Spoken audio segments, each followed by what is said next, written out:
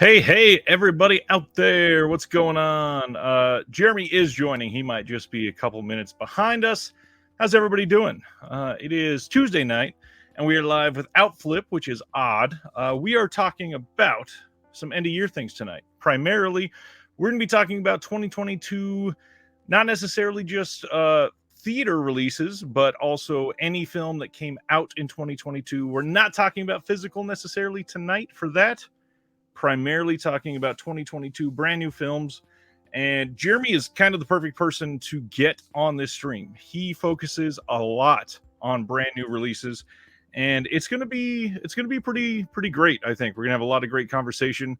And we got Stan here. What's going on, Stan? And Terry. Hello. Glad you guys could make it. Cam, what's going on? I think Cam's gonna have a lot of hot opinions about 2022 releases tonight. And we will likely get into some other topics of conversation surrounding the year in retrospect, maybe discussing some maybe some physical releases, but primarily we're going to be looking at a few things like State of the Union type of things, how theatrical films compare to previous years. We're going to be looking forward to the Oscars perhaps on some of these, and just going to be a lot of good conversation tonight. And I want to hear from you all. If you kept up to date on 2022 theatrical films, on 2022 films that went to streaming, if you had some great experiences in theaters watching some repertory cinema, let us know in the comments. Please be super active tonight. We're definitely looking forward to that. And this is probably the best time to talk about this Thursday's episode of Reconnected. And this Thursday, it is just going to be myself, no guest this week.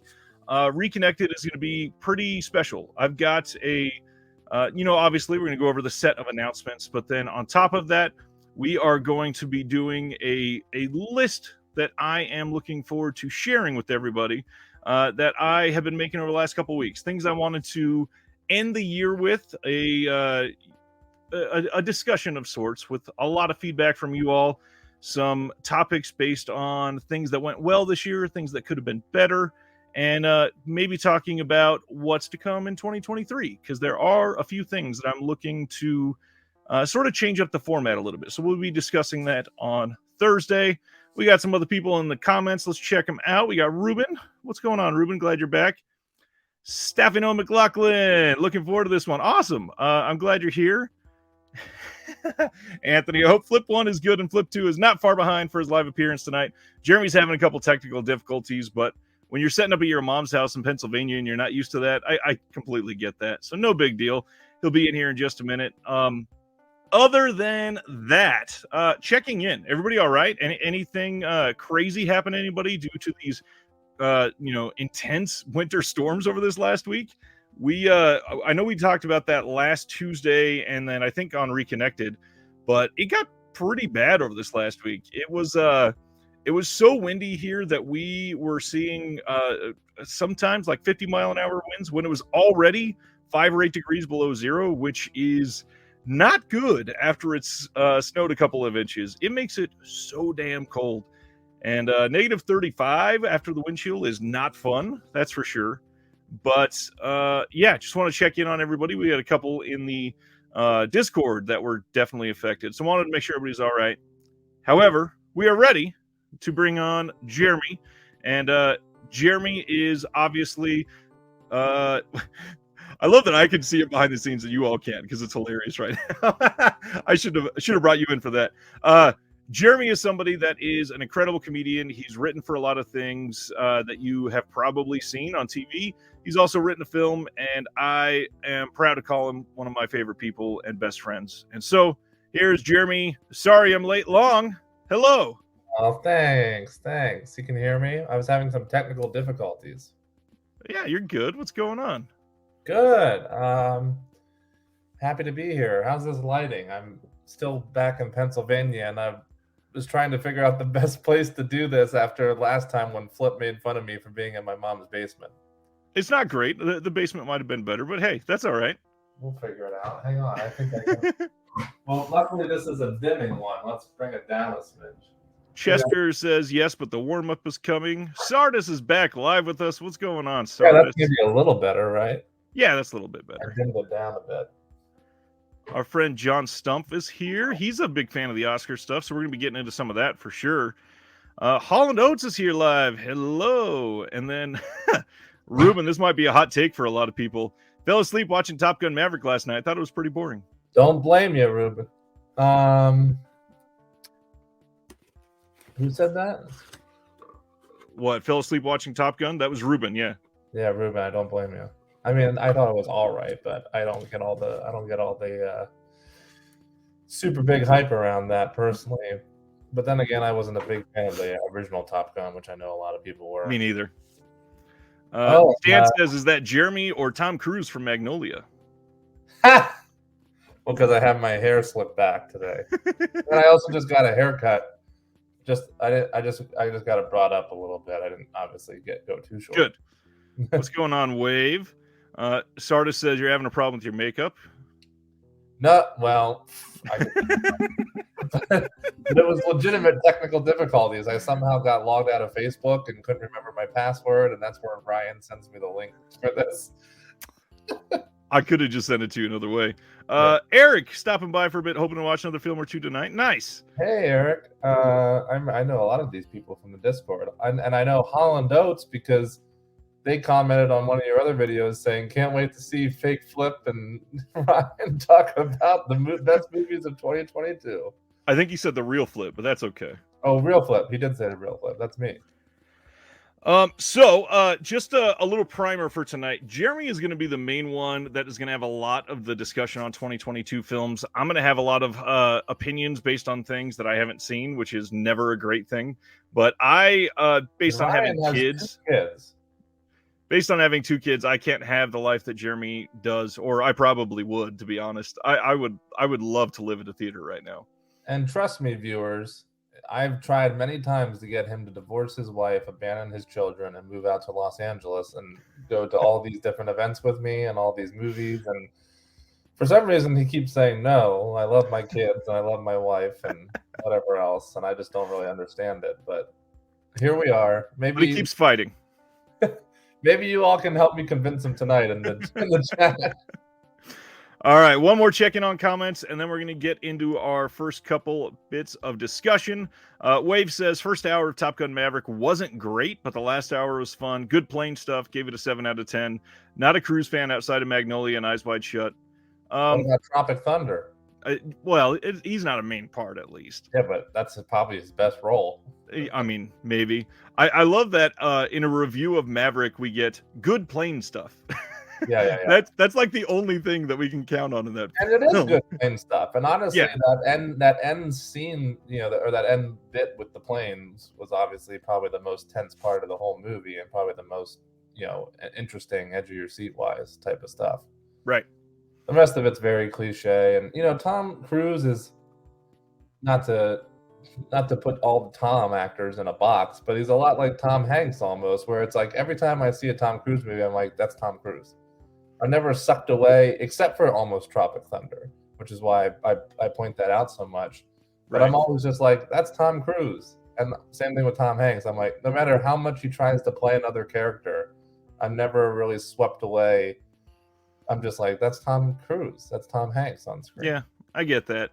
The hard part is a lot of the films that Tom Hanks chooses, at least, they are him playing the everyday white man role, and he does that perfectly. And he does that perfectly, and that's fine, and he's happy with that, and he's happy with just being Tom Hanks. And then on Tom Cruise's end, he mostly just does like action movies. Right. You're just like, that's Tom Cruise, and he's doing all his own stunts, and he's fine with that. He's not trying to really transport you anywhere. So. Yep, this is not the transporter. Paul Huggins says, catching a live one after binging a bunch of older vids this week. Welcome, Paul. Glad you're here with us. Yeah, thanks for binging. Thanks on Ryan's behalf. Chester, that's how I feel about Tom Costner. Is there a Tom Costner? I don't know if that was meant or if it meant to be Kevin Costner, but that's really funny. Costner is pretty everyman as well. Even his name might as well be Tom. Honestly. Yeah, that makes sense. Tom Cruise perfectly cast in Edge of Tomorrow. I would agree with that. Again, I'm not saying he picks bad movies or that his movies are bad. I'm just saying that's always just like, that's Tom Cruise. Like, you know, he's not transporting me like Adam Driver in Marriage Yeah. Story, where It's it's not like a transformative or something like that. You know what I mean? It's just like that's Tom Cruise on screen. Judson says Tom Hanks is just being good at his job. Clearly, Anthony, Tom Hanks is a damn good cop who lost his partner thanks to Craig T. Nelson.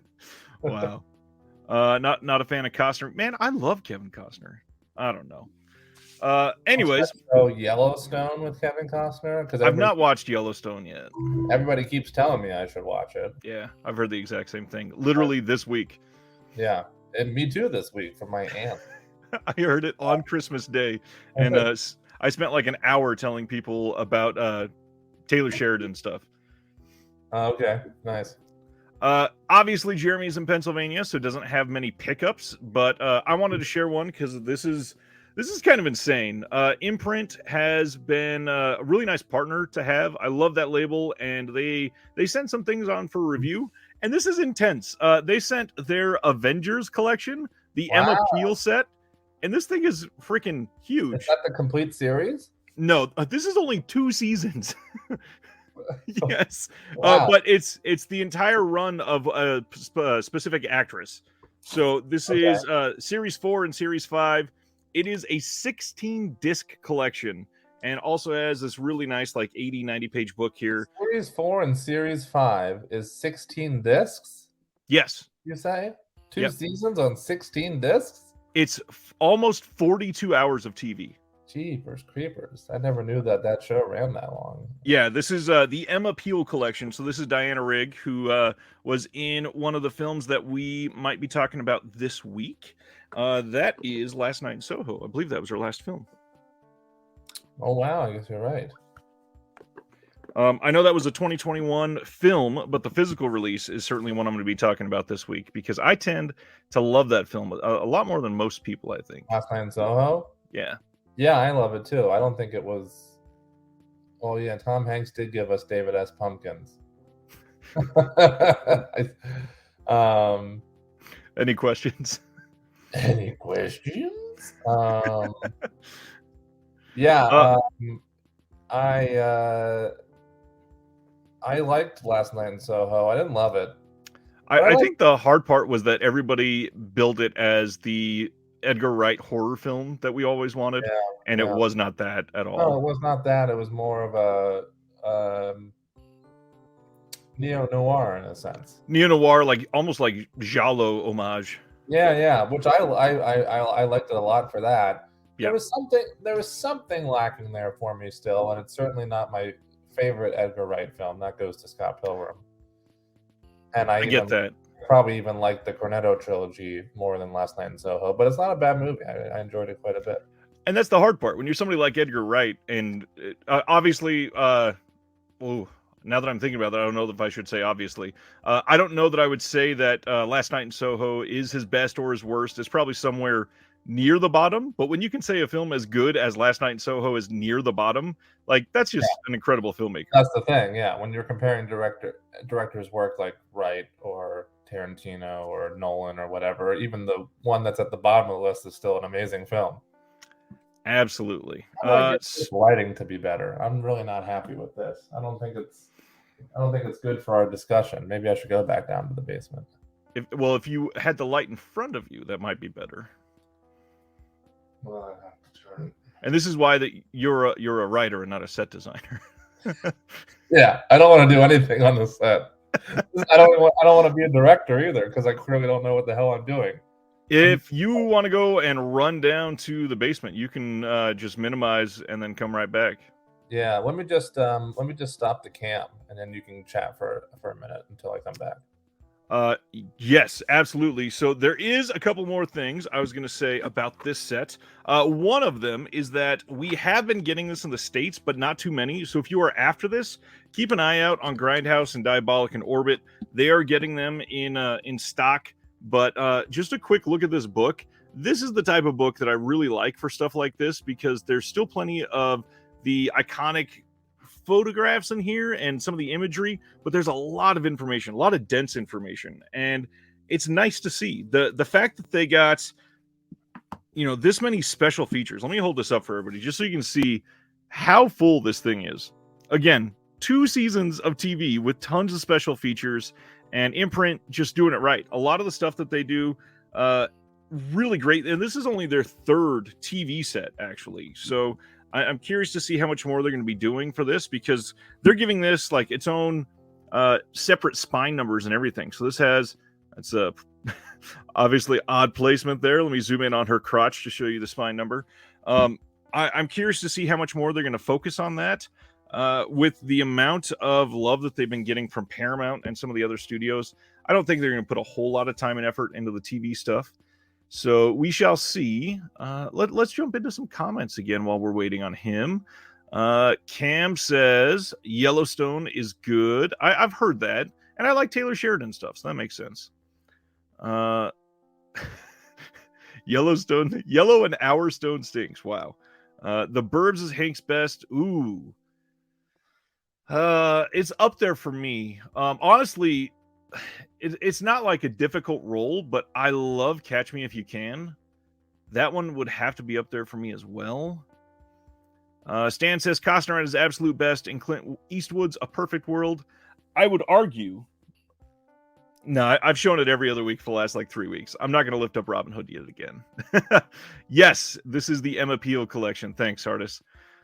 Eric has all of the Avengers series on DVD. I've literally never seen it. This is going to be my intro to the set, so I'm super stoked on it. 3 different actresses played the female co-star, so it's like an era of the film. Nice. Nerd says Last Night in Soho is so good. Honestly, I'm kind of surprised you liked it. Stan says Alex Garland's Men almost broke my brain. That is on my watch list over the next couple of weeks, so we can finally talk about it. I don't know why I'm so far behind on that. Paul says Pilgrim is his least favorite Edgar Wright film, and it's still pretty groovy. Wow. Interesting. Ice, I wonder if Jeremy runs like Steven Seagal. What's going on, Ice? Is Severin still selling Acción Mutante? Could not find it on their site. I'm willing to bet that it will be back on their site after they got the sales from the Black Friday orders out. They are shipping those, and some people have been receiving them because they were close to the shipment area. So we'll see. So better. It is much better. Wave says Ingmar Bergman Criterion set is $140 right now with their coupon on Amazon if anyone needs it. Nice. Sleepless in Seattle, my favorite Hanks film. What's your favorite Tom Hanks? And then we're going to get into the 2022 films. First of all, I'd like to answer Ice Q by saying I don't run at all, much less run like Steven Seagal. But I guess if I did run, it probably would be a lot like Steven Seagal. Very excited to check out Acción Mutante, by the way. It's waiting for me back in LA when I get back. The hell with the rest of the comments. What's the question? My favorite Tom Hanks? What is your best Tom Hanks? Oh, you know what? My mom and I, since I'm still visiting here in Pennsylvania, we were just watching. We didn't get to finish it. We'll probably finish it after the show's done. But we were watching A Man Called Otto, which isn't out yet, but I got a screener link from the PGA. It might be one of my favorite performances of his, to be honest. Wow. I think he's playing against type a little bit, which I appreciate, and I think he's doing a good job. The film itself is a little cliche, but I don't know. I think maybe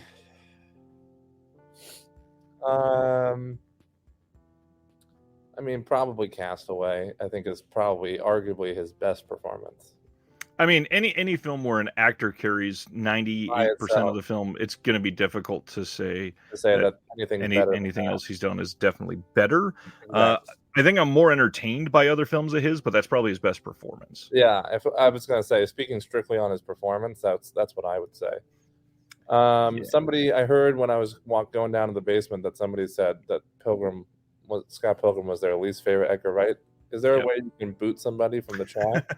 There is, but I'm not going to do it because I'm not like you, where Pilgrim is my favorite. I'm not going to say it's my least favorite. I have a friend, a good friend of mine actually, who actively hates that movie, and I don't understand why.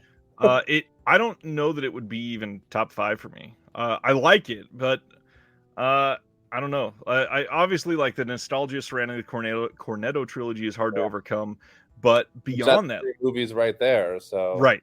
beyond that, the musical aspect of Baby Driver kind of broke my brain with how much I love music. Baby So Driver was phenomenal. yeah, So that's 4. So maybe right. Scott Pilgrim is barely in your top 5. Maybe, but also I really loved Last Night in Soho, Yeah, so I don't know. So Scott Pilgrim's at the bottom of your list too. Then Is that all he's done? Is it really just 6 films? There's got to be more, right? he was supposed to do Ant-Man, and that never happened. Sadly, can you imagine how great Ant-Man would have been if Edgar Wright directed it? Or how much they would have, ruined it for him. Well, that's true. Yeah. He also did the Sparks Brothers, which I haven't seen yet. Well, that's a documentary, so I don't know if we can technically include it, but it was a good documentary. I mean, I would. He also did A Fistful of Fingers. Did you ever get to see that? He did A Fistful of Fingers? Yeah, 1995. It was like one of his. I don't even think it was a student film. It was a film that he did most on his own. Yeah. Oops, I heard of A Fistful. Hang on a second. I'm looking too while you look. Well, Arrow was actually supposed to release A Fistful of Fingers. They announced that in like 2019 that it was coming in the next year, and then I don't know if it was pandemic related or whatever, but they still haven't released it. What the? They announced it when? Like 2018 or 2019. Well, I hope they still do. I would love to get a real release of that. I have not seen A Fistful of Fingers, but I would love to. I would love to be able to see it on an official release from Arrow.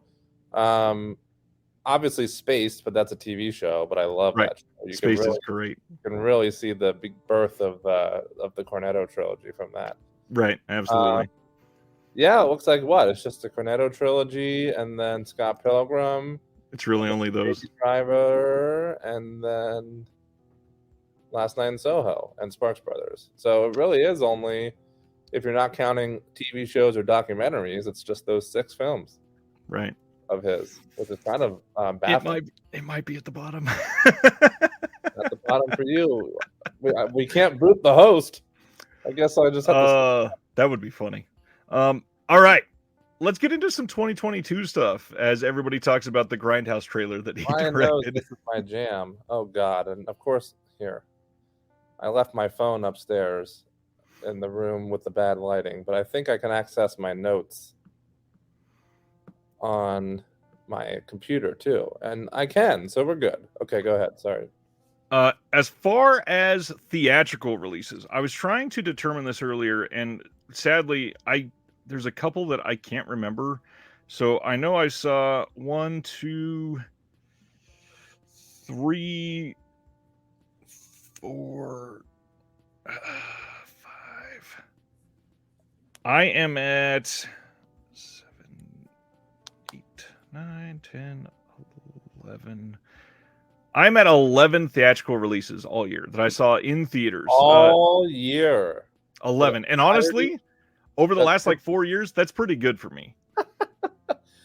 Quick break. I know we keep getting distracted by the comments, but I keep seeing ones that I really want to respond to, because Anthony, who is a great guy, I love chatting with him in the Discord.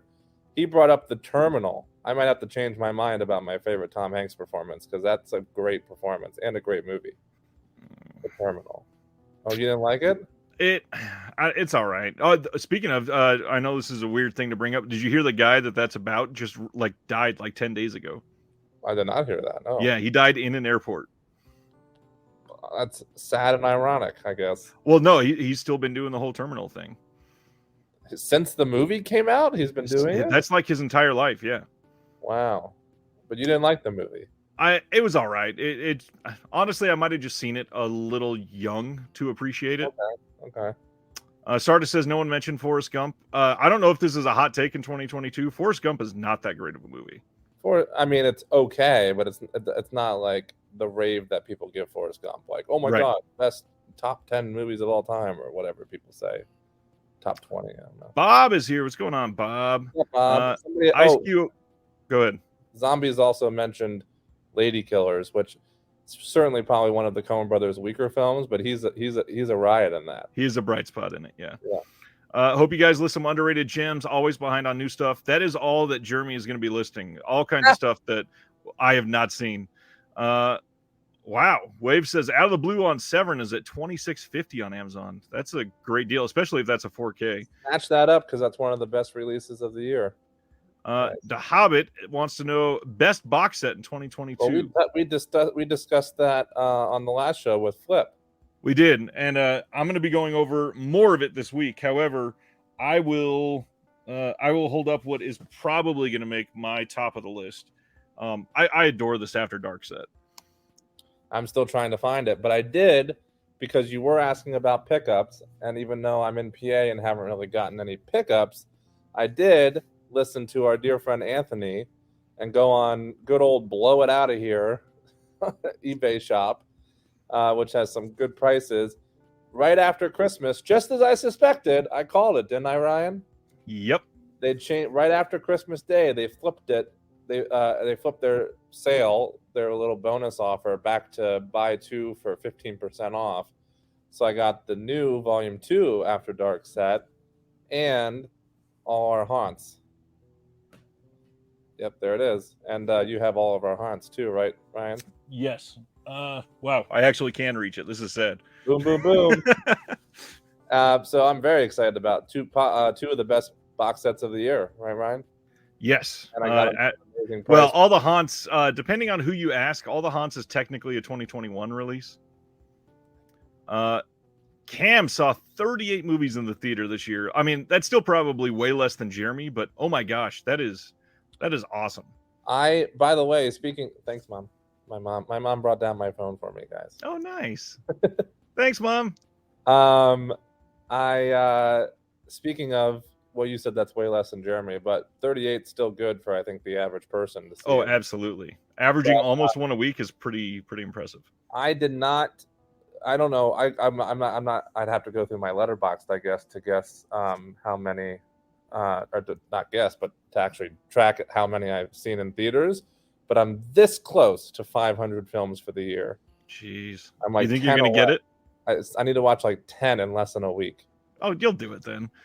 Justin says, update on the terminal guy. He left the airport in 2006, but started living in it again in September of this year until he died. Oh, so he just restarted again in September. Literally like 10 or 11 days ago, which means he probably knew it was coming. I was gonna say the exact same thing. He must have. Yeah. Well, that's sad, but I mean, he went out doing what he loves. Some people bringing up Tom Hanks in Road to Perdition, and let's see. I thought there was one other. Oh, Bridge of Spies. Sardis brought up Bridge of Spies. I don't know. I wasn't a big fan of that one. I gotta be honest. I don't think I've seen Bridge of Spies. It was the Coen Brothers. I think it was like adapted by Coen Brothers. They had something to do with it. Oh, it was produced or something. That's right. Ragnar reminding everybody 50% off of Synapse at NVD. Get that Suspiria release from them. That 4K is incredible. Okay, I 2022. saw Avatar: Way of Water yesterday. It was good. What did you guys think of it? If you saw it, you didn't see it, did you, Ryan? I've not seen it yet. No. I'm also not clamoring to go see it either. Yeah, I wouldn't advise anybody to be clamoring to go see it. Somebody said it best in your Discord, I think, where they said, story is just like so bland and cliche. Visual effects through the roof, which is what you would expect. So if that's all you want to see going into it, then fine. I don't know if you really need to sit through 3.5 hours of it, but I mean, it's all right. Bob's Blu-ray says Out of the Blue was impactful, worth every penny. I just wanted I can't not highlight Out of the Blue. So I just wanted to say, okay, now we will come back to chat in just a minute. One thing that I know that Jeremy and I constantly want to harp on at the end of the year, and that is that I'm just going to say up front, we are not going to talk about the worst of the year. It is really shitty to do worst of lists. I'm not going to put anybody down that doesn't necessarily, except for when you're one of the big guys, like the fact that Variety put out an article on the worst films of the year, and Bones and All was on it, and some others that are obviously decent movies. You saw me bash that guy. It is ridiculous. That really pissed me off, and I went to town on him on my Twitter, because it's one thing for a YouTuber to do it, and then it's really just clickbait for the most part. Right. Even that's immature and unnecessary, especially at this time in our society. But yeah, for for a publication like Variety, to who let that one slide through? You know what I mean? And then bad enough to have a worst of list, but yeah, to put Bones and All on it. Oh my gosh, I need to find out where that guy lives so I can throw a brick through his window. Definitely not meaning that intentionally, obviously. Here we have You don't know that. 2022, and we might bring up like films that disappointed us, but at the same time, it is not going to be something where we say this is the worst of the year, or it's something that shouldn't have been made, or what a waste. Nobody should ever watch this. Again, just like I always say on here, every single film has been somebody's favorite film. Even every movie that came out this year, somebody has appreciated it way more than any of us will ever or could ever appreciate it. So, and you know what I always say, and Ryan knows this, you know, I think giving your opinion about a movie is fine. You know, making a worst of list is taking it a step way too far and totally unnecessary and helps no one. I think if you didn't like a movie, you're welcome to share your opinion about it. But remember that A, what Ryan said, every film is somebody's favorite film, and B, to get a movie made is a miracle. Every movie, whether it's an indie movie, a big budget studio picture, it's a miracle. B, the amount of people that work on that film, especially independent cinema, and pour their time and blood, sweat, and tears and money and everything into that. You know, it's you know, it's inconsiderate to totally trash a movie. So even when I don't like a movie or I give it 1 star on Letterboxd, I'm like, congrats on getting a movie made. It wasn't my cup of tea, but bravo. You know what I mean? So now to transition to the fun stuff. I have not warned Jeremy about this because I wanted this to be organic. I have come up with a handful of interesting categories that we're going to discuss. So the first one, Jeremy and I are known to be not like Marvel super fans, but at least enjoy the films from the MCU. So with a year with 3 new Marvel films, let's discuss how those impacted us overall. So first we had the Doctor Strange and the Multiverse of Madness, directed by Sam Raimi.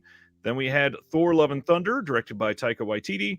And then third, we have Black Panther: Wakanda Forever, directed by Ryan Coogler.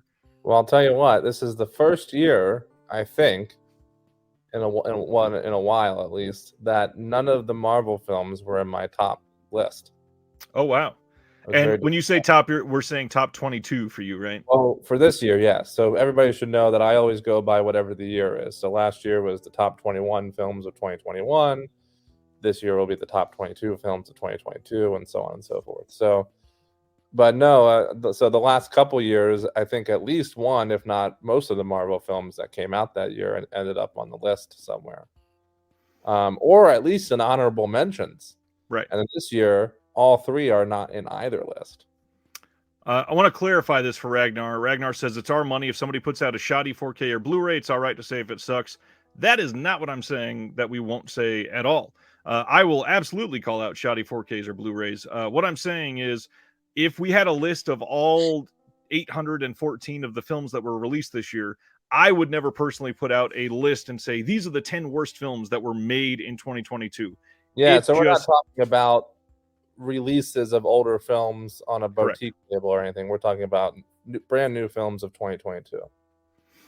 So those 3 Marvel films, we got Doctor Strange, we got Thor: Love and Thunder, and we have Black Panther: Wakanda Forever. I would agree. I think that all 3 were not up to par with what we would expect over the last couple of years. I will happily say a couple fun things about all of them. I think having the Sam Raimi of it all was great on Multiverse of Madness. There's a lot of scenes that were incredible based on his direction, and you can see that it was very like Evil Dead influence in the middle of that. It was nice to see some of the horror elements, especially in that final act, obviously. Thor: Love and Thunder, I think that it was really interesting to see that type of a villain. I think that they held him back far too much. I think that the idea of the God Butcher was great, but we didn't even see him butcher any freaking gods. Come on. Yep, it was very, very sad. Wakanda Forever, though, I will throw out there, I think might be, in my opinion at least, the best villain. Not just best of the year, the best villain for MCU that wasn't Thanos. It's somebody that's fleshed out, that has a believable backstory, that's relatable. The only thing that I think was kind of crappy that they did to him is the lair, or whatever it was called. It might have been called the lair, I don't remember, but where they all stayed, I did not like the way that they visualized that. Yeah, it was so dark. Yeah. But overall, there's a couple technical things about Black Panther that I was like, oh. Yeah. Yeah, what were you gonna say overall? Namor is great. I think that he is a wonderful villain. I think that it's somebody that if he does stay in the MCU, like it should, if they're doing anything related to the comics, which it's the MCU, so they kind of do whatever they want. But if it's anywhere related to the comics, I do think that he should stay in, and I would be stoked to see him come back and do quite a bit more. Yeah, it's funny, Ryan. I think Ryan Coogler thrives on the villains, because if you think back, Black Panther 1 had a great villain as well. I think that's one of his strongest suits in his writing. It was wonderful to see him have a little cameo in this one too. Somebody in the comments says, "I'd love to hear Jeremy's 2001 list." It has 2001 films, so buckle up. Oh, geez. He thinks it only has one film. I don't know what the hell. I don't know if I was making lists back then, unfortunately. I agree with you. I mean, I certainly didn't hate any of the Marvel films. This year, the only one it's not the best phase, unfortunately. Phase 4 has not been the best. It's the worst by far for me.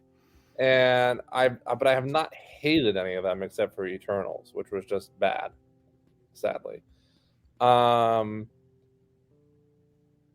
These three I didn't hate in any stretch of the imagination. I think I gave them all pretty average scores, 3 out of 5 or so.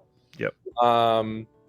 Sam Raimi is great. Love Sam Raimi. I'm glad that they gave him the opportunity. I wish they wouldn't have pigeonholed him. I think that's why we didn't get more of what we expected out of a Sam Raimi Marvel movie, or more of what we hoped out of a Sam Raimi Marvel movie. The same way they pigeonholed Joss Whedon in Age of Ultron, and then that got trashed. So that's what happened with that. There's certainly things I like about it, like you said as well, but it could have been so much better, which is disappointing.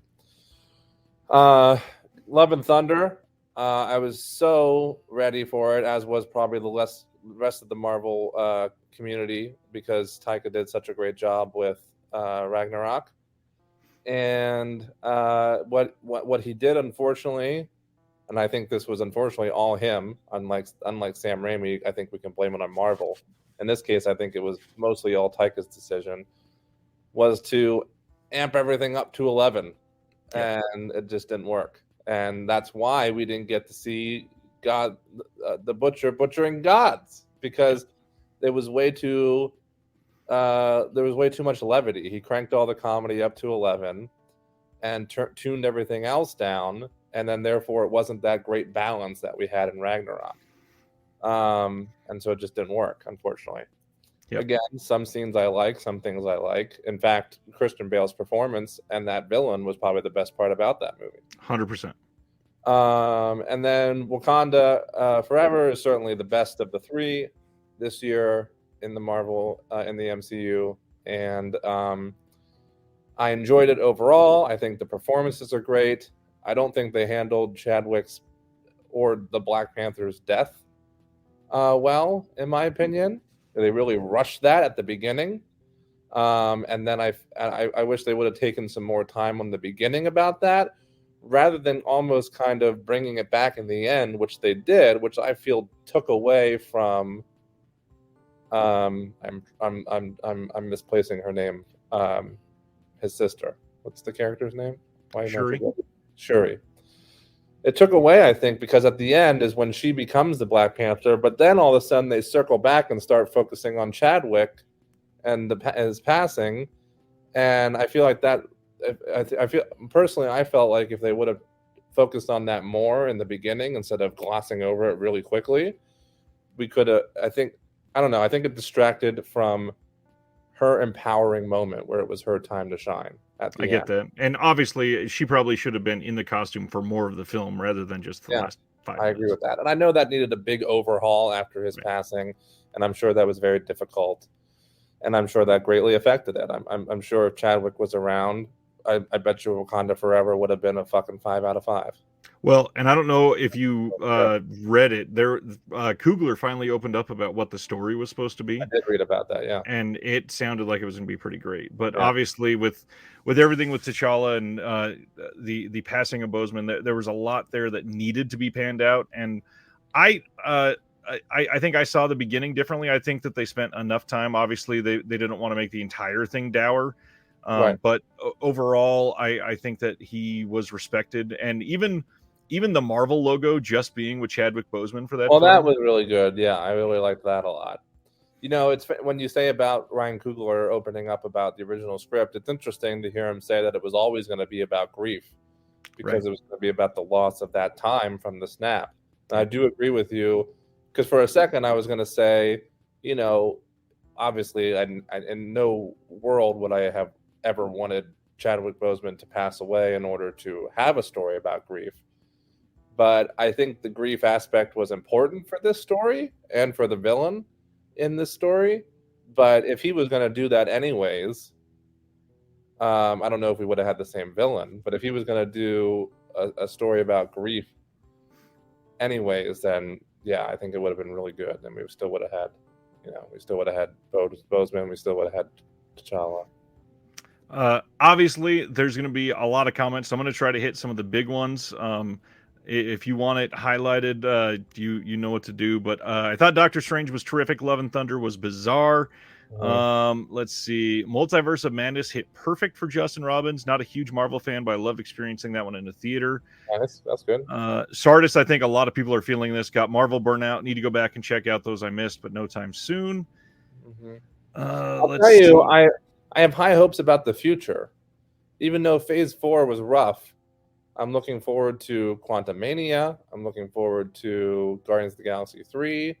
There's quite a few I'm looking forward to in the start of Phase 5 next year, personally. So we'll see. We'll see if they redeem themselves. John Stump says, I'd sit the Returnals 4 times over watching Thor 4 again. Wow, I can't agree with that at all. Thor 4 wasn't that great, but I'd watch that. I'd jump in a pool of razor blades before I watch Eternals again. Ice wants to know, would you put Werewolf by Night on the list, even though it was streaming only?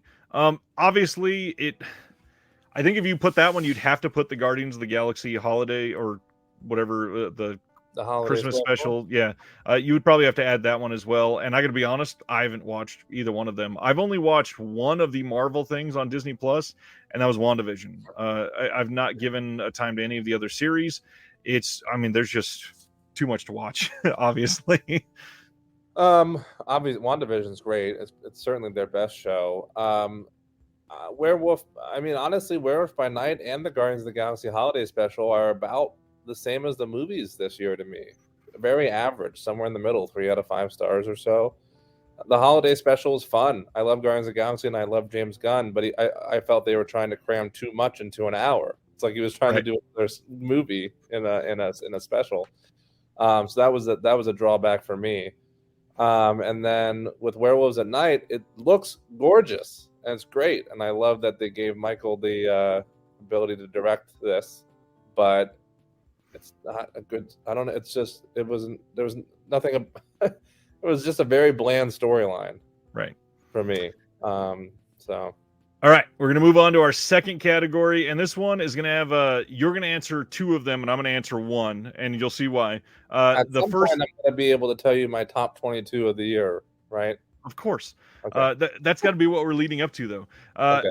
The first one that we're both going to answer is, what was our favorite or most enjoyable theatrical experience this year? So maybe the crowd was exceptionally good to be a part of. Maybe it was a film that you could feel like the actual buzz in the room. And then the other one that you're going to follow that up with is your best event surrounding a film that you went to, surrounding, maybe there was a Q&A with the director that was just incredible or something like that. So why don't you do your favorite experience just watching the film in theater, and then I'll do mine, and then you can do your event. Can I say, this might be cheating a little bit, but here's what my answer is going to be. It's going to be my favorite movie of the year. Everything, Everywhere, All at Once. But here's why. Because I saw it 5 times in theaters, as you know.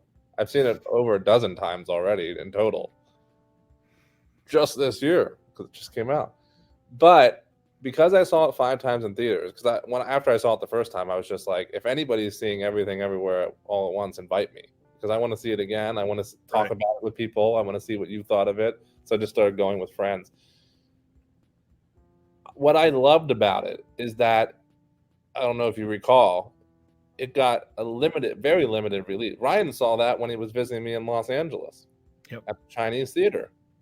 You lucky on Hollywood Boulevard. Yeah, it was great. If you recall, it got a very limited release. In fact, here in Los Angeles, by the time you came out here, it was playing more places. But the first weekend it was out, I remember because I was wanting to see it because I love the Daniels so much. And I looked it up, and it was playing at, I think, maybe 3 theaters. In fact, the only AMC it was playing at was the one in Burbank. So I thought, okay, so I went to see it in the one in Burbank. And then as it literally grew by word of mouth. People were talking about it. People were hyping it up. Oh my God, you got to see this movie. And then sure enough, it started getting in more and more theaters week after week. And the reason I'm saying this is my favorite theater experience is not just because it was my favorite movie of the year.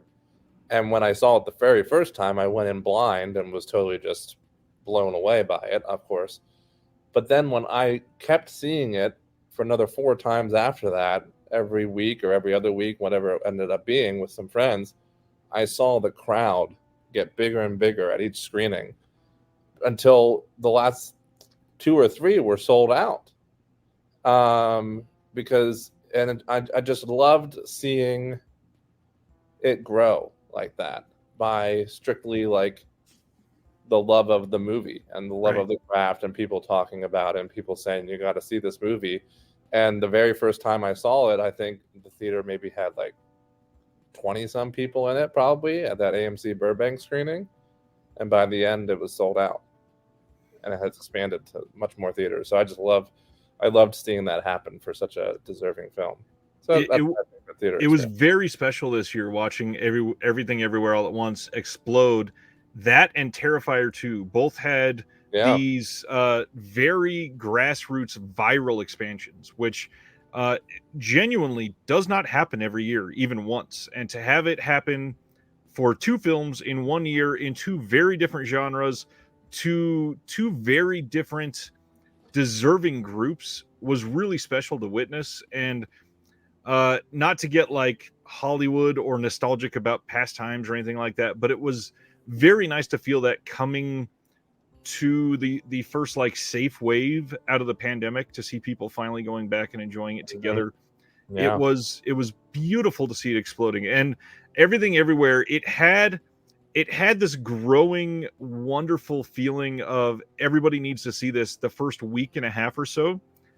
And then after those first expansions, people started saying like, hold up, this may be the most successful A24 film yet, which for a studio like A24, that is incredible. First of all, that would be the case. Wow. Look at that. The fact that it exploded the way it did, and then it stayed in theaters as long as it did, is a massive achievement. But beyond that, just for a film that is as long as it is, to be able to stay in theaters like it did, that is absolutely insanity in 2022. A non-studio picture that's that long, that initially it was only going to be a limited release and then booted, and that is almost impossible to explain or convey in a trailer. Just the love and the growth that got, very well deserved. And the top lining actor is Michelle Yeoh, and not that Michelle Yeoh isn't legendary, but for the U.S. to mainstream audience, exactly, for the U.S. to grasp onto a film like that is kind of unheard of, and to do that during a pandemic in a year where everything was just finally seeming to come back to slightly normal in the theaters is massive, absolutely massive. Chester wants to know: do you believe Everything Everywhere is the favorite to win Best Picture at the Oscars? I think it is, and I don't say that. I say that as unbiasedly as possible because even though it's my favorite film of the year, if you've been watching what it's been winning so far and where it's being nominated, which is what you have to pay attention to as far as the Oscars are concerned, I think it stands a pretty strong chance of winning the Best Picture Oscar, to be honest. And I can't think of a more, not just a more well-deserved movie this year, but like in the last couple of years of what actually ended up winning Best Picture. It's hard for me to think of like a more deserving Best Picture winner, but I think it stands a pretty strong chance. It's 100% going to be nominated, but whether it will win is up to, we'll see. This is the perfect time to say that Jeremy and I will be doing some Oscars videos this year leading up to it. The day or around the day when they announce the nominees, we're going to be discussing that on here. And then after blind, that's how Ryan likes it. After the Oscars, we will be doing a wrap up to discuss everything. Jeremy's going to give us all of his predictions. I'm actually probably going to do a predictions list this year, and we're going to see how many each of us got right. The big thing, I don't think it is a favorite to win, and I'm just going to say that based on the Academy over the last 10 or 11 years. Everywhere, you don't think it's going to win? I feel like it's going to go to somebody like paying attention to the awards leading up to the Oscars because it's important to keep an eye on that. Yes, and it won at critics, and it won at another one too, which is true, and I get that, but we'll see. I don't know. I feel like the fact that it released when it did might hurt it a little bit too. I think if the impact was felt around September or October into right now, I think it might have been a little bit more of a lock, but we'll see. All right. Stan says his favorite theatrical experience this year was Crimes of the Future. Mine too, just because I had to keep nudging Ryan awake. Okay, so I'm going to talk about my favorite theatrical of 2022, and it was when I napped during Crimes of the Future. No, I'm just kidding. I wish. Just having the smell of Jeremy's odor next to me made it my favorite. That's what I wanted you to say. The funny thing is the fact that I liked it less on rewatch at home when I could see the entire thing. It's not great. I wish you would put your quote on the Blu-ray box.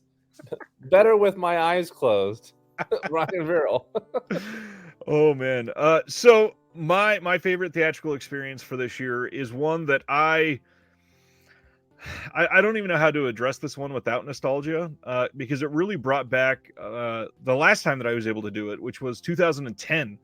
And for those paying attention to the years, you probably already know the answer to this one. But I grew up in an era where the late 90s and throughout the 2000s, I was in my formidable years, and we threw caution to the wind a lot during that time. A lot of us pretended that we didn't care about anything. We did embarrassing things just to get likes and stuff, whatever. Hated that time. Anyways, the fact that I got a brand new Jackass film to see in the theater in 2022 was so much fun. Seeing most of the guys minus Bam Margera and Ryan Dunn together in a film in 2022 is not something I expected. And to me, this is by far the worst of the 4 Jackass films, not even remotely close to the third place one. But it was just so much fun to be in a theater laughing like crazy at ridiculous stunts again that I don't see anything else this year being able to top that moment. And for those that haven't seen a Jackass film in the theater, I know it sounds ridiculous to be like waxing nostalgic about this, but it is truly an experience that is so different to see all of these people just bust out loud laughing for 90 minutes and there being no spot where people can get any other, to catch a breath even, because it's just nonstop laughs. I love seeing those in the theater. Did you watch that one in the theater this year? I did not watch that one in the theater. I did watch it. If you can believe it, never been the biggest Jackass fan. No, that makes sense. Just not. I've seen them all. There's some things I can appreciate it, but that type of humor has never been like the top of my list. More so like a Naked Gun type of airplane humor. The good old Michael, David, and Michael. Yep. David Wayne, Michael Showalter, Michael Ian Black. Anything they put out is that over the top kind of humor. Yeah. But I've seen it. I didn't rush out to the theater to see that one, but if you're nostalgic on it, then surely I can understand why that would be your favorite theater experience, without a doubt. It's a lot of fun. But now the fun part for Jeremy. I've been insanely jealous of all of your events all year long. There's so many times that Jeremy has texted me, "Hey, I double or triple booked myself even sometimes. Which of these do you think would be the best to go to?" I send them way too long voice messages. Here is the New Bev calendar for the month. This one has a Q&A, but that same night I had this other event. Which one should I go to? Something like that. And there's some that just hearing the story, I want to be able to say that this is the best of the years. But real curious to see what you're throwing out there as the best of the year. So give us all the juicy details. What do you think has been the most fun experience, the most fulfilling experience? And you cannot include the entirety of Beyond Fest. So I can't. Which you just saw me finish recapping yesterday on my Instagram, which was really more for me than anybody else. I treat my Instagram page like a diary, basically, or journal. I'm like, let me just do this for myself. If anybody else likes it, great. When you first mentioned this, when you're, like, hey, here's question 2 and everything, my brain immediately went to the fairly recent, I think it was in November, PGA screening of The Fabelmans with a Q&A with the great Steven Spielberg, and Tony Kushner as well was there. And the reason I say that is because I've never seen Spielberg in person at any other events. I think his public appearances are pretty sparing. And for it to be about this movie, which was about his life, I enjoyed The Fabelmans to a point. I didn't love it, but I liked it a lot.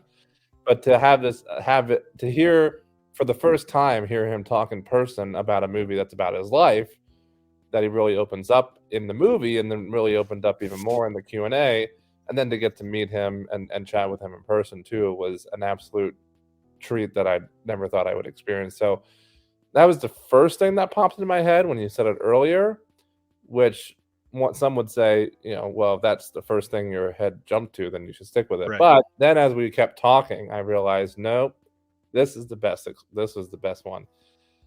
Not the entirety of Beyond Fest, although I wish I could say that, but you just said I can't.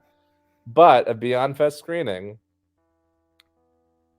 as almost stemming off of Ryan's nostalgia factor with his favorite theatrical experience of the year with Jackass, I have been a diehard Weird Al fan for my entire life, essentially, as soon as I could think for myself, at probably age 7 or 8 or something like that.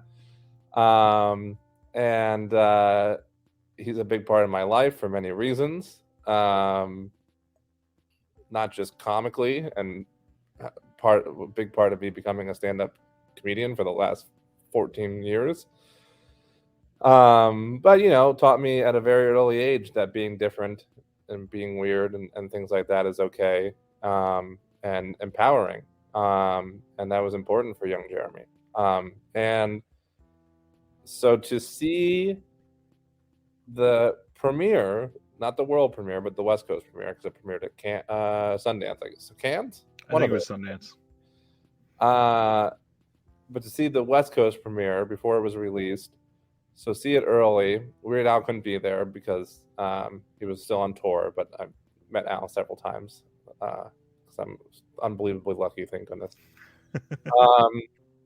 But to see it early on the big screen, which most people didn't get to do because it was a Roku-only release and not with a huge crowd of Weird Al fans, just like me, and have a costume contest that I was a part of because if many probably people, I'm sure almost everybody in the chat doesn't know, unless you happen to follow me on Instagram or something like that. I was in a Weird Al lookalike photo shoot for the New York Times Magazine early 2020, and with a whole bunch of other Weird Al lookalikes that dressed up like him, and they did kind of a career spanning piece in the New York Times Magazine, and it was supposed to be the cover photo, but then it ended up getting pushed to the middle of the magazine because of they replaced the cover photo with something COVID related. Right. I'm sure it was inspired by a couple things rolled into one, and that was probably one of them. And anyway, so I had this costume already, is the point, from this photo shoot. So I threw that on. I didn't shave this time, so I was a little lazy with the effort, and I didn't win the costume contest because somebody went all out and did the Running with Scissors album cover version of Weird Al. Amendment. I'm going to say somebody went Al out. Somebody went Al out, and they had the half scissors holding those Nice. up and everything. And I even said, because they went around asking everybody like their name and everything, and like to say something. And my thing was, I don't stand a chance against that guy, so I got nothing to say. But to be in that room with all those Weird Al fans, all those nerds, all those weird people that are just as passionate as me, or at least come close, be a part of the costume contest, get to see the movie on the big screen, get to see it early, and then it was a double bill with UHF, which I have never seen on the big screen. Me neither. And so to see that right after on the big screen, original 35 millimeter, with, you know, again, a room full of Al fans shouting out lines and It's laughing. amazing. So that would absolutely be the greatest, maybe even the greatest theatrical. Maybe I should have answered that instead of Everything Everywhere, but certainly the best answer to your second question about special screening. Well, and I would have said something different if I wasn't just talking about the new 2022 films. I want to throw out what Cam had said a few minutes ago. My best theatrical experience was when I saw the Nightmare on Elm Street marathon with Cam here in Kansas City at Screenland Armor. Just an incredibly fun time. I will shout out again. I know we've said this on the show a few times, but if you can, try to support any theaters in your local town that shows repertory cinema. Why do you think I go to the New Bev like 3 times a week?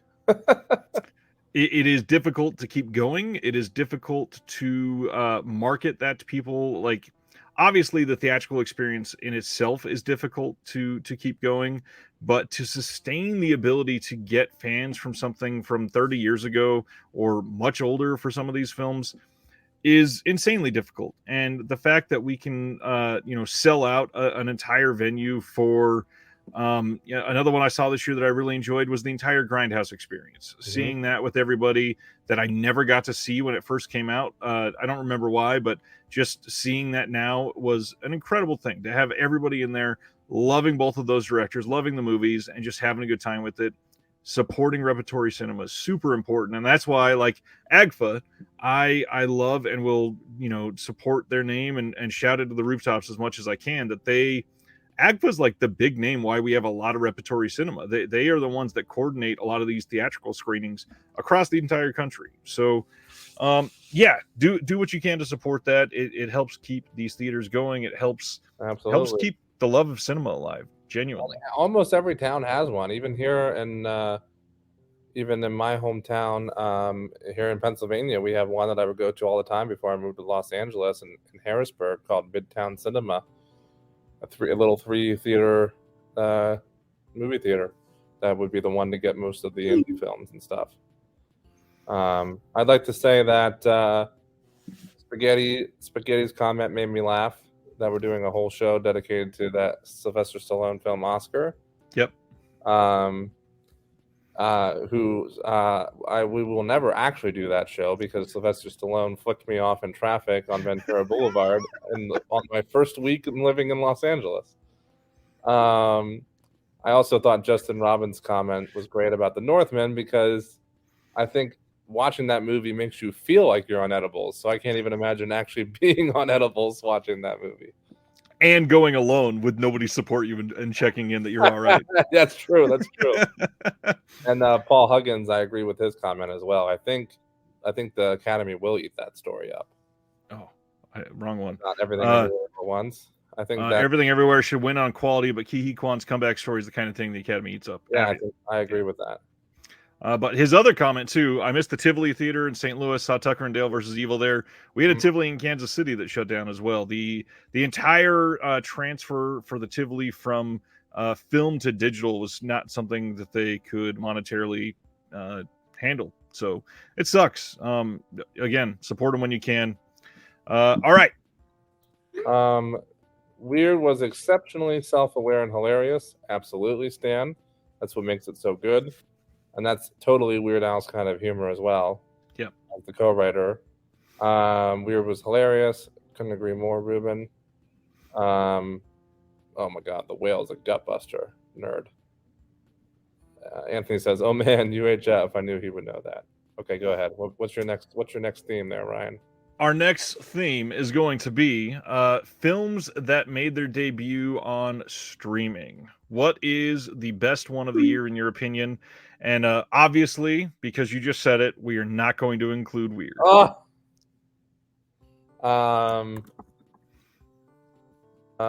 Okay. Let's see. Well, you go first while I think.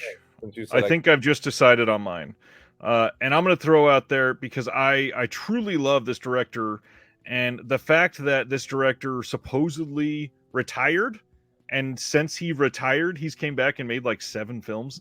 I'm stoked that he's still doing this. But I genuinely love Steven Soderbergh, and I thinking about it, I think I like Kimi a lot more than I did even watching it that first night. I liked Kimi quite a bit. Obviously, the story is not an incredibly unique film. It's not incredibly unpredictable, but it is a film that holds together fairly well, and I think a lot of that is because of Soderbergh. I think that he is a pretty all-encompassing director. He pretty much pays attention to as many things as any other director on a set, I think. I really feel like he's able to pull the best out of his main actors as well. He showed us that through like the Ocean's films. I think he did great with those. He killed something like Erin Brockovich. To get that story out of Julia Roberts is not something that she would have done on every film.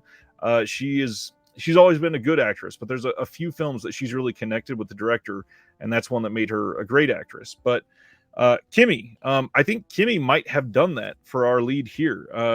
Kravitz was kind of remarkable in this film. The fact that, just like we said about Tom Hanks, she is the one that has to anchor most of this movie, and when it finally opens up to another world, I would love that, but it is difficult to make a film about a current event and have it be successful in a way that is relatable for the future. So I am worried about that aspect.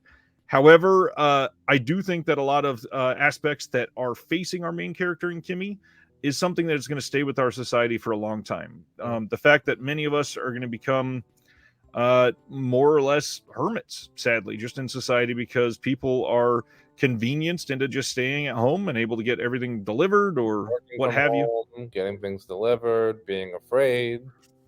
Yeah. I loved the entire story around her and how believable and realistic she pulled off that character. Only other thing I would throw out there for this is it's incredibly awkward to see that the character that played Buzz in Home Alone and then had a pop up in this is now known as a sexual predator. So, in real life, yeah, he got Me Too'd like crazy this year. Ooh, I didn't even know about that, but yeah.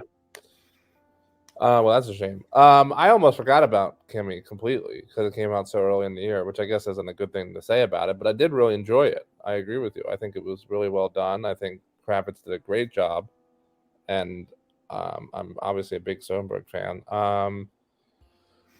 Does Netflix count if things go? I guess going straight to Netflix, right? If it didn't have a theatrical release, because if that's the case, I would have to say Bardo, which is one of my favorite films of the year. That's a Netflix film. But you know what? Even though Bardo is great and it's on my top 22 of 2022 list, because it's Inarritu. Sorry, I had a mini stroke. Yeah. I'm okay though. I just lost half my eyesight. I think I'm gonna something else. This is also, it's lower than Bardo, but just because I want to kind of highlight a more indie film. for this question. I'm gonna say Cha Cha Real Smooth Mm. on Apple TV Plus. It's the sequel-ish follow-up second film by Cooper Raiff, who I had not heard of. I had decided to check out this Cha Cha Real Smooth when that came out. I guess it was pretty early in the year, probably around the same time as Kimmy, I guess. Yep. And I had heard some good buzz around it. It has a pretty decent cast, and I was blown away. I honestly connected to it on a very personal level, and I think the fact that I had not heard of Cooper Raiff and the fact that this was his second film that he wrote, directed, and starred in, I was like, oh wow. And so I went back and watched his first film right afterwards, Shithouse, and loved it. It's a little weaker than Cha Cha Real Smooth, which is great because then you can see his improvement as he goes along. But I still loved it, and they really are spiritual sequels because Shithouse is also written, directed, and stars him, and it takes place in college, and then Cha Cha Real Smooth, even though he's not the same character, he's like just done with college and kind of starting out in the real world as a young adult. But anyways, it actually had a profound effect on me, that film. It was quite emotional, and I really, really enjoyed it a lot. And I think he did a phenomenal job. I think it's a bit underrated because I didn't hear too much chatter about it this year. And I'm on the Cooper Raiff bandwagon. I'll be excited to see what he puts out next.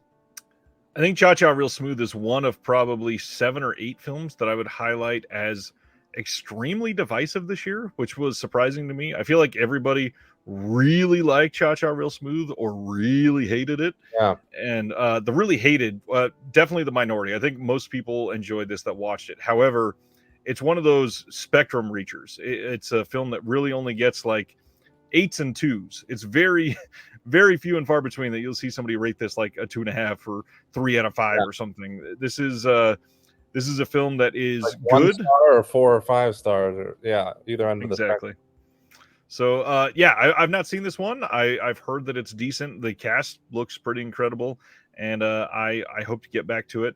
I will throw out, I see a couple comments in the chat that are reaching for Prey from Hulu, and I am a failure here. I have not watched Prey yet because my wife has somehow never seen any Predator films, and I am wanting to go through the entire list with her sometime over the next year. There's a couple franchises that she has seen 0 from, and I just want to really, really hammer them home.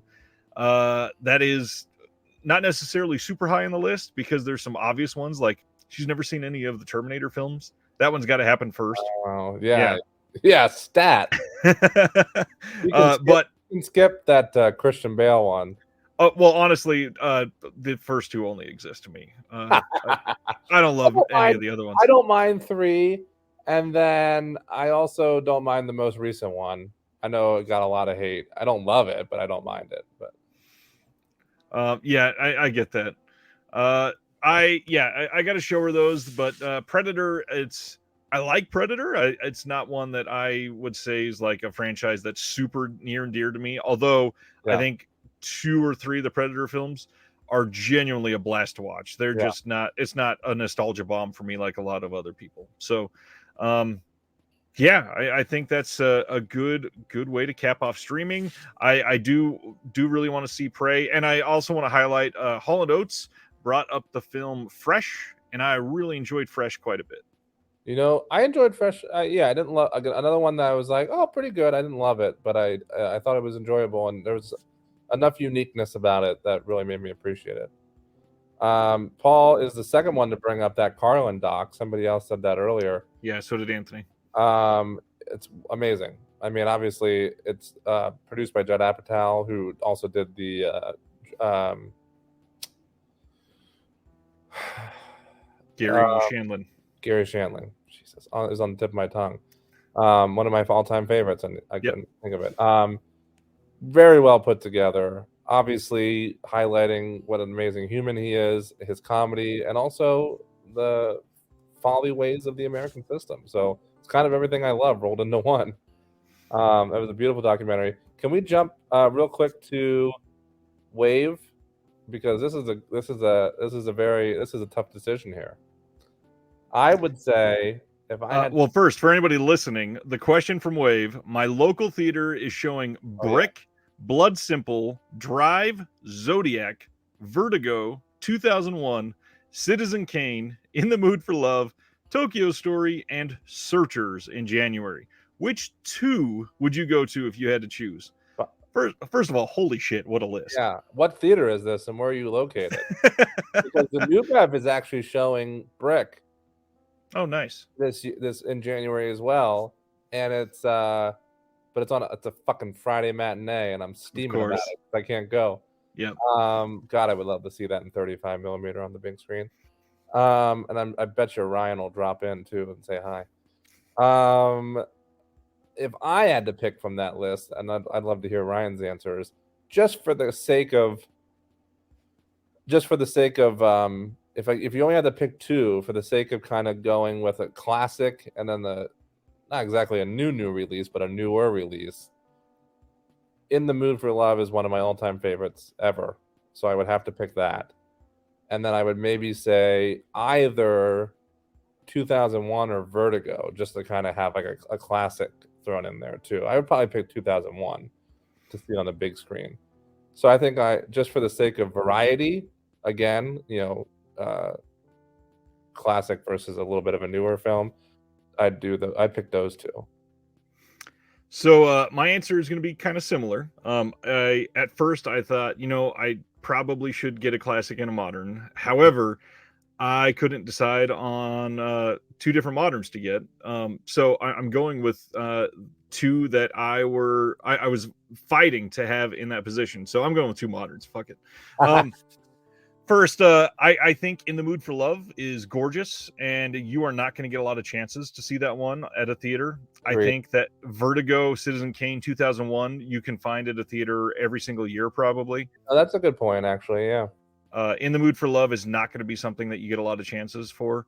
The other one is, in my personal opinion, one of my top 10 or 15 films of all time, easily. Right. And not one that is shown a lot in theaters. However, if some of the current rumors are to be believed, there might be some showings because there might be a 4K restoration coming up here soon. I would say you have to go for Zodiac. Okay. Fincher is, I think, one of the best directors of all time, and I think Zodiac on the big screen is a gift. This is. I think Vertigo is shown, I think Zodiac is shown a little more often though, because I just saw that at New Bev not even that long ago. Not outside of LA and New York. Okay, all right. That's the big thing. It gets a lot of those showings, but unfortunately, it seems like a lot of the rest of the country, Fincher's not super well supported in theaters. So, yeah. But I also like Nerd's answer, which is, sorry, Wave, I'm going to every showing. I would too. Why are you only picking two? I would quit your job, sell your house, and Wave says it's the Texas Theater in Dallas. Wow, that's a great theater. You're lucky to have that. I would like to highlight Stan's one comment here because I unfortunately agree about keeping your expectations low for Prey when you get around to that. Yeah. And what did Paul say here? Paul said, which one? For streaming, I quite like Del Toro's Pinocchio. Okay, that's good. Oh, Sir. I really like that documentary, actually. Yeah, I still need to see that. Senior. I said Sir. Senior. Okay. You know what I liked Nick Stahl in? Zombies Ate My Arm? Did you ever see the very underrated indie flick, How to Rob a Bank? He's great in that. I don't think I did. Him and Eric Christensen. I think if I remember right. What year did that come out? Do you remember? It's early 2000s, I think. Like maybe I can't remember. I think I chose something over that and regretted my decision for like 3 weeks. Fair enough. Keep your just trying to catch up. Carlin Doc is Stupendous. Sorry, Wave. Oh yeah, okay, great. Oh, the Shanley documentary has some great bonus features on the Blu-ray. Came out on Blu-ray? Did it really? I got to be honest, I didn't know about that. I didn't know about that either. I already made a note to check on that for after. Right. looking at it right now while you continue. Next category, which I don't have many more left. We only got a couple. One is some discourse. This is not necessarily going to be the best, although I think we might actually drive it into a best of discussion. 2022 seems to have this overwhelming, like rolling love for horror again. There are a lot of people in the horror industry and also just horror fans saying 2022 is one of the best years for horror in years. So I'm curious, what is your reaction to that statement? And do you agree? I think I do agree. Sorry, I'm on this Gary Shandling thing now because whoever said that, who was that? That was Damien P. If you happen to have a link to that, I would appreciate it because I'm not. I'll send you the link. You found it? I will in just a second. Okay. I think I would agree with that. It was a really good year for horror, not just in terms of an abundance of horror, but in terms of quality as well. I mean, think about it. We had some straight to streaming stuff like Fresh and Prey, already discussed pretty heavily in the comments. And then we had some great theatrical releases, Bodies, Bodies, Bodies, Barbarian, one of my all-time favorites for the year. Also straight to streaming, a little throwback to an old franchise with the new Hellraiser film. Yep. So we kind of had some new stuff. We had some new unique takes, some new voices to the horror genre. Barbarian, that was Zach's writing directorial debut, if you don't count anything he did with Whitest Kids. And I think Bodies, Bodies, Bodies was that writer-director's first film as well. I think like first theatrical film. Yeah. So we got some fresh voices. We got quite an abundance between theatrical and indie horror this year. Bones and All is technically considered a horror film, and it's one of my favorites of the year. Yeah, I think it was. I don't know. It's hard for me when I'm so focused on a year, especially in a conversation like this, talking like about the best of. It's hard for me to kind of remember like, oh, what all came out in 2021 horror wise, or what all came out in 2020. And so I'm drawing a bit of a blank in that regard to try and compare this year to some recent past years. But I certainly think this is a very strong year for horror, is what I'll agree with. Some obvious ones that were potentially left out from that little diatribe. This year we got the Texas Chainsaw Massacre streaming one. We got Studio 666. We got X and Pearl both this year. X and Pearl, I can't believe it. You know what? A24 is not only on a roll with their films this year in general, but on a roll with horror because they did those two and Bodies, Bodies, Bodies. Right. Some other ones that were great. The Leech came out this year. It is interesting. Some people call Nope a horror movie. I don't know that I necessarily agree with that. Big one, obviously, Terrifier 2, one that has to be mentioned. Maybe the most surprising success for me is how much Smile blew up the box office. Smile was great. I can't believe I forgot to mention that. There's a lot that you just mentioned that I just didn't. I was too busy rambling. But I mean, I loved Pearl and X. They're both high up on my list for the year. Smile had a lot of good stuff about it, and that's another first feature. Parker Finn's first feature. That's what I love about this year in terms of horror. Just to reiterate, we're getting a lot of new voices in horror, and some of them may be better than others, but it's great to see these. You know, it's great to see that. Orphan First Kill came out this year. Deadstream came out this year. And Orphan, Deadstream. Can we highlight Deadstream for a second? You know how much I loved that. Yep. I saw that at Beyond Fest too. It was the only at Beyond Fest, American Cinematheque. You know this, Ryan, but for everybody else, they own 2 theaters. Well, technically they own 3, but the Egyptian is still being renovated. So all the big stuff's happening. So there's basically 2 screenings almost every night because they're having stuff at the Aero Theater in Santa Monica, and then they're having stuff at the Los Feliz Theater. And the all the notes, Jeepers Creepers Reborn, top of all the list. That hurts. That hurts. Almost as bad as whoever said that Scott Pilgrim was at the bottom of their list. That was me. And you. We have to have a serious conversation when this stream is over. So the Los Feliz Theater, they're doing all the they call it the Shutter Theater, whereas the Arrow Theater is the movie theater, and they were doing free screenings. You can't beat Beyond Fest, you guys. Right. But they're doing free screenings every night that you just have to RSVP to before it sells out. During the 2 weeks of Beyond Fest, and I was only able to catch one because I was so busy at the main events at the Arrow throughout all of Beyond Fest. And thank goodness it was Deadstream. I rushed straight over there because Banshees of Inisherin didn't have a Q&A like most of the screenings at the Arrow did. Rushed across town to catch Deadstream. And what a delight. I knew nothing going in. I thought it was phenomenally done. Didn't take itself too seriously. Great mix of cheesy horror and comedy.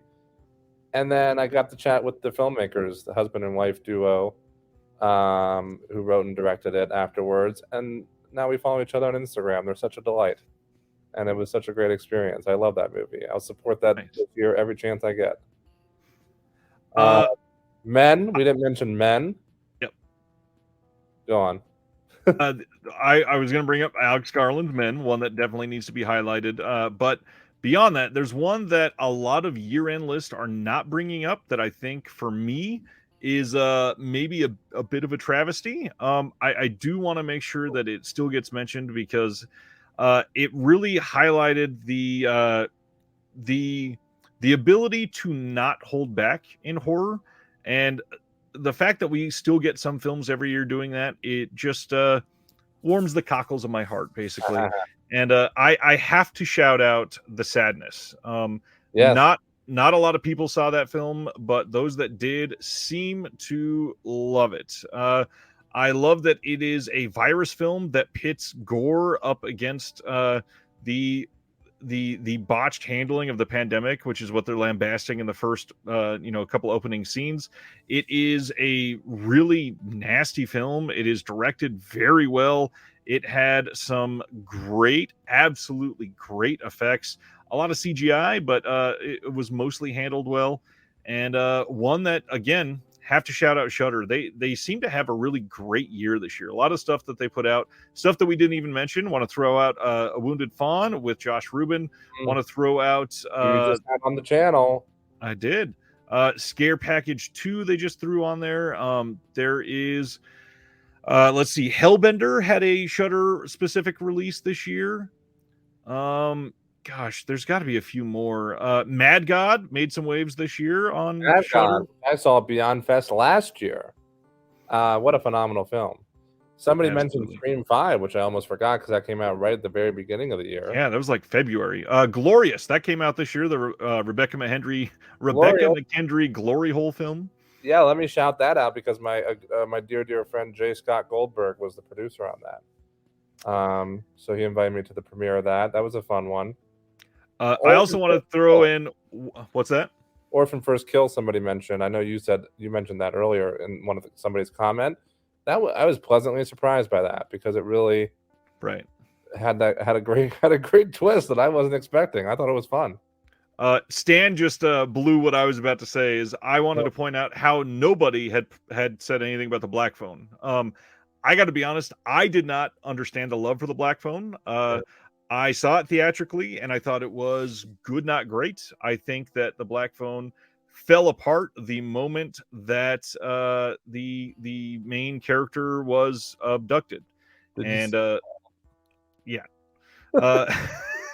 everybody. No, we got some comments that said Halloween Ends earlier. Okay. Black Phone is very overrated. I agree with you, Ryan. I agree with Nerd. I saw that one last year at Beyond Fest too. Speaking of the devil, so really early, and gosh, I just don't get the love, and it's sad because I love that team, the literal exact team behind Sinister, which I love. I love Sinister, and it's directed by Derrickson, written by Cargill, starring Ethan Hawke. It should have been a winner immediately. And I agree with everything you said about The Sadness because of everything I heard about it, but I sadly have not seen that yet. Oh wow. Bums me out. That might be one of the 10 I have to watch before the end of the year to get to the 500 for the year. Well, and it would help because it's not that long either, I don't think. Okay, good. It's pretty damn good though. It's really enjoyable. I heard nothing but good things. A couple others that were not from Shudder. Piggy came out this year. They got some pretty rave reviews. I liked Piggy. Good. Obviously, a lot of people looked at The Menu as a horror film. Yeah, which is hard. I mean, if it's technically classified as a horror, sure. Yeah. Hard to really consider it that, though. Speak No Evil came out this year. Resurrection, the Rebecca Hall film with Tim Roth, came out this year. Those are two good indie ones. VHS 99. Speak No Evil was like a Lars von Trier type of horror. It was great. Yeah, those are the big ones. And then finally, I wanted to highlight at the very end kind of a love for the resurgence in random Christmas horror. I love holiday horror, so getting Violent Night, Christmas, Bloody Christmas, or whatever, plus The Leech, all in one like 2-month span. That's incredible. I love that we got all those. Really, really great stuff. And I do think that it was a very good year for horror.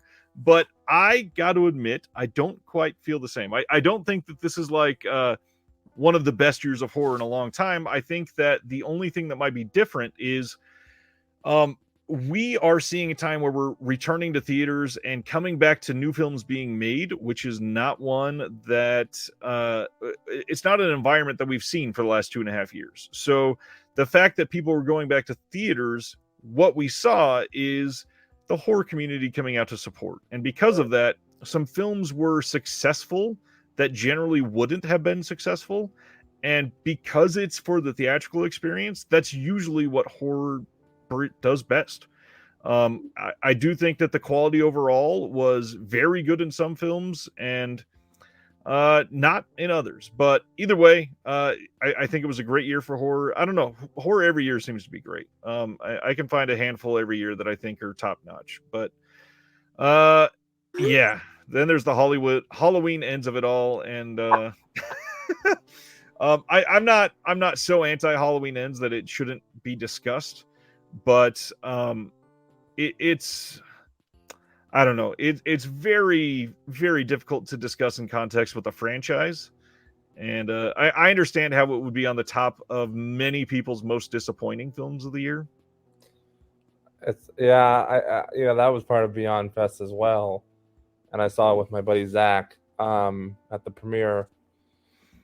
And I don't know. I mean, obviously it's I think it's much, much better than Halloween Kills last year, but it's still very disappointing overall. What do you think? See, I don't necessarily agree with that. I've liked Halloween Kills from the beginning. I think the worst thing about Halloween Kills was the dialogue, but the dialogue in basically every Halloween film's kind of always been bad. So it didn't ruin anything for me. I think that the brutal kills in Halloween Kills was what made me a fan. I liked the 1, 2, 3 of David Gordon Green's trilogy lining up with the original 1, 2, 3 of the Halloween trilogy at the very beginning is something I really grabbed a hold of and enjoyed quite a bit. So I don't know. I liked Kills. But there's a lot of comments about horror, so I'm gonna go through some of these real quick. Oh my gosh, so many. Holland Oates is Team Corey for Halloween Ends. Dave says Terrifier 2 for the over-the-top horror, and that's exactly what I'm talking about with the sadness. Terrifier 2 and the sadness brought the gore in droves, and I can't wait for this new Evil Dead film that they're talking about, the amount of blood that they had to use. Always love that. Let's see. Chester says Bones and All is great regardless of what they say at Variety. Stan says Nope is definitely a horror movie.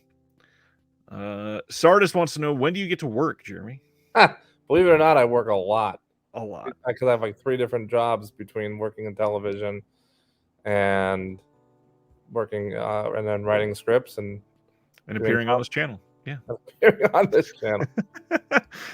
Spaghetti wants to know, what about the Spirit Halloween Store movie? Did you get to see that? Oh, I did watch that. Is it bad? It was not great. Christopher Lloyd is the best part about it. Ruben says The Sadness was the most shocking horror movie of the year for me, for sure. I mean, they showed a zombie skull fucking a head. So, I mean, yeah, that's pretty shocking. Let's see. Zombie is Ate My Arm. I love the Black Phone, but there are far better Joe Hill stories that should get film adaptations. Yeah, I would agree with that. Nerd says Piggy was good. Chester threw out The Munsters. He was good, and I guess the Munsters would technically be considered like a comedy horror in a sense. Yeah. The Grinch, I did not see that one, or The Mean One, or whatever it was called. Oh, the mean one, not good. Not good. You saw it? Yeah, in theater. Wow. I supported it, but Spaghetti says, I think horror is safe in genre fashion to get butts and seats. Horror is sort of the genre that saves film, and it does in every. If you go back to every era of where cinema was like genuinely in danger, it's horror that brings it all back. Paul says, what a year for Jamie Lee Curtis. I mean, 2 incredible roles, 2 fantastic achievements for her, for sure. Yeah, she's getting a lot of praise for everything everywhere. Yeah. Which is great. Chester says, bad dialogue isn't so bad when delivered by Donald Pleasance, which is true. Good point. Silent Mandible, what's going on? Yule Log, I still have not watched that. I really need to. Oh my gosh, so do I. It's on HBO Max, right? Yes. Yeah, I'm very excited to check that out because I love anything Adult Swim related. Final one on this one. Griff says that Spirit Halloween one is fun for a kid's family flick. The rollout was weird, hard to find outside of ordering through Spirit, I believe. And that's been kind of the thing this entire year. There's been a lot of weird rollouts for some of these films where they didn't make a lot of sense. A lot of these studios or streaming services or even filmmakers made some odd decisions, like the fact that Glass Onion came out and was theatrical for 1 week, and by day 5, giant word of mouth. People are saying might be better than the first Knives Out film. Everybody needs to go see this. And then right when people were ready to go see it, they pulled it from theaters and said, nope, we said it was only a week, so now it's gone. Yeah, stick to our word. God forbid we extend it. It's on Netflix now, but they could have made a shit ton of money and not taken away from... Between the theatrical and Netflix. It's not like it went straight to Netflix so that people Right. could watch it right afterwards based on the word of mouth. Yep. So it's not like they would have lost money by leaving it in there for a couple weeks. I would. What the heck? I think we have a surprise special guest because we were talking about Christmas horror. Let's bring him on. Coming to the show, we got Zach. Zach, how we doing? Merry Christmas. Right, Jeremy, this is amazing. Zach? Zach, for those that don't know, I believe, and this is amazing because I haven't met Zach in person yet. Zach, I believe, is the writer for Better Watch Out. Is that correct? Oh yeah. Dude, you look so much smaller than I pictured you. But I'm talking to you from an iPhone. Just so you guys know, I'm a little delirious. I woke up at 1. I went to bed at midnight. Woke up at 1 a.m. I've been traveling cross country all day. I'm in New York City now. I'm a little delirious, so please bear with me. But it's a pleasure to be here, and I want to thank you, Jeremy, especially. I begged Zach to be on here because the minute you brought up, I didn't know we were going to touch on Christmas horror specifically, but Zach, and Zach's a good friend of mine, everybody. And as soon as Ryan started touching on that, I was like, can you just jump on for a minute? We would love to hear your thoughts. I know. I have people. I'm so fucking exhausted. I'm on a quick dinner with my friends, but they're running late, so I figured, like, why not jump on anyway? Sorry, this wasn't pre-planned. I don't have anything written. Jeez. There's no reason to have anything written. That's amazing. Better Watch Out is a film. What year did that release? Was it 2018? 2017 October. 2017. So Christmas horror had not been great for some time. There's quite a few indies that came out that were everybody trying to grab onto because holiday horror is pretty popular with a lot of people. And Better Watch Out is one that came and kind of blew me away because it looks like it's going to be your stereotypical holiday horror and then throws everything on its head. And I adored that movie. So, I mean, since I wasn't ready for this, my big question is how difficult is it going into writing a holiday horror film to get people interested in watching something all year round like that?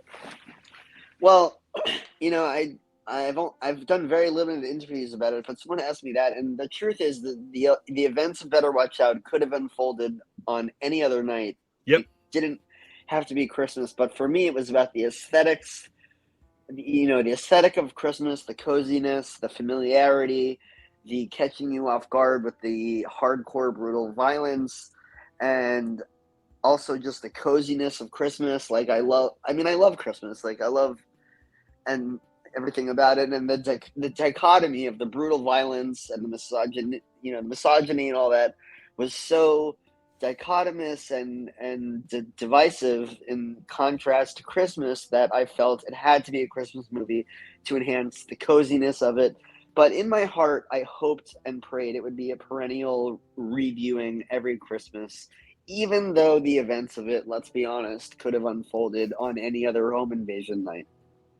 Which is true, and that's what makes it one of the ones that should be included in the pantheon of timeless I think it has holiday been. horror. I mean, Zach, I know just from talking to you in person that you get tagged in tweets and or Better Watch Out does every year from people around this time of year. Yeah, it's definitely one of the best.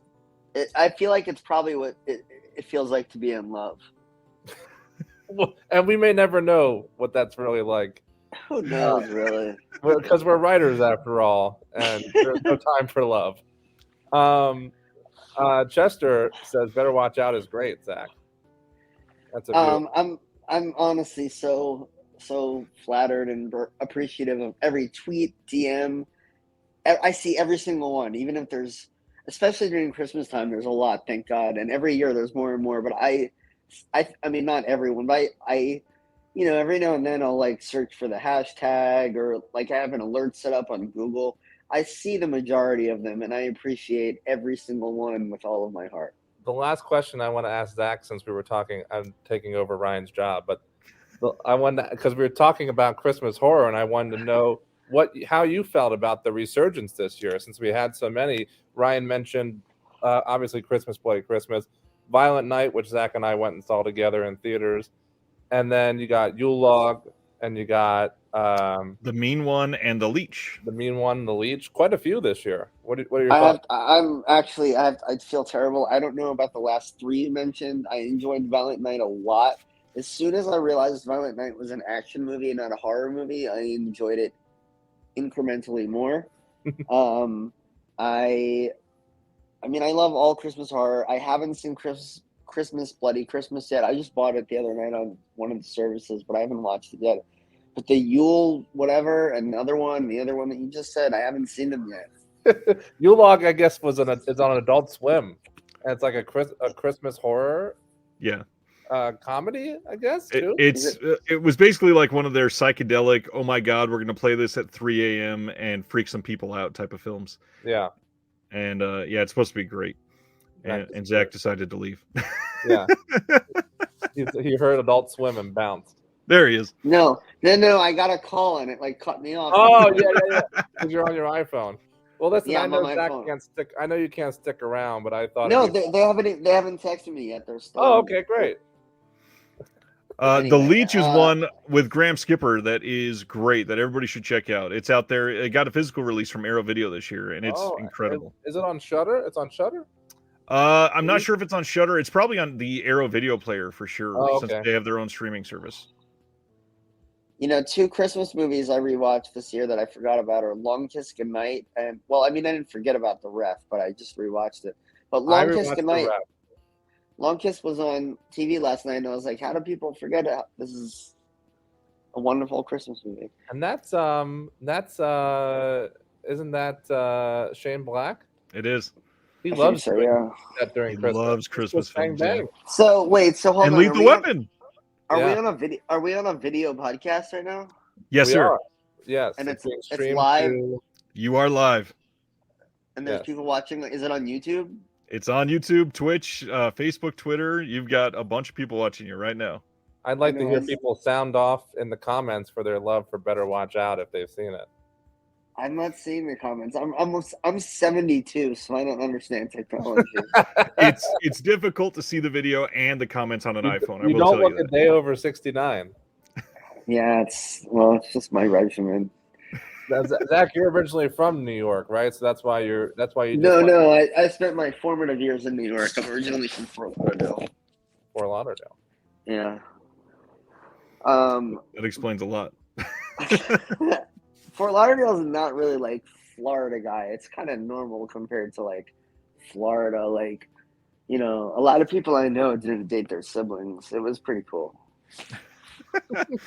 Wave says we can see you, Zach. Oh yeah, all the live people can see you that are watching live.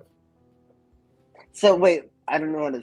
Well, if I take a screenshot, well, it doesn't matter. I was gonna take a screenshot and share it with you to show you what I'm looking at. 'Cause I don't know what it looks like a fucking screensaver for the Matrix. I don't know what this is. Why?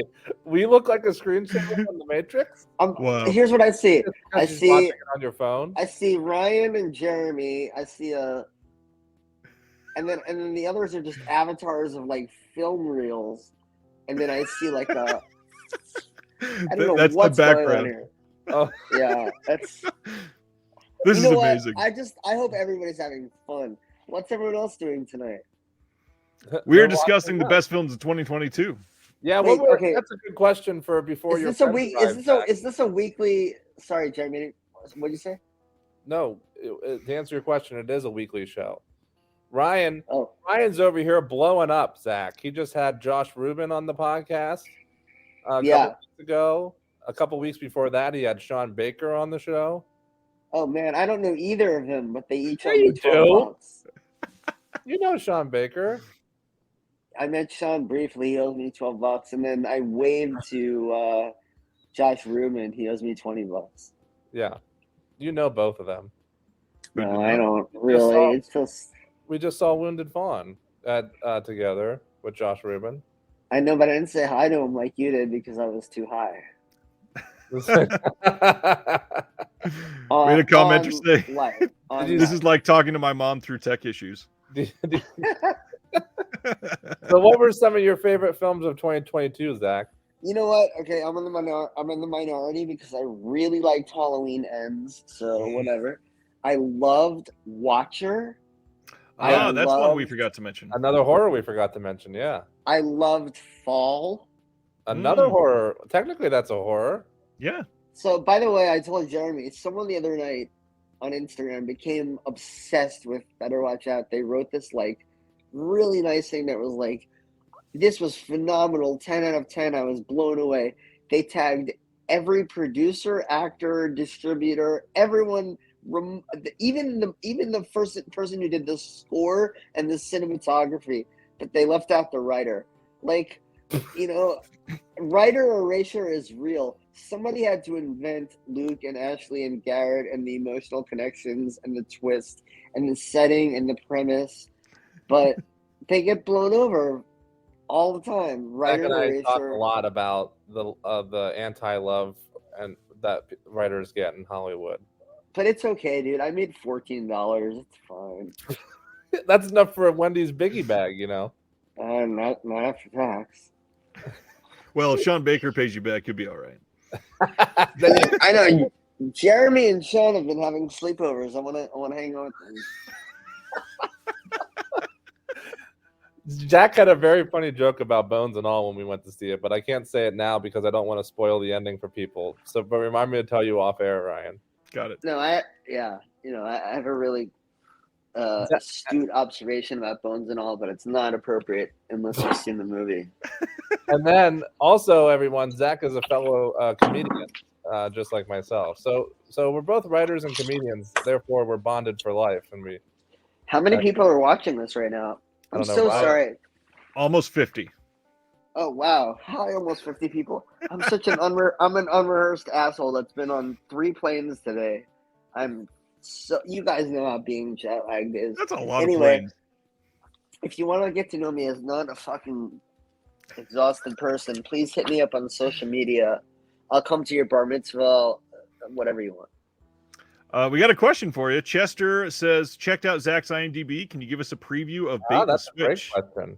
Is there anything you can talk about that? Oh, Bait and Switch is on IMDb? Yes. Okay. That's awesome. So Bait and Switch is a very, by design, it's a low, or how do I put this? minimalistic, bare bones. I want it to be, honestly, in my heart, I want it to be 74 minutes long. I want it to be quick, short, and it's about two 23-year-old childhood friends that reunite. One of them was away in Hollywood wheeling and dealing, getting engaged. The other one was left in his home small town. He went to serve in Afghanistan. They meet for a fishing trip. And while they're alone in the middle of absolutely nowhere, the one who was away snaps and is convinced that his best friend is trying to kill him. So the premise of the film is, what would you do if your best friend was trying to kill you? And it's basically a fight for survival. Like your very best lifelong friend is convinced that you're the enemy and he's trying to murder you. And it's a 72 to 74 minute non-stop package of tense jump scares. The way I described it to the producer and the director was like, when you go to the movie theater and you see a preview or even on TV for the next, Conjuring universe film, and whatever the end tag jump scare is, it's like this creative set piece where everyone in the audience giggles out of anticipation of like, oh God, where's the scare going to come from? I wanted a whole movie of that. It feels like you're walking through a haunted house. And that's the film that I believe is going to come out of it. And it's being produced by someone who did A Wounded Fawn. And I have high hopes for it. And it hopefully will be out by the end of 23. Nice. Very nice. I've read the script, and it's phenomenal, and I can't wait for everybody to see it. What film would you say that you've seen before that comes closest to the feeling that you want people to get from that film? It's a good question. Okay, so there's a few. There's Jungle with Daniel Radcliffe, where he's kind of just like wandering through the jungle. There's a movie that it didn't work for hardly anyone. I don't know anyone else who likes this movie, but it's called Wolves at the Door. Now, Wolves at the Door is from 2016. It's written by Gary Doberman, who did It, Annabelle, and 5 other blockbuster films that we all know. And it was directed by John L. Ione, who did another Annabelle, A Conjuring, and basically this is their one flop. However, it has elements of it that I really like. Again, it's called Wolves at the Door. I believe it's on HBO. Have you seen and that it has one? this. I have not. It's really nothing to write home about, but for me, it really worked tonally, and it feels like that. But another film that's comparable is like Silent House with Elizabeth Olsen. Again, not one of my favorite movies. Failed in a lot of ways, in my personal opinion. However, it's similar to Bait and Switch. It's really, it feels a little like My Friend Dahmer. It feels a little like The Desperate Hours. It's about, it's basically like 2 characters the whole movie, and it's very tense and it's very scary, and I hope people like it. It's very accessible.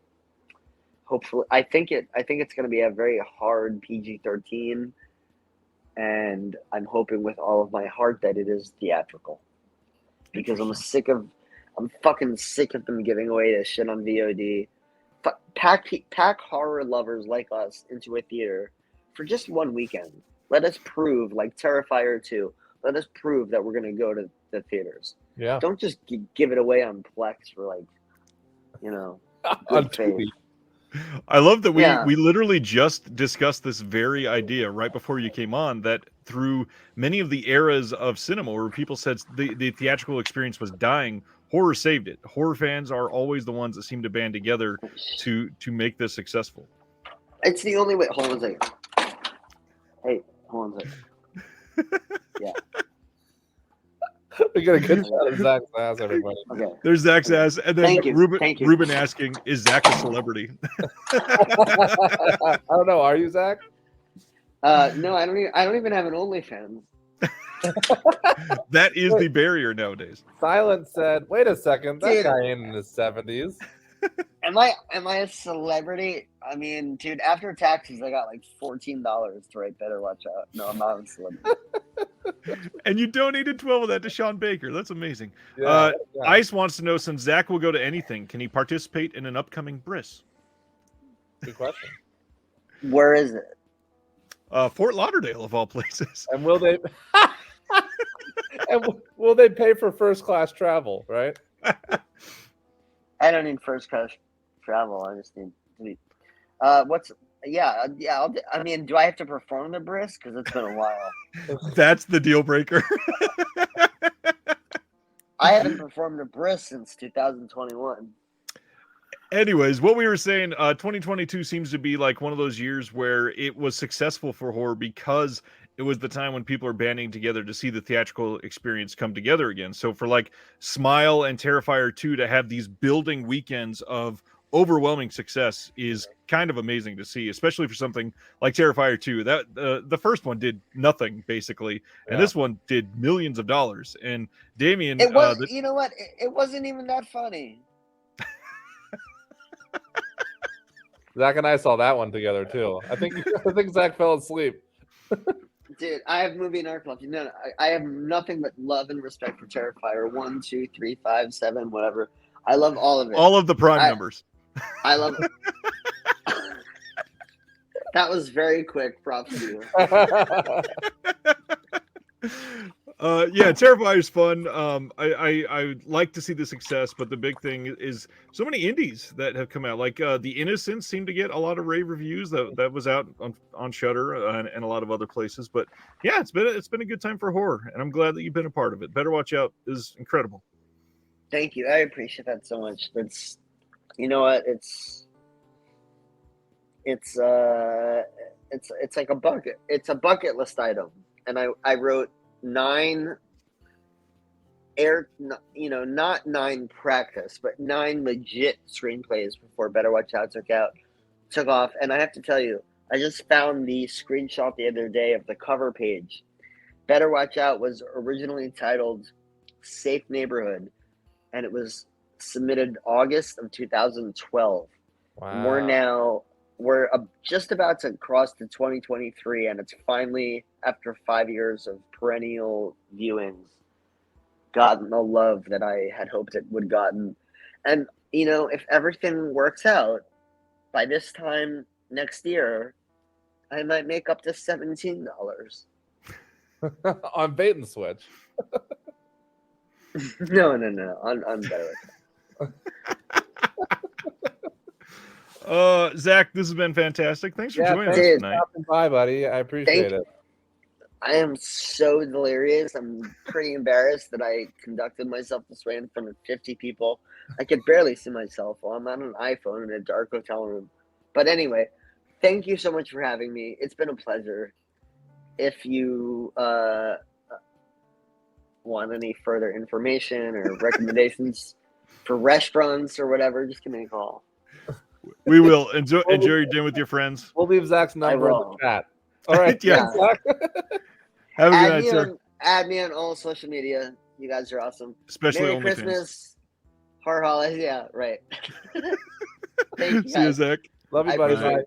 Peace. Wow, that was amazing. I didn't expect it to go on that long. He said he only had like 3 minutes, and I'm like, "Well, we're talking about Christmas horror. Can you pop in real quick?" And then he was like, "No, I can stay and talk longer. It's fine." I didn't know he was so jet lagged though. All right, so I am going to try to limit the amount of time that we go tonight. We're not going to break the 5-hour record or anything like that. So let's get into some favorites of the year. What are your let's talk about the bottom of the list for your top 22. Bottom of my list. Let's go from 22 up. Okay, great. So I'll start. What you want me? How about I tell you everything up until 10? So I'll save the top 10 of the 22. How's that sound? Or do you want me to go less? Do 22 through 16, and then maybe highlight one of them. Okay. 22 is Blonde. which I felt was amazing. I feel talk about a divisive film. What were you mentioning earlier that was very Cha Cha Real Smooth? Yeah. Blonde was very divisive. I think a lot of people didn't get what it was going for. A lot of people didn't know that it wasn't a full-fledged biopic and that it was based on a book that wasn't 100% like her real life. Right. And a lot of people I know were very upset, feeling like it was very objectifying when it's like, well, guess what? She was objectified her whole career. That's her life, and that's what this film is commenting on. I think it was beautifully shot. I think it's a great story, and I think Ana de Armas was phenomenal in it. So Blonde's my 22. Before you go to 21, I thought of one question first. Are there any of like the major films from this year that you did not get to see yet? I thought of one question for Zach. Too bad he left. Let me call him back. I'd laugh so hard if he was still, because he couldn't figure out his phone like a 70-year-old man. He's still in the waiting room. I made sure to kick him on purpose just in case. Oh, I love that guy. I'm so happy you could jump in for a little bit. What was your question? Are there any major films that if they're not on your top list, maybe it's because you haven't got to see them yet? Because I know you try to see all of the big ones. No. There's, in fact, here, I'll tell you. I literally have a list on the same notes app as my best of list. And it's the 5 films that I still really want to see before the end of the year that I think maybe could end up on the list. Right. In fact, The Sadness is on there. I'll tell you which 5 are on that list right now. None of them are big major films, by the way. But EO, because I heard that's great. That donkey movie. Yep. The Sadness, because we just talked, and that's on the list. Both Sides of the Blade, because I love Claire Denis. I didn't get to see that. Oh, okay, yeah. Sick of Myself, because I heard rave things about that. I didn't get to catch it during Beyond Fest, unfortunately. And Hit the Road, which I heard really good things about as well. I don't know anything about most of those. Can I step away? I really have to pee, actually. I'm so sorry. Oh, yeah, of course. You're right back. I'll go through a couple of my favorites from this year. I'm going to go in order for some of the ones that I've seen and highlight just a few. Maybe an obvious one to a lot of people, but I mentioned Fresh and Kimmy already. The Batman. Genuinely impressed with how they pulled off the Batman this year. Obviously, DC has had their fair share of challenges, and Warner is Warner is a studio that is in some trouble, possibly, or dealing with trying to be weathering this transition period. And I think the Batman was handled very well. In terms of pitting it against other Batman films, which is kind of difficult to do, obviously, I think Robert Pattinson is a great Batman and a rough Bruce Wayne. Comparing to the last Batman, that is not Ben Affleck. I think compared to Christian Bale, I think Christian Bale was a really good Bruce Wayne and kind of a poor Batman. So it was nice to see that difference there. I really liked the detective side of things that they focused on in the film and some of the realism.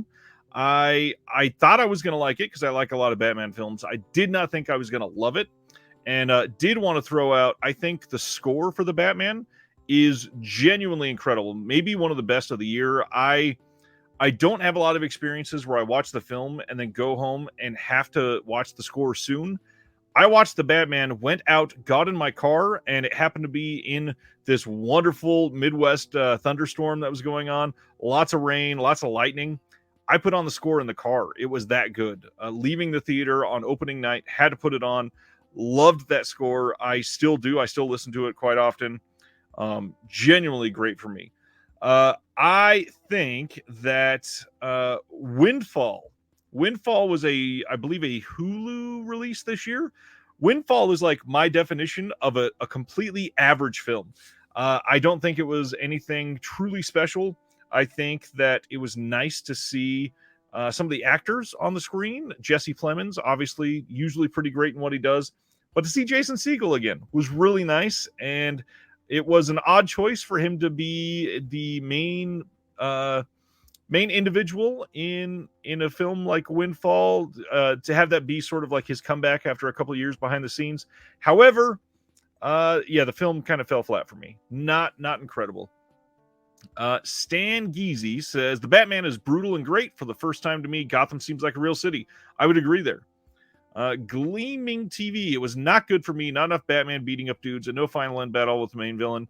I mean, honestly, I'm kind of over the comic book ideas of leading up to this main climax of like a super, I don't know, a very large scale epic fight. And although that's great in a lot of films, I really see this as leaning into an intro for a new Batman. And I hope that Matt Reeves can pull off a follow up that is just as great. But really want to fight anybody that would stand up against Paul's comment, which is Colin Farrell had a hell of a year. Like his performance in the Batman was incredible.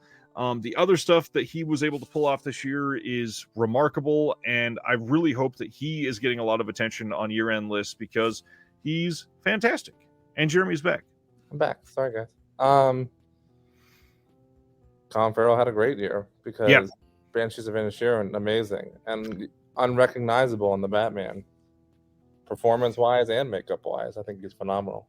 I know you weren't around. All I talked about was the Batman, how I genuinely loved it, and then how much I'm sure you saw it, but the film Windfall came out this year, and I feel like that is the definition of an average film.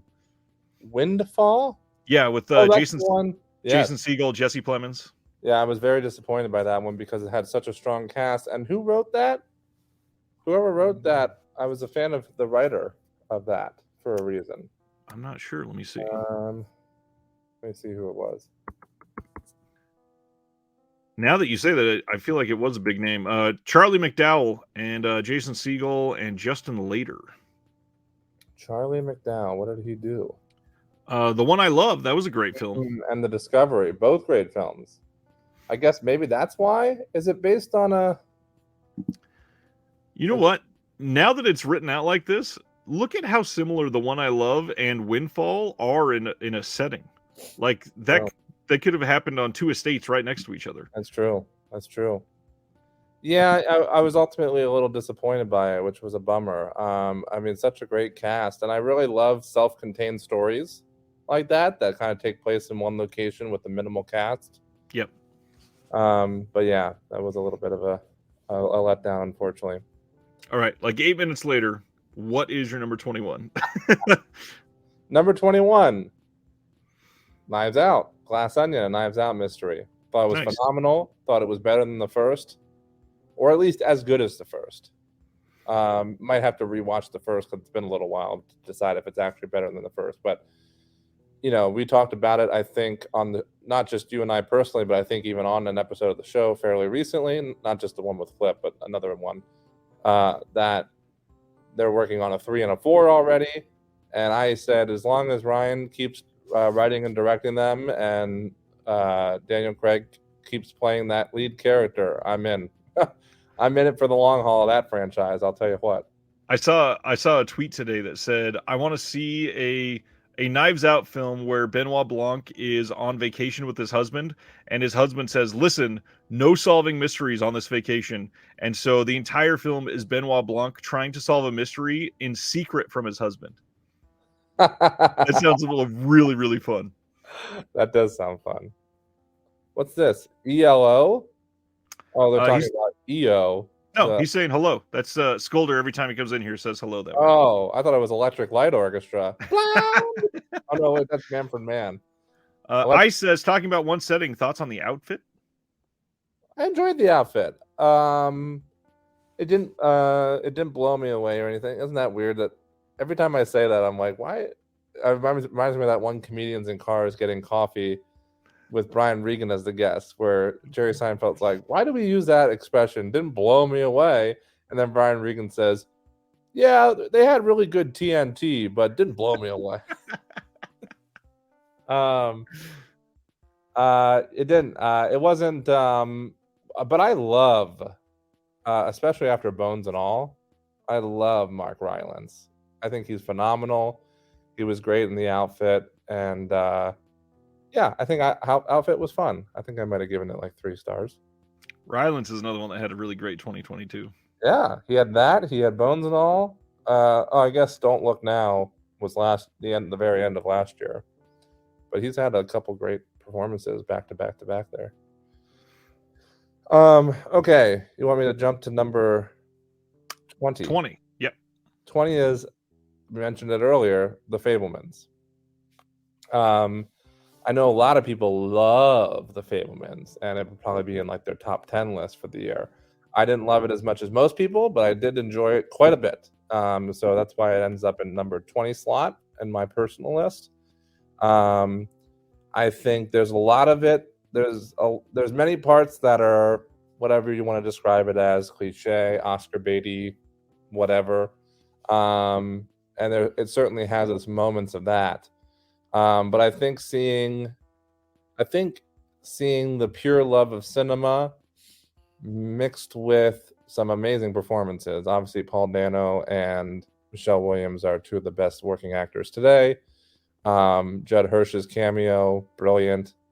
But really, I think maybe for me, it's seeing this film icon where whether you love him or you hate him, he's influenced the world of cinema so much between Jaws and Back to the Future and Jurassic Park, and you know what I mean, all these amazing singular films, franchises, big picture, E.T. To finally, after so many years of history of this man and his love of cinema and the cinema he's given us, kind of finally share his intimate story with us, I think was, as a fellow filmmaker, of course, and nowhere near the caliber, but as a fellow filmmaker and writer, I found that incredibly personal and heartwarming. So Right. I enjoyed the film very much. What do you think? You didn't see it? I've not seen it. It is one that I do want to see. I love Spielberg. Obviously, most people that love film love Spielberg. However, I don't know. I'm kind of cold at the moment on very Hollywood kind of jerking itself off type films. Yeah, I know. And a lot of people have said that about Fabelmans, and it has that. There's no doubt about it. But I almost separate it because it is Hollywood jerking itself off a little bit, but it's like it's his story. Right. And with his father passing and all that, it's very personal. Just because his story happens to be about his love of cinema, so it has those elements. Right. But you can't make a biopic about Spielberg without how he got started and his love for cinema and his passion for film. So, it's hard to kind of walk that line, and it came out at a time where there happens to be a lot of Hollywood jerking off themselves about their love of cinema. I get that. It's grouped into that. But I think it can almost be separated just a little bit, And I do want to see it for sure. It's one that I'm into. All right, you want me to continue? Please do. Number 19, you're going to love this one. Number 19 is the extremely underrated for this year because almost nobody's talking about it. Great movie. Dinner in America. Super duper flew under the radar. Thank God for our friend Sean Baker for mentioning it in some list he made. Oh no, he didn't mention it. John Waters mentioned it. Right. In a list of John Waters' top 10 for 2022.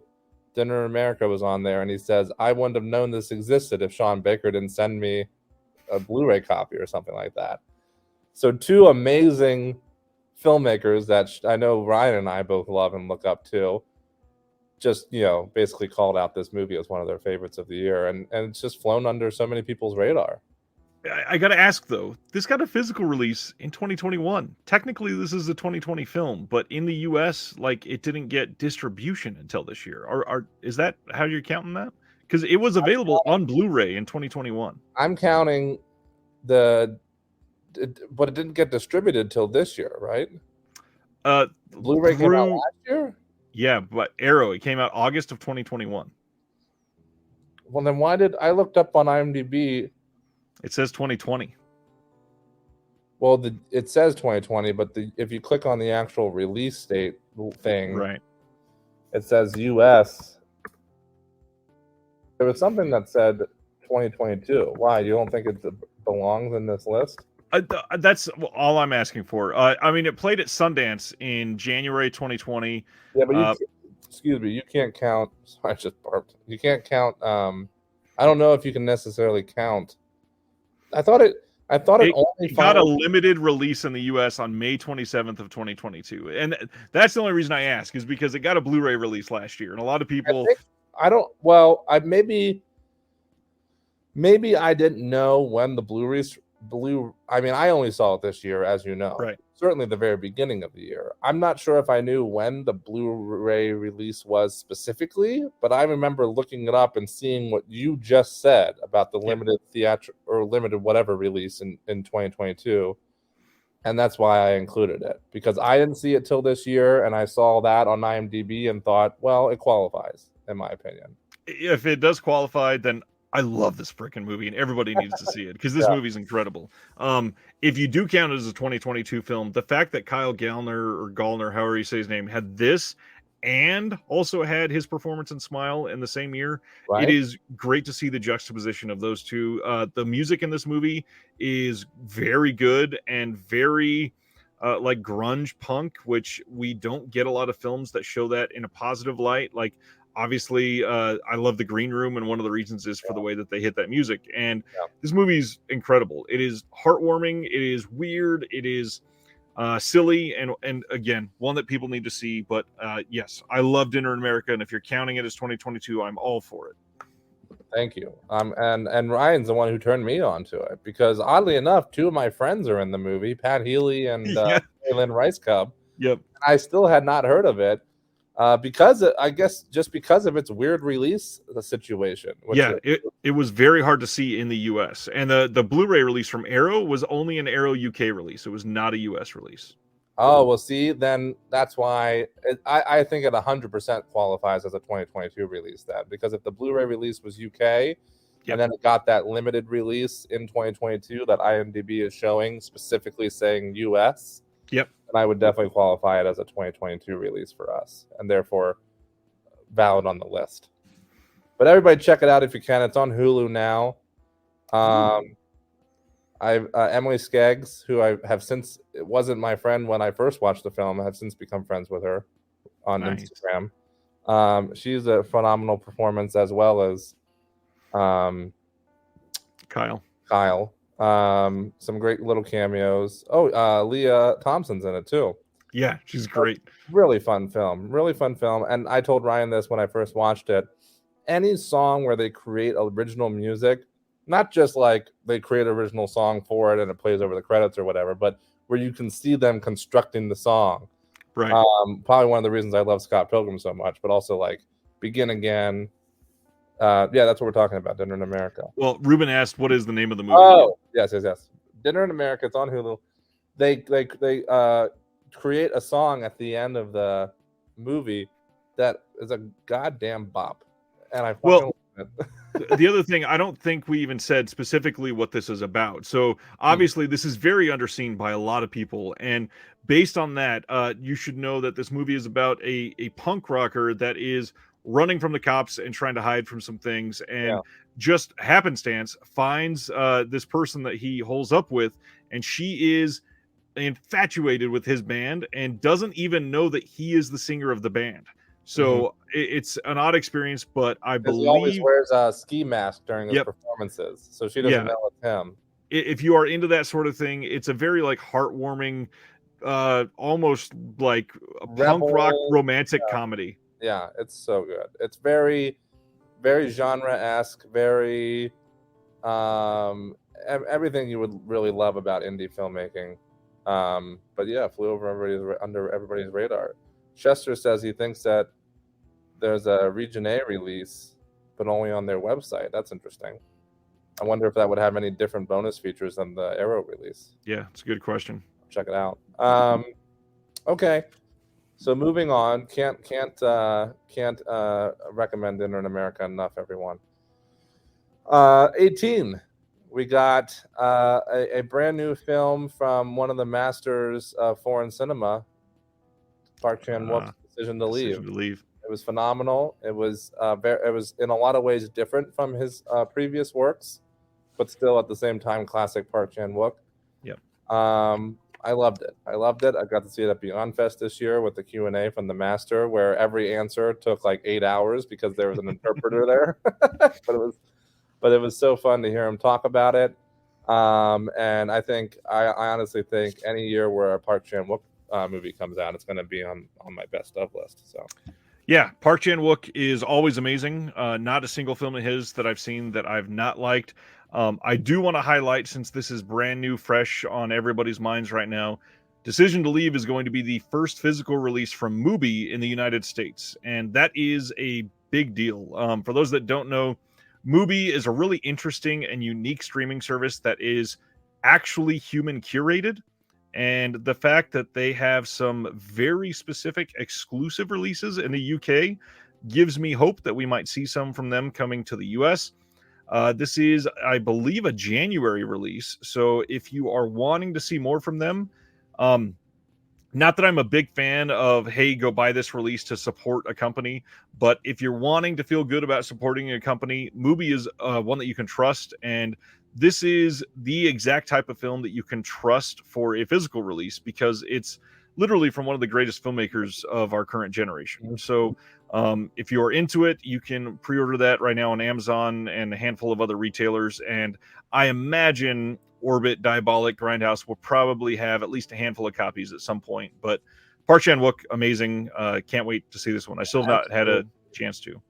I can't wait for you to see it, to hear what you think about it. But I would concur and tell everybody, please, if you've seen it or if you're just a Park Chan-wook film, definitely go support that release, like Ryan just said, because I own a couple movie releases, even though this is their first US release, and I think they do great work.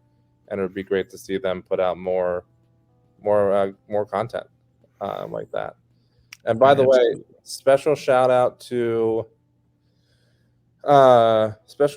Chester, because while you were talking, I real quick checked out the Dinner in America website. They have, not only do they have a Region A Blu-ray, which I'm not sure if I'll get because I do have the Era release and it doesn't look like there is any separate contents. But Ryan, they have a 12-inch of Watermelon, which I will be snatching up as soon as this stream ends. It's nice. Pre-order. Anybody who takes our recommendation and goes to watch it on Hulu, I think you'll agree that Watermelon's a bop, and we should support the film and snatch up that 12-inch. Okay, should we continue, Ryan? I think so. I feel like there was one other thing I wanted to say about Decision. That I just remembered it because I looked up and saw his name. Wave earlier was talking about what films to see at the theater in Texas. One of them that he mentioned was Vertigo, and Vertigo is a major influence on Decision to Leave, and that is one that if you're into Hitchcock and you are keen on some Asian cinema, this is one that's probably right up your alley. So make sure you take a look. Absolutely. Hell yes. Next up. Okay. Next up is number 17. You said to go to 16, right? Yes. So we'll stop at the next one. 17 is RRR, another great international film. Wow. What can I say? RRR is there's no way it could not end up on my best of list. The reason it's not higher is because there's nothing. I think Ryan knows this about me, is that I really like introspective, kind of poignant cinema that really kind of hits home in a lot of ways, especially if it happens to affect me personally, but really anything that really makes you think about a lot of important stuff or has any kind of social satire or things that makes you chew on life's bigger questions, so to speak. RRR certainly doesn't have any of that, but what a thrill ride it is. It's 3 hours of Bollywood insanity that just, it's like everything you could possibly want in an action film rolled into one that a US release would never even dare to attempt. Right. You got all kinds of nut stuff. You got people bouncing motorcycles on their pinky and animals jumping out in slow motion to attack a whole crew of evil people. Oh my gosh! I mean, have you watched that one, Ryan, or not yet?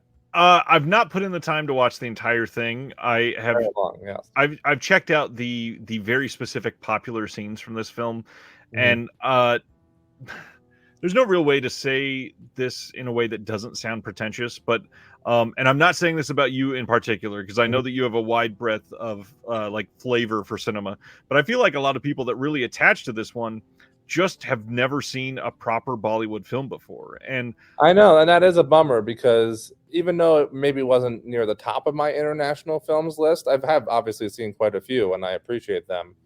But I do think, I hope, and based off of what you said, that for all the people that kind of latched onto this because of wanting to jump on the bandwagon, Yep. so to speak, I hope they take that seriously and continue to appreciate Bollywood cinema and move further into international cinema because of this. That's what I hope from it. Yeah, and that's exactly where I was going with that. Is I really think that it should be a good gateway Bollywood film for a lot of people. And when you see something like this from a completely different culture than classic Hollywood is used to, it is exciting. I mean, we did the exact same thing with Parasite. We've done the same thing with a couple of the Park Chan-wook films. Sure. It is always nice when a film that is high quality gets that sort of accolades. I just hope that people embrace that and use that as motivation to widen their palettes, because there is a lot of great Bollywood out there. And in fact, I don't think I've seen any of the brand new Bollywood films this year, but from past years, I would say that there are films that are way better than what this one at least looks like to me. And Bollywood is intense. There's a lot of Bollywood films. So if you're going to dive in, you got to find the right ones to dive into. Yeah. And it really depends on the type of film that you're into. Obviously, one that, since this is a physical media channel, a lot of people have talked about the Mondo Macabro Bollywood set that is for sale right now. That is not super indicative of common Bollywood films either. So it's sort of difficult because when you think of Bollywood, you sort of have to understand that it's an entire film industry, and that has all kinds of genres within itself. So it's hard to recommend, hey, check out Bollywood films, because you have to be kind of specific. It's a lot when you're discussing it that way. And as a weird diatribe to go on, so I apologize. When you put it that way, it's really just like, it's another, I mean, it's like saying, it's like someone else in another country saying, check out US films. Right. Just as broad. You can't necessarily lock down Bollywood as a genre. Exactly. It's international, just like it's just another form of cinema from another country that spans all genres. And as much as we would like to maybe try and classify it as a genre on its own, it's not. And so you can't just say like, oh, check out this one, check out this one, check out this one. It's really, it's if you like something like RRR because you hopped on the bandwagon, then I encourage you to do your own research and explore other Bollywood films and see what you like, because they span all the genres just like our media does. I would agree. I also think you should dive into the special event that you had for RRR. Yeah, I'll real quick touch on. So I wanted to. Ryan knows this because we were talking about it while you were here visiting. Well, and I say here, and I'm not even there. While he was in LA visiting, I'm in Pennsylvania right now. But how close is Slumdog Millionaire to a Bollywood film? I don't know if I'd classify that. It's because it's a U.S. film. It's not a Bollywood film. It is a U.S. film, 100%. Because it has Indian actors doesn't mean it's a Bollywood film. So I really wanted to see it because it had a limited theater release in some cities or some places. I'm not a fan of the music and dance pauses in Bollywood films. Well, not a fan of musicals, so that's a factor. Right. I think that will deter some people. I am a big fan of musicals. There are some serious, yes, absolutely, Dave. I'm also a big fan of intermissions in some of these films. I'm a big fan of intermissions, yeah. A lot of Bollywood films, and actually, I think it was Cam or Ice, one of them earlier said, "Should we bring intermissions back?" Because a lot of these films are like 3.5 hours. In some cases, yeah, I almost think we should. But Avatar, Babylon. I'm a big fan of like live theater where there is an intermission because it almost like expands the experience. You get a time to ruminate with the whole first half, and then you go discuss it with the people close to you, and then you go dive back into the second half. And if you don't like the musical parts of Bollywood films, take a break, walk away as it streams. I know, yeah. And and I will say, as far as RRR goes, since we're talking about that specifically, even though we branched out to talking about Bollywood in general, RRR I think has less musical numbers than most Bollywood films. Yep. I would argue. I think there might be 3 off the top of my head in the time span of a 3-hour film. So I think who said that? Not Chester. Skolder. Skolder. If you feel like you can suffer through 3 little musical numbers, I think it's well worth your time, aside from that, because it's a phenomenal film with a lot of kick-ass action. But the musical numbers are fun too. But I'm a musical kind of guy, so I didn't get to see it in its limited theater release, and they were screening it in IMAX in a couple places around Los Angeles. I'm not sure where else, and including when Ryan was visiting, because I mentioned to Ryan about us maybe trying to do that, go see that, and we didn't get a chance to. Unfortunately, there was too much else we had going on. But so I missed it, and I was totally bummed. I thought, man, I guess I'm just gonna have to check this out on Netflix, and I just didn't get around to it, mainly because of the 3-hour runtime. And then boom, Beyond Fest releases their lineup, and they're showing it in IMAX at the Chinese theater, where in the main room where the premieres are usually held, like however many hundred seats. Insane. Right. And SS Rajamali came out from all the way from India to do a Q&A, and wow, I mean, I think probably 75% of that theater had seen it at least once, if not multiple times. Right. The crowd was going nuts. I mean, SS must have been feeling like he was dreaming, because to sit in that audience at that screening and hear your audience clapping and cheering at all the right moments, fucking getting like totally like pissed off at all the right moments. People were getting up in their seats and dancing. People in the front row were going out into like the little area between the front row and the screen and like doing the dance that the guys do in the one dance number, and they were just up front there doing it. The crowd was going nuts. And it was certainly the best possible way to see that movie for the first time. So that was a lot of fun at that screening. Skolder says he has seen RRR, so that's good. Nerd says Bollywood had their version of Man from Nowhere on Netflix, but it was removed. It's called Rocky Handsome. I wonder why. RRR is too fun. Well, it's streaming. Stuff goes away every day. I guess if it was that, it sounded like maybe it was purposely removed the way he put it, but if it was just because of time. Okay, and then lastly, 16. This portion.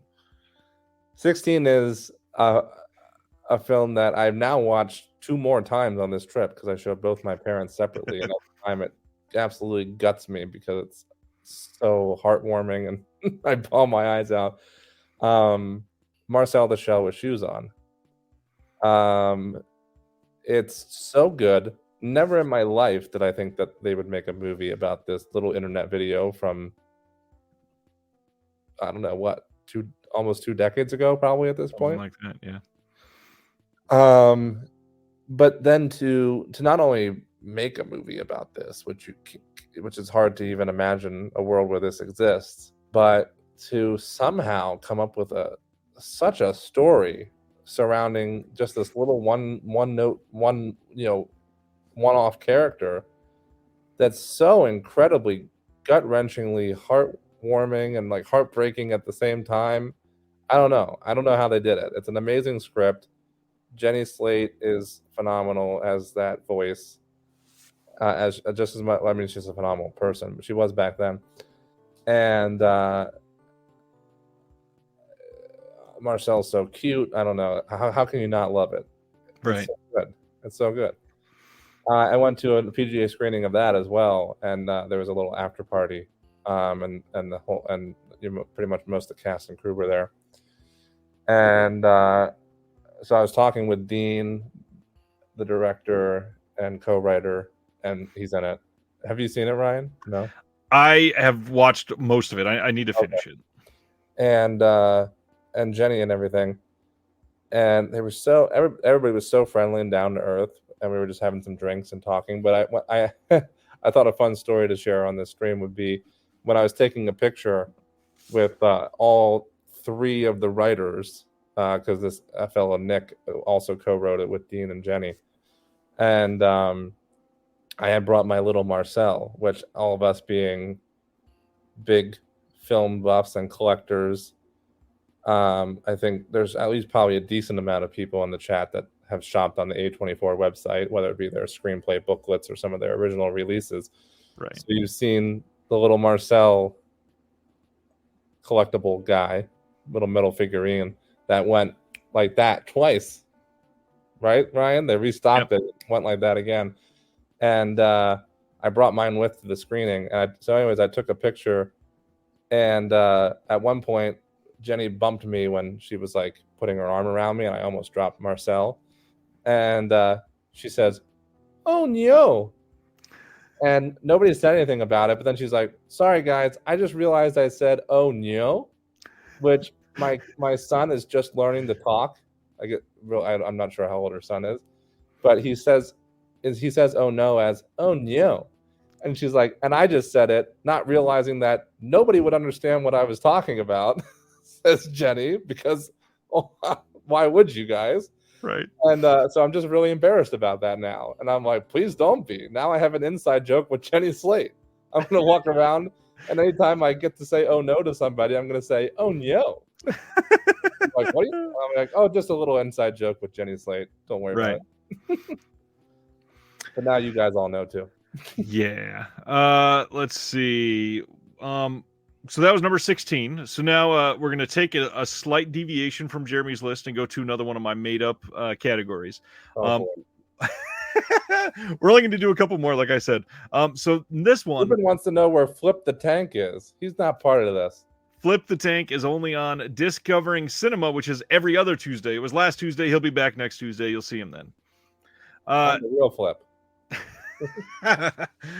This next one I think should be fairly short and sweet compared to some of the other ones where we got into some deep discussions. I'm curious, what was your most surprising film of the year? Like definitely could have easily tanked or just been way worse quality than it was, and when you watched it, it was like, damn, that was actually pretty well done.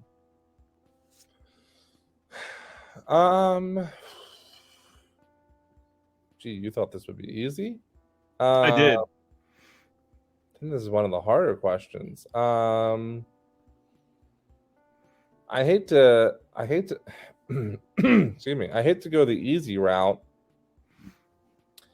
and say some of the films we already talked about, because just about, I mean, I don't know. I think the wider variety of my top 22 are films that I expected them to be pretty good. Right. You know, for whatever reason, whether somebody recommended it to me, the trailer looked good, the cast looked good, it was a director I like.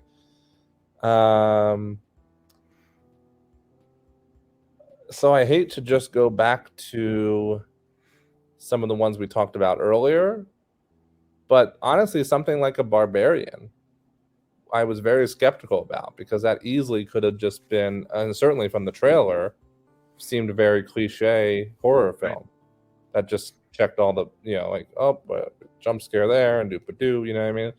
And of course, it ended up being so great and so unique and different. And then also something like we did mention this earlier too, but something like an Orphan First Kill, which a sequel to that movie so many years later, right? And even just the trailer, which gave nothing away from that twist, I suspected to just be like, did you watch that one, Ryan? I did, and I liked it. And actually, I just so happen to have. I wanted to throw out. It's shocking that this got a physical release. I know. That is a big deal. Yeah. I again, it's amazing that that movie got made. First of all, but to actually be good and successful is pretty surprising for this film. It is, and I was shocked at how much I enjoyed it. I was shocked at how much I hate to just be reciting regurgitating films we mentioned already when we were going over the horror films, but The Fall was another one where I expected it just be this really cheap thrills, cliche horror, and it surprised me a lot, and I actually enjoyed that one way more than I expected. And so I'll throw those ones out there because it's really tough for me to come up with another one. Because I think in most cases, aside from those three I just mentioned and maybe a few others that I can't think of at the moment, I not to pat myself on the back in any way, but I think I seem to be kind of spot on. You know what I mean? Like if I thought I was going to like it, I really did like it.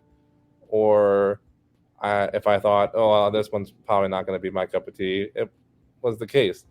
And there was ones that I thought I was really going to like that I didn't end up liking as much. That wasn't your question. Right. Your question was the opposite of that. And so I'll stick with those three that I named, I guess.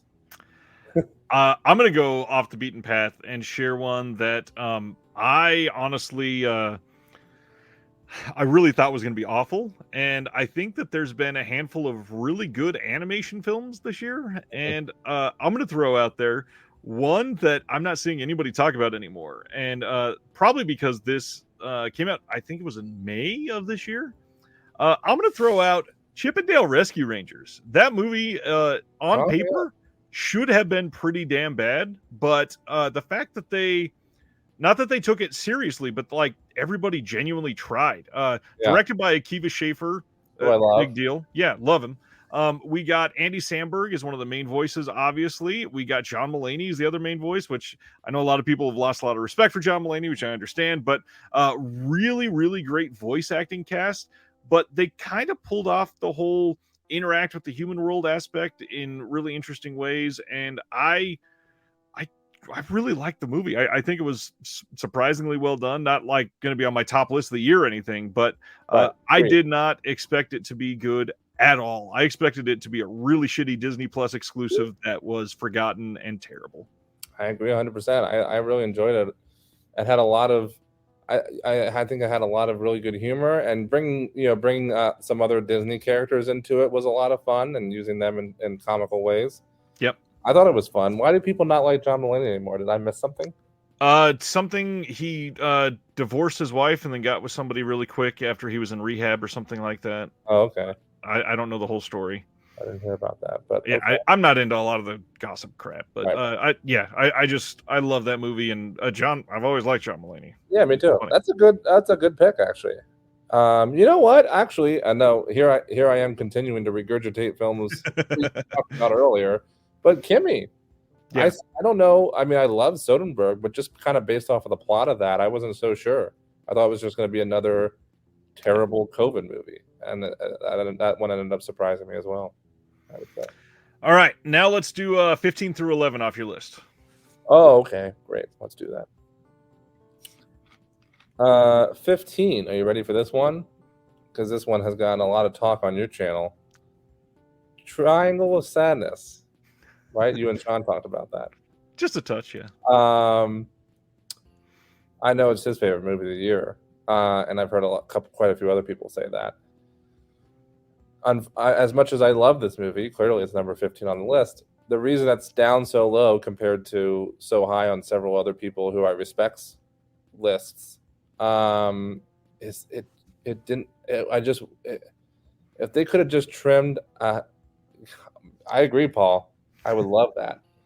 If they could have just trimmed a half an hour off of Triangle of Sadness, maybe not even, maybe 20 minutes, it could have been so good. And it's still great, obviously. It's on my best of list. But it could have been like in the top 10. Some people may disagree with me, but I don't know how many people, I know you haven't seen it yet, Brian. I don't know how many have seen it in the comments here. watching live. But it's actually separated into 3 parts, so it uses the 3-act structure very literally. And when it goes into, I'll say, for anybody who has seen it, and maybe you'll remember this, what I'm about to say when you watch it, I actually thought it was going to end after part 2. And it easily could have, and it would have been a bit of a strange ending, but I would have been happy with it, to be completely honest. And then it goes into part 3, and as part 3 continues, I go, oh, okay, I understand why they're doing this, and I liked a lot of it, and it just went on for too long for me. Part 3 just went on too long for me, and it's a 2.5-hour movie. So I think if they would have just trimmed down part 3, did I say part 2 earlier? I think part 3 is what went on too long for me, and I think if they would have trimmed that down just a smidge, they can keep it, because I think it has to be there, and I get it, and I like the beginning of it. Anyways, I don't want to ramble on too much, but that's what's keeping it from being higher on my list, unfortunately. But I still loved it, and it's still number 15 there. It looks really great, and pretty much everybody I respect, they love this movie, so I can't wait to see it. Chester says, has there been an announcement for a physical release of Triangle of Sadness? I haven't seen it yet. I don't think so. There have kind of, like, I believe there's a German 4K media book coming of it. Oh, wow. And then, if I remember right, I believe in the US it is getting just a Blu-ray release. Oh no, there's nothing confirmed yet. It is coming out. US. Let's see, it's coming out on March 24th in Germany, just as a Blu-ray media book. It looks like maybe not 4K. That's a bummer. We will get a US release of it at some point, I would say. Oh, absolutely, yeah. They've just. It seems like a lot of the studios are announcing their physical release, and this is Neon. Don't forget that Neon is actually pretty good about a lot of their stuff. Right. We probably will get something, but usually it's only like 60-ish days ahead of time. So probably in the next 2 or 3 weeks. And also, they might be waiting for Oscar play. A lot of the artwork that they could use, they could look for stuff for that. And I could see this being nominated for a couple categories. Yeah, I think it's already gotten a couple nominations in some of the other awards this year so far, prior to Oscars. Number 14. Number 14 is this one. I think is another one that flew under a lot of people's radar, much like Dinner in America, and that is Duel, the new Riley Stearns film that came out towards the very beginning of the year, pretty early in 2022. I love Riley Stearns. I was thrilled when one of the whatever Vinegar Syndrome partner label it was put out Faults. Yep. Love that movie. Love Art of Self-Defense. It was one of my it was in the top 10 of whatever year that came out. This one easily could have been in the top 10 since it is indeed number 14. But just got bumped down by a couple that I loved a little bit more. But it's a phenomenal movie. Riley Stearns is a great guy who I also got to chat with for a pretty lengthy time at a PGA screening for this film, and who has a very singular voice onto himself. All of his films are very unique, very much, you can tell it's his Stearns film. For anybody who what movie, Jeremy? We're talking about Duel, which came out towards the very beginning of the year. The essential concept of it, for some folks, Art of Self-Defense was a great dark comedy, Ruben. The concept of this one, it stars Karen Gillan. Nerd didn't like it. Is that what you're saying? I think that's what he's saying. Yeah. Do you not like Stearns at all? Because he is very take him or leave him. You know what I mean? And I know a lot of people don't really like his stuff, and that's understandable. His work isn't for everybody, that's for sure. I really like it. So Duel is about a world in which if you get sick with some kind of illness where you'd be dying, they can make if you don't want to tell your loved ones, they can make a exact copy of you. Well, Nerd, if you didn't like Duel, I don't know if you should check out Artists. They can make a complete copy of you that will just continue to live on as you if you die from a disease. And if you somehow are cured from that disease, like Karen Gillan is, and that's not a spoiler, it's in the trailer, then you have to have a duel to the death with your copy. And so she gets trained by Aaron Paul's character to go to battle with her carbon copy. I don't know. It's just a really fun film, and there's certainly some deeper meaning there and sprinkled throughout. And I love it, and I just love his stuff. So, Riley. I've liked all of his other stuff I've seen. I've yet to see Duel. I have it here. I need to watch it. I really do. I strongly recommend it. 13. Another all out of under the radar one, I think, in my opinion. This is a second film from this gentleman, whose first film is on, I think, my top 10 films of all time list, and that is After Yang by Kogonada. Love this movie. Kogonada's first film, Columbus, if anybody's seen it, starring John Cho and Haley Lou Richardson, that film broke me. I think I watched it at a very seminal time in my life, perhaps. So it maybe had a stronger impact for that reason. But it is a very emotional film overall. But it's one that hit me very hard, aggressively, and that was Kogonada's very first film ever. And so I was all on board. I was on board for Right. whatever he did next after that. And he obviously spent a very long time, because I think Columbus came out maybe 2015, 2016. It's been ages at this point. Yeah.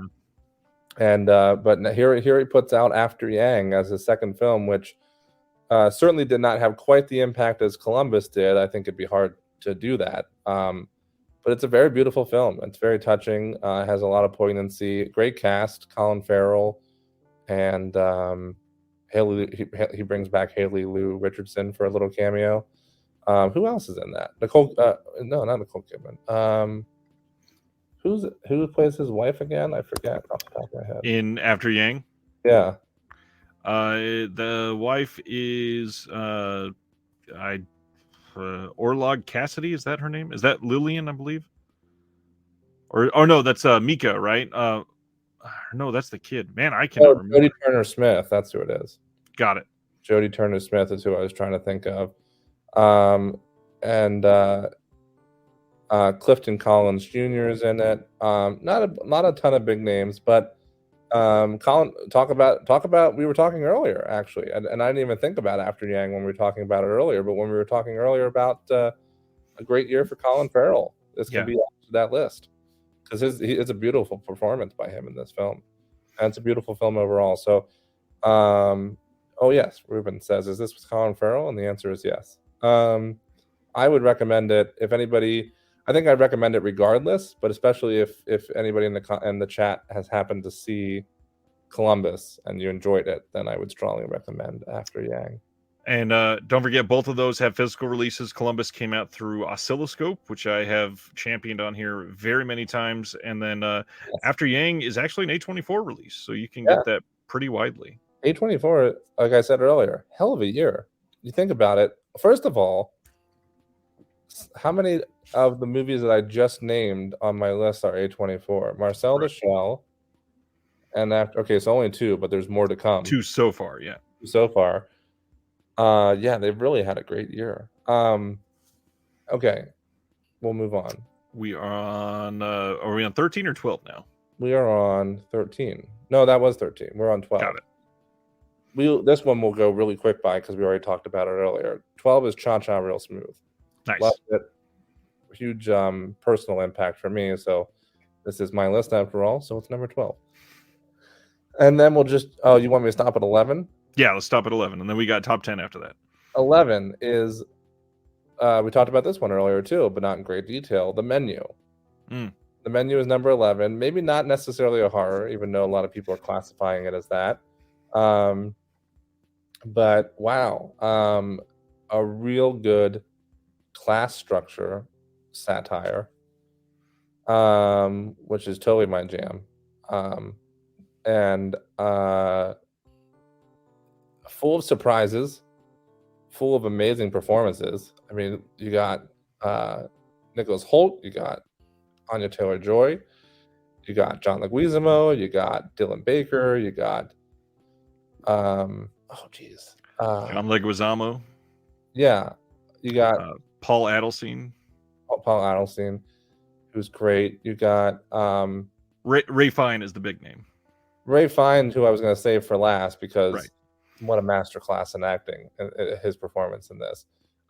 Judith Light, I was trying to think of her name, who I haven't seen in a while, but she's great as Dylan Baker's wife. And Hong Chow, who's really, really good. Hong Chow's amazing in this as his Ray Fiennes' lead assistant chef. And what a year she's having. She's in two of the best films of the year, this one and The Whale. But yeah, I loved the menu. It's can't really say too much without spoilers. I'll just say that it's full of surprises and not really a horror. Really just more of a satire. Black comedy. Yeah. Black comedy satire, yeah. All right. I think at this point, before we jump into the top 10, and good Lord, this has already almost been 3 hours. Let's it doesn't help that I brought in a drunk Zach. A drunk Zach, drunk delirious vaping Zach. Let's throw out there, and I know that we've hit a couple of these, like the major winners of 2022, and not necessarily creators only, but obviously like Hong Chow, we just said, Colin Farrell have had incredible years. A24 had a remarkable year, but taking horror in general, taking 2022 as a whole in the totality, what do you think is the big win for cinema in 2022? As far as like a singular, like what do you think is the big winner of 2022? Something that we look back on and go, good Lord, this is the year for X. I mean, I hate to be repetitive. No, do it. Or biased. Everything Everywhere. It's an astonishing achievement. Yeah. Not just what we talked about earlier, but when you watch that movie, you're like, how I'm a filmmaker. I studied film. I absorb an exorbitant amount of film. I've written a film. I've been on many sets. And you watch something like Everything Everywhere and you wonder, on several different shots, how did they even accomplish that? Right. So forget the fact that it spreads purely by word of mouth and became this kind of talked about bandwagon of a film throughout the year. Forget the fact that Key's journey, bringing him back out of retirement. Forget Jamie Lee Curtis's against the grain stereotype performance that everybody's talking about. Forget Michelle Yeoh blowing everybody out of the water. Forget the Daniels for somehow coming up with this concept and writing the script and being mad geniuses. On a purely technical level, this shouldn't work. Right. This film, you know what I mean? It's astonishing, and I just I think the year of sausage fingers. I love it. The year of sausage fingers and butt plugs. And trophy butt plugs. I think it has to be.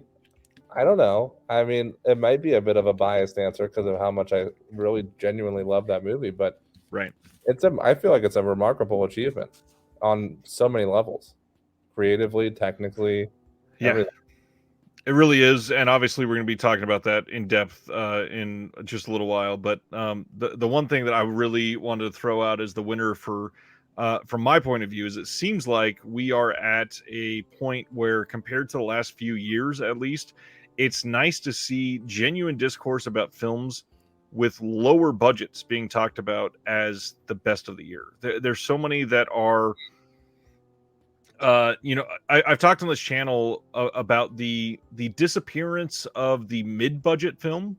A lot of the films that we loved from like the 90s and early 2000s that were incredible were made on like $25 million, which obviously it's not the same amount of money then as it is now, but you don't get a lot of $25 million films. It's either you make this film for $2.5 million or you make it for $250 million. And it's ridiculous that we have this giant empty hole in the middle.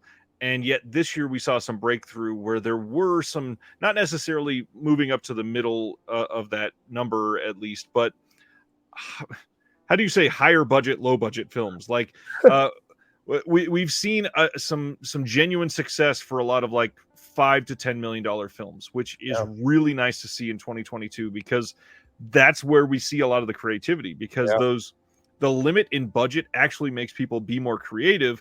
And it also allows for more independence over the film, because the studio's not invested in losing, which it's still a shit ton of money. So for a lot of us commenters, this sounds ridiculous, but they're not super worried about a $3.5 million film, because they're not losing $70 million if it tanks. It's something that they want to see success for, but it's not this bank robbing action if it's terrible. And we touched on some of those earlier, things like Deadstream, things like Dinner in America. Probably, I'm not quite sure I'm sure After Yang falls in that category. Very small, yeah. Duel. Cha Cha Real Smooth, I'm sure. Yep. The Menu had to be fairly small, I'm sure. I'm sure the Menu was. I'm sure all the money went to Ralph Fiennes.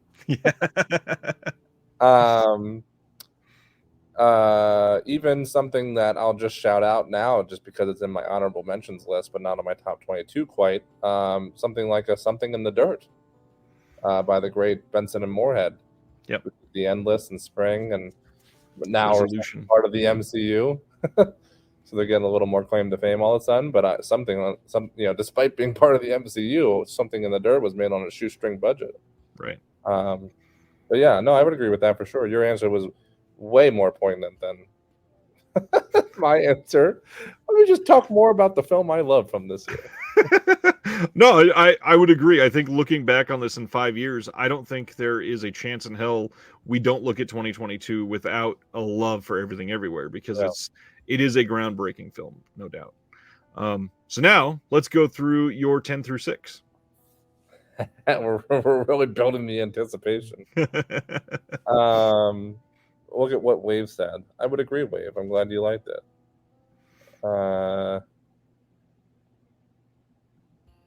I've seen that, Ruben, and it's phenomenal. I wish I could remember this short film. I think maybe it's on YouTube. There's this short film that the Daniels did where it was like a little, in classic Daniels fashion, even their shorts have to be like so complicated and complex. It was like a choose your own adventure, but it was like a couple having a fight, and you could like decide what would happen next, and it would take you to another video on YouTube based on what your response was. You could click and it would go whoop. And I'm not sure if it's still on there, but it was good. It was one of the first things I think they ever did. A choose your own adventure short. Anyways, okay, 10 through 6. Let's do it. I misplaced Number 10. Sorry, I misplaced my list, but I found it. And I'm watering from the eyes for some reason. So in case you see me doing this, I think it's tiredness mixed with bright lights. 10 is Tar. Have you seen Tar? I've not seen Tar. So far we've gone through a lot of divisive movies. Actually, you mentioned Cha Cha Real Smooth. I mentioned Blonde. I think something even like a Duel is very divisive. You heard Nerd, who actively despises it. It's a very emotional episode. What's this? Did you find it? I did, yeah. Oh my god, I can't wait to watch that after this is done. It's been years since I saw it, but it sticks in my memory because I love the Daniels so much. Tar, I think, is extremely divisive because it's a very slow character study. Right. That a lot of people are going to be bored out of their minds. I've already heard it from people. I've already read it on Letterboxd reviews.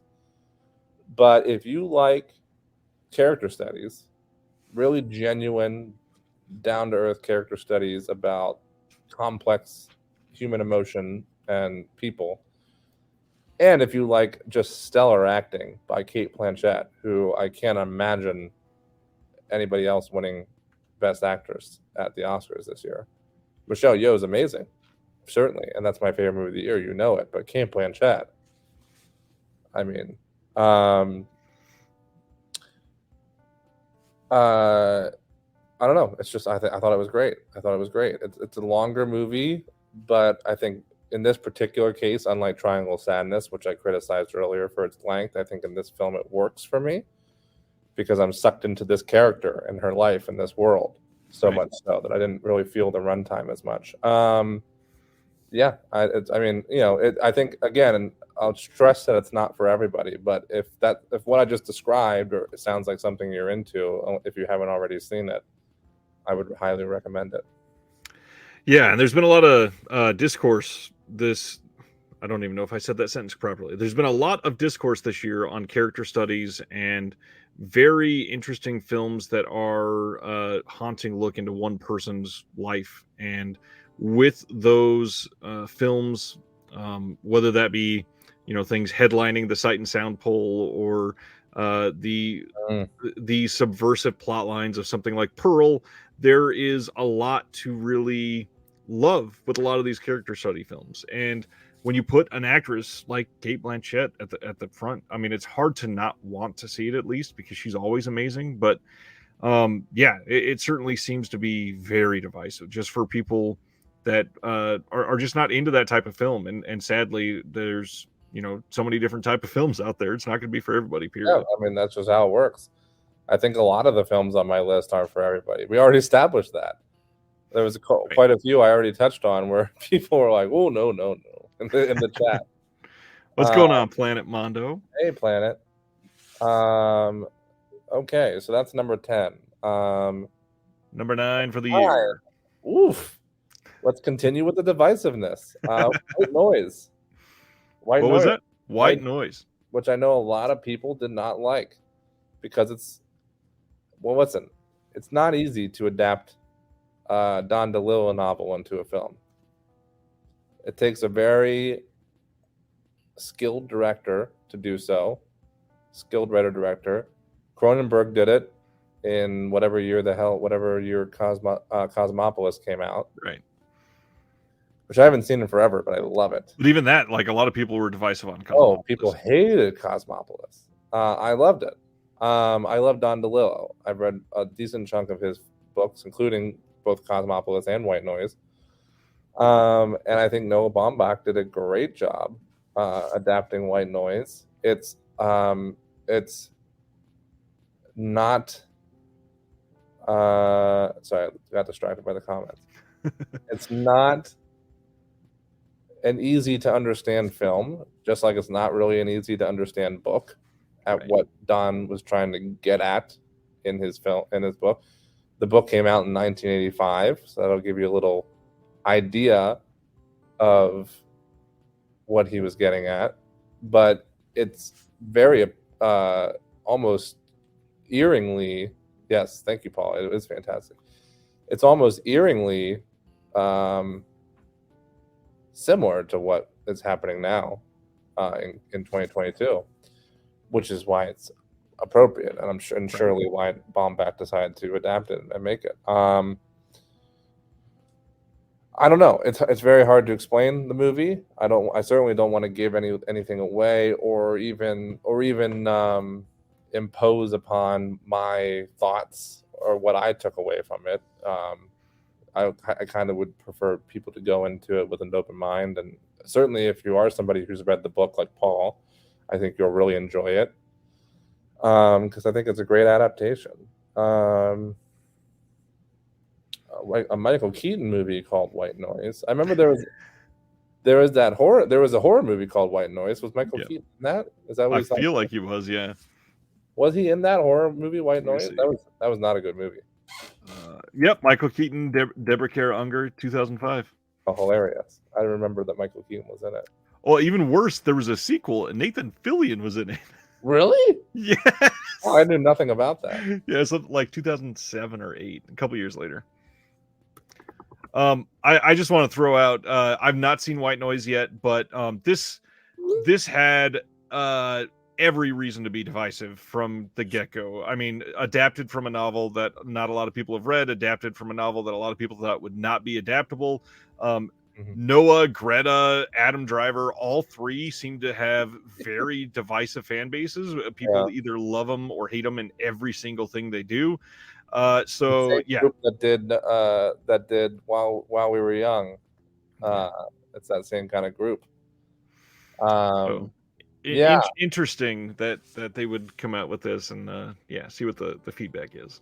I loved it. But once again, very much like Tar, I've already read tons of things about people hating it. So, all right, getting into the nitty gritty of it all. What's number 8 for you? Number 8 is talk about movies that deserve an intermission. Babylon. Loved it. This is one. How do I not sound like an idiot just saying the same thing over and over again? But it's divisive. This one's so divisive that even after the PGA screening I went to, I heard people talking about how much they hated it and loved it. I walked out and I walked past a couple that were talking about how much they loved it and like these specific things. And then I get in the elevator to go down to the parking garage, and this guy goes, "We were all in the Babylon screening, right?" And one guy just goes, "Yeah." And he's like, "Thoughts?" "I hated it." Like, I'm like, "Cool, dude, thanks." So I mere seconds after I left the theater, I was already getting polar opposite. But I loved it.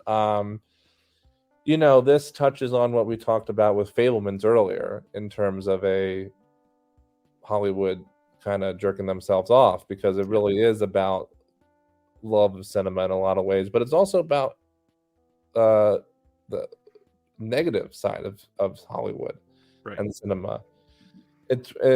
I mean, almost what I take away is it's kind of like criticizing the business side of show business while praising the show part of show business. Like, look at this amazing content, this amazing art form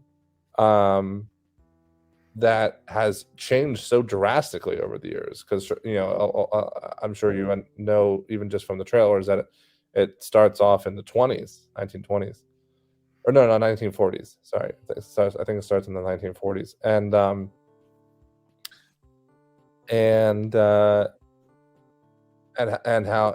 how drastically it's evolved and changed, but how beautiful cinema can be and motion pictures, but how terrible in a lot of ways the Hollywood is.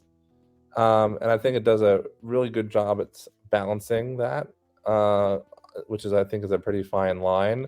Clearly, Damien Chazelle obviously has a passion for filmmaking, and you can see it. And you know what? I think this was the perfect role for Brad Pitt, and it's hard for me to explain why if you haven't seen the movie. Right. But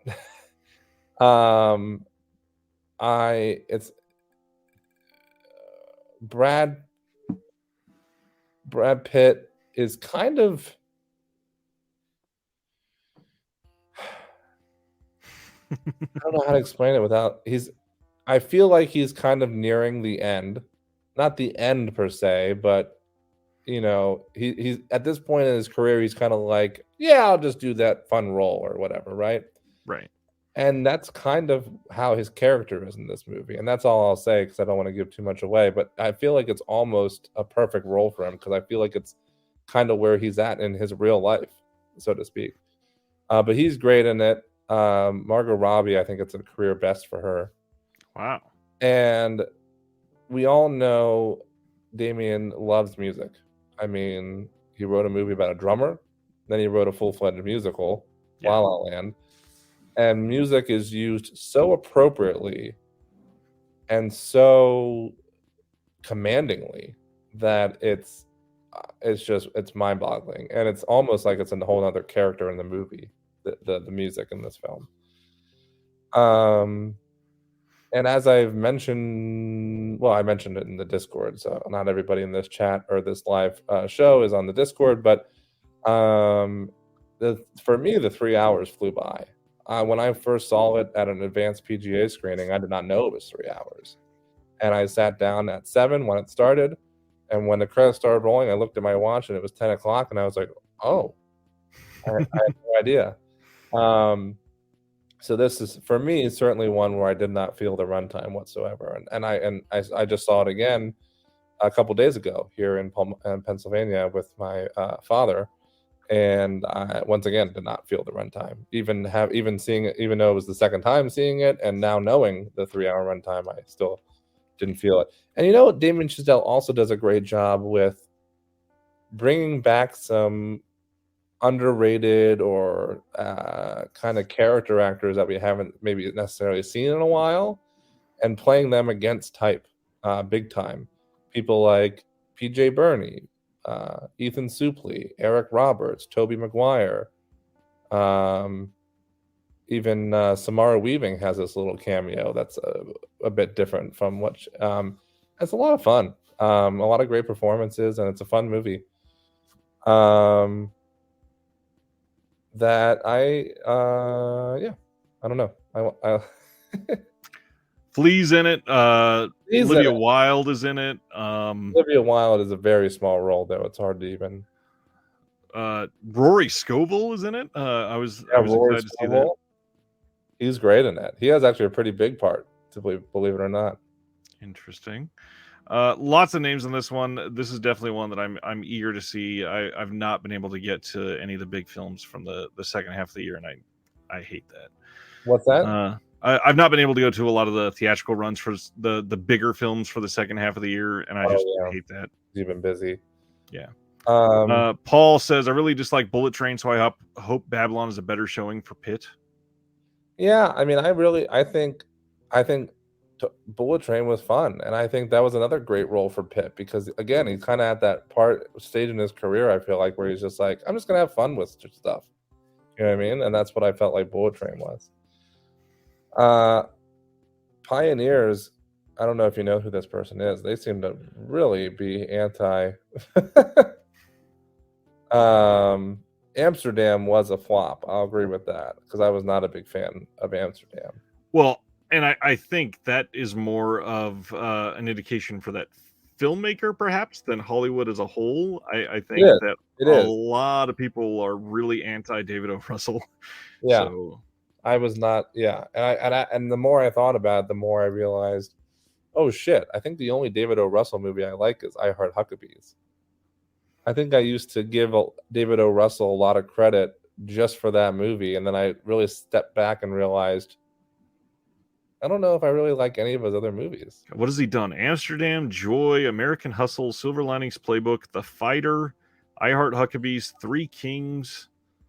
Silver Linings Playbook is okay. I really did not like American Hustle or Joy, and I also didn't like Amsterdam. I liked The Fighter fine when it first came out, but it's probably fallen for me even since then. So I remember liking Three Kings. I haven't seen that in ages, though. But that's not like a David O. Russell film like you would think of today, though. No. I think maybe he's gone a little bit, in the way that you'd say a band would sell out. I think maybe that's his case. Yeah. So certainly Three Kings and I Heart Huckabees is his earliest work, and then maybe it seems like he went downhill quite a bit, in my opinion.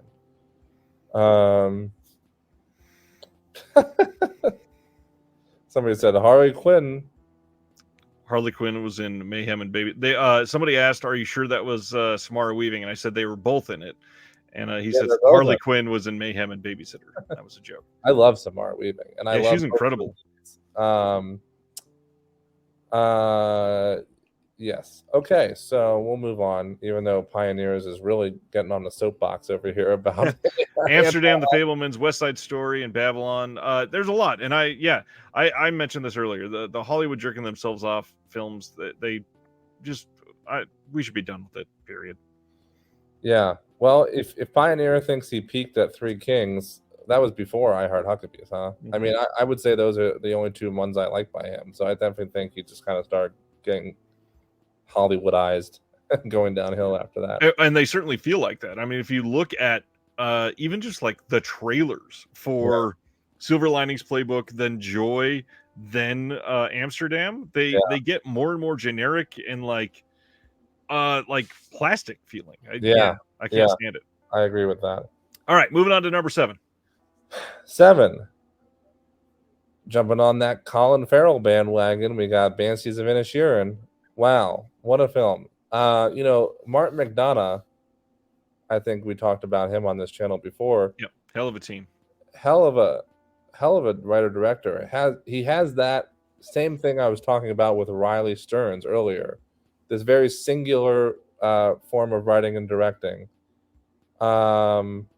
where there's it's almost like you could go if you didn't see a trailer for this movie and you were just like, and your friend was just like, hey, let's go to the movies, and didn't know anything about it, you would be like, is this a Martin McDonagh film?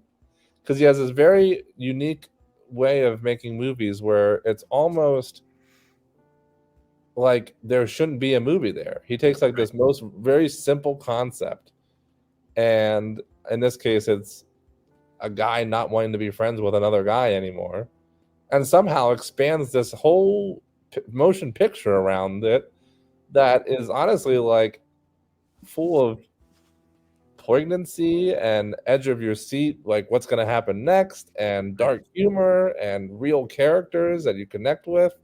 It's baffling to me.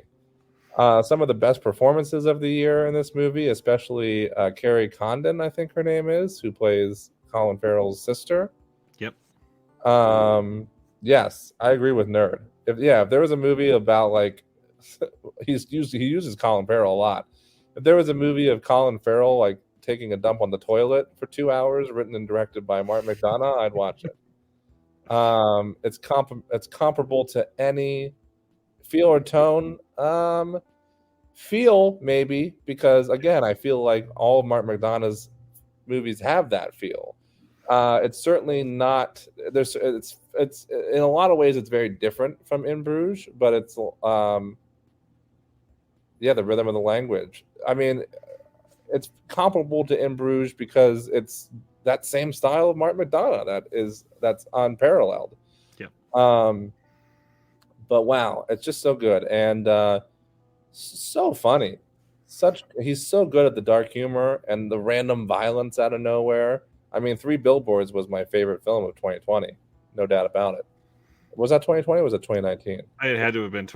The moment you said that, I was like, there's no way that was 2020, so I'm looking it up. No, 2019 probably. No, 2017. Wow. Was it that old? Holy shit. Anyways, there's probably very few writer-directors where I think they have a flawless record. I mean, we had a big discussion on the Discord recently about the Coen brothers. Yep. For anybody in the chat who's on the Discord, and as much as I love the Coen brothers, they have quite a few flops in my book, unfortunately. But there's not a single Martin McDonagh film I don't love. I think he has a flawless record, and Barry Keoghan, however you say his last name, phenomenal. Just phenomenal performances all around. Like I mentioned, Carrie. I don't think Carrie, is that Condon? Is that her last name? Condon, I believe. Condon. I don't think she's getting enough love for her performance as Colin Farrell's sister in this film. But it's so good. It's such a good movie. So that's what were we at? 7? I was 7. I did want to say one more thing about Martin McDonagh, and that is one of the important things about him that really gets overlooked. And as a director, I think it is one of the things that we should really highlight, and that is in every single one of his films, which he's really only directed 4 films. So we've got Banshees, 3 Billboards, 7 Psychopaths, and In Bruges. Yeah. All of them, I would say, if you take 95% of each of his movies and literally go frame by frame, 95% of those movies would look really good as like a painting. Yeah. His shot selection, his background, a lot of his visuals are way better than modern directors. Especially Banshees. Yeah, they're filming in Ireland, and it's ungodly beautiful over there. Yeah. He just makes choices like obviously In Bruges being the first actual full-length film from him. It is ridiculous that it is that well done on the first try. And again, beautiful in every sense of the word. The background choices are great. The landmarks, the buildings, everything that they do to shoot in every single one of these films. But I adore In Bruges specifically. He makes incredible decisions. Yeah, I couldn't agree more. Number 6. Do you do? Oh, Sexy Beast. I was just looking at the comments. Oh, let's see you later, nerd. Thanks for stopping in. Number 6 is, we talked about this one earlier too, Bones and All. Yep. Bones and All is so good. It is better than it has any right to be, really, because I certainly didn't expect it to be this good. Right. No, I am a big Luca Guadagnino fan. But I don't know, because I don't love Timothy Chalamet. I know that's a hot take, I guess, but I think he was really good in Call Me by Your Name, because I think his overall persona kind of fit that role so well. Right. But the real star of this movie is Taylor Russell. In fact, Timothy doesn't even come in, I think, until, well, not quite the halfway point, but a decent chunk into the movie until his character even shows up. But I think he's okay in this. It works, but really, the emotional concept of this film that uses cannibalism as a vehicle to convey that, and I won't obviously dive too much into that for anybody who hasn't seen it, but it really struck a chord with me personally, so much so that I told Ryan this story. I had booked 2 back-to-back screenings of it on a weekend back in, I think, October, at this point. Yeah. Because I wasn't sure when I could go. I have very busy schedules, and I happened to get invited to an AFI screening on Saturday and then a PGA screening, I guess, on Sunday morning. So I just RSVP'd to both so that I was sure I'd be able to see it one way or the other. And I ended up being able to go to the Saturday night screening at AFI and loved it so much that I just went the next morning to the Sunday screening to watch it again in less than a 24-hour time period. That's how much I loved it. And I ended up talking to Luca quite a deal afterwards, as well as the writer, David. David, last name that I can't pronounce, but him and I talked outside the Aero Theater on Sunday at that Sunday screening for nearly an hour and exchanged information. And I've been emailing him back and forth ever since. Nice. But it's an amazing movie, and I strongly encourage everybody to check it out. And despite what Variety may tell you, it is not one of the 10 worst films of 2022. So please don't listen to that asshole.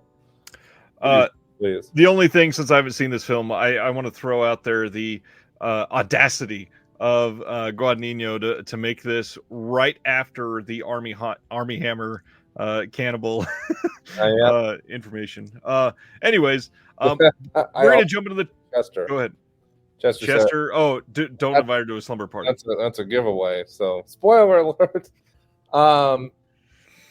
I'll just recite my little joke to you because I don't know if I'll ever actually get a chance to say it on stage. So I'll share it now based on what you just said. I texted this joke to Ryan since I'm a stand-up comedian. If anybody doesn't know that yet, who's watching.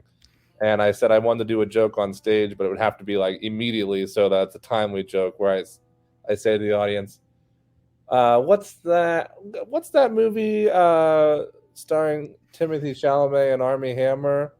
And I would anticipate somebody even yelling out, "Call Me by Your Name." Oh, no, sorry. I meant to say, what's that movie starring Timothy Chalamet playing Armie Hammer? Sorry, messed up there. What's the name of that movie? What Wave say? Wave said, the way Jeremy likes McDonough is how I feel about Paul Thomas Anderson and Park Chan-wook. Well, listen, we just spent like 5 hours talking about Park Chan-wook earlier, so clearly we agree with you, Wave. And PTA is another one like Park Chan-wook, where it's like even the lesser Paul Thomas Anderson film is still a great movie. Something like a Licorice Pizza, which maybe wasn't his absolute best, is still a great film. You know what I mean? Because he's such a masterful filmmaker. Yeah, he's great at what he does. I mean, you could name God, he's done kind of not like a lot of movies, but he's done so much that you could just fall back on as classics from him. Yeah. It is ridiculous. I mean, obviously you got Boogie Nights and Magnolia, but Punch Drunk Love is one that you and I both have My seen and personal talked favorite. about quite a lot. Yeah. Inherent Vice still does not get enough love nowadays. I feel like it got Absolutely. hit hard when it came out, but not a lot in recent years. And then you can't talk about PTA without talking about There Will Be Blood. But yeah.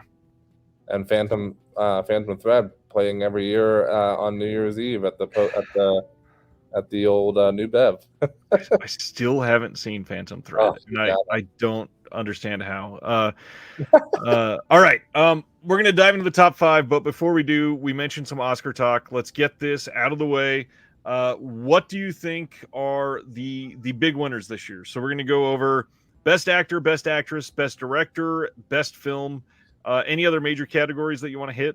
Best screenplay, best adapted screenplay. As a writer, can't go on without those. All right, let's do screenplay and adapted screenplay first.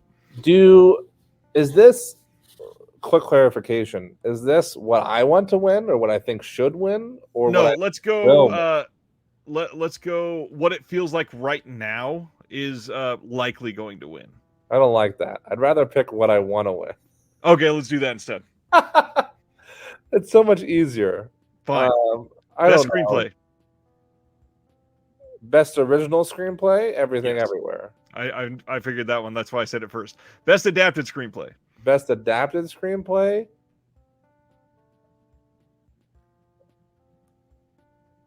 The Whale. Okay. I could see that.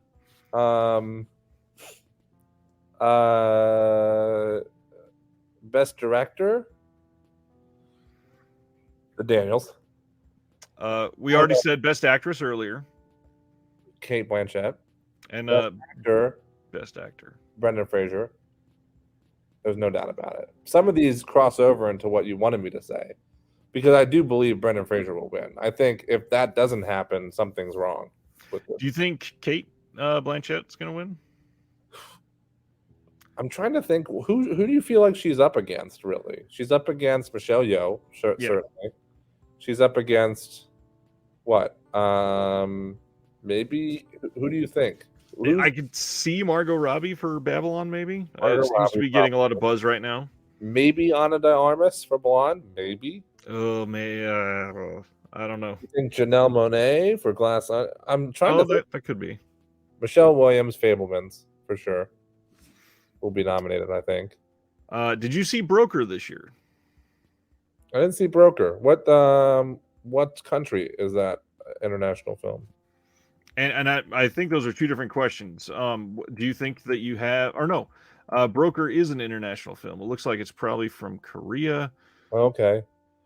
Well, clearly you could tell by my best of list that either RRR or Decision to Leave are my best international films. I also really liked.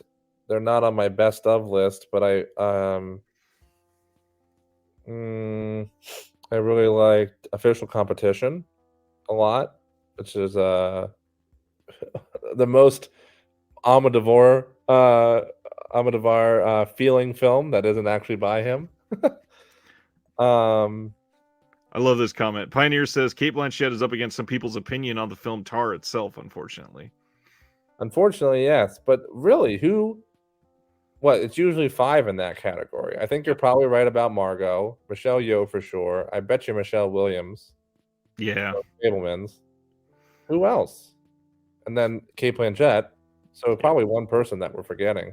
Yeah, and I think the hard part here is this year, I feel like it's an exceptionally strong supporting actress. Year. It is. Oh, I really liked You Won't Be Alone. That's another foreign film I liked this year, to answer that question. Anyways, I think it's quite possible Cate Blanchett takes it. Oh, you know who else is probably up? Somebody from Women Talking has to be up for Best Actress. Either Claire Foy or Jessie Buckley or Rooney Mara. How do you rank those? Ashby Owl says it is Brendan Fraser, not Frazier. Yes, it is, and he specifies that in an interview recently, and I still messed it up. Carrie Condon, is she going to get Best Actress or Supporting?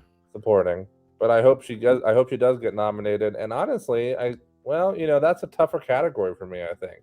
Yeah. So again, supporting, it's a very strong year. You know who I would love?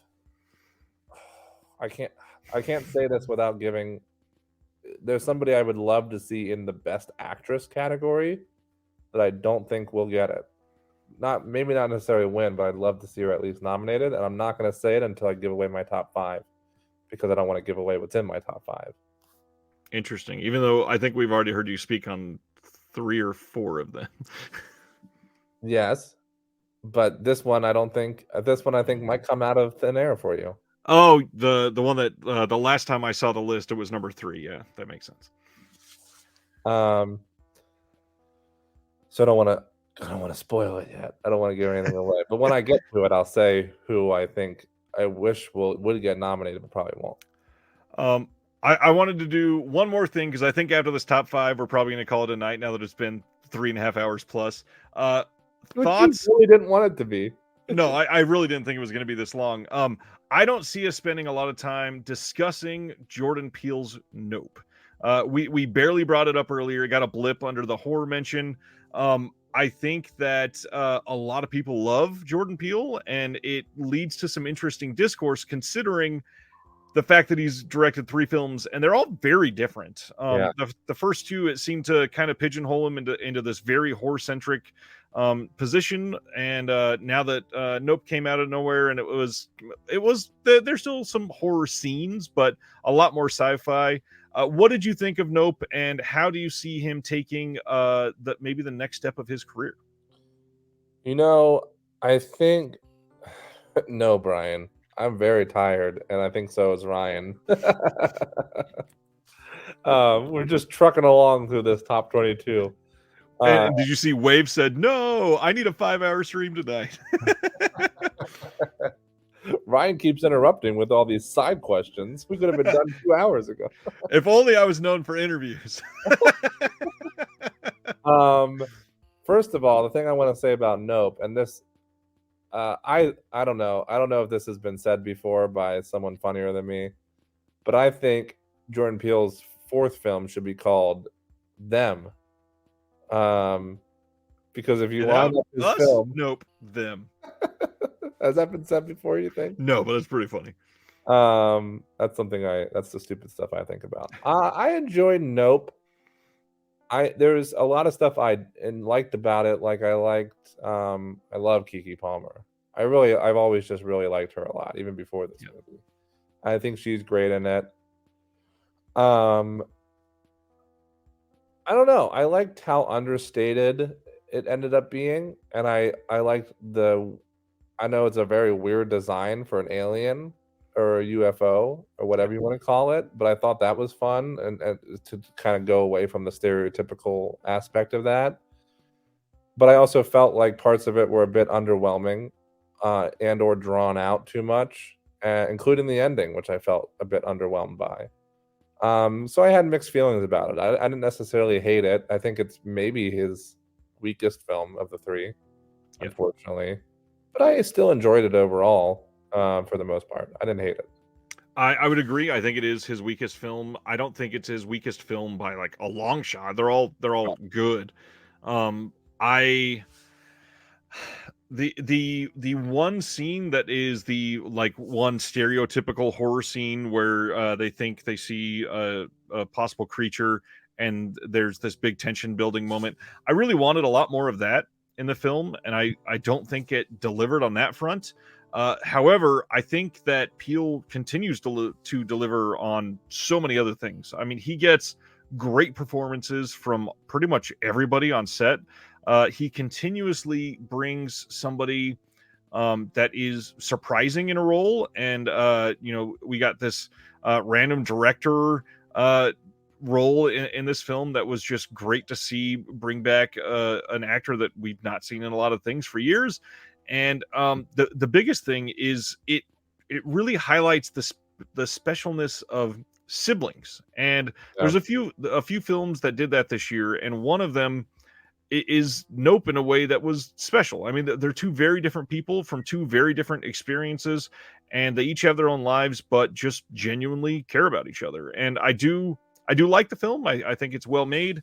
I'm excited to see what he does next. And the rumor is he's already talking about more things in the Nope universe, which I don't know that I like. I'm not dying to see a sequel, but only because I love everything he's directed so far, and I want to see other original ideas. But I mean, listen, yeah, I'll I'm continue. not mad at it. I was going to say I'll continue watching anything he puts out, because also you mentioned, certainly not quite to this par by any means, but when you mentioned about McDonough and his shot composition, Peele has a great way of doing that, especially in Nope. That's probably one of the best features of Nope is the direction, and the cinematography. And we can't talk about Nope without talking the random Dave Franco Look-alike, yeah. Oh gosh, the joke would have been so much funnier if I didn't forget the other guy's name. What's the fuck guy's name from Sound of Metal? Oh, Riz Ahmed. It's like if Riz Ahmed and Dave Franco had a baby that suddenly grew to be 20-something already. It's this guy. I really enjoy this comment. John Stumpf says, I wrote in my spiel on Letterboxd, I wanted Jordan Peele Signs and not Jordan Peele's Jaws. And we got Jaws instead of Signs. And I get that. I wanted that tension that Signs had, and he showed the capability to do that with that one scene in the barn or whatever it was. I just wanted more of that.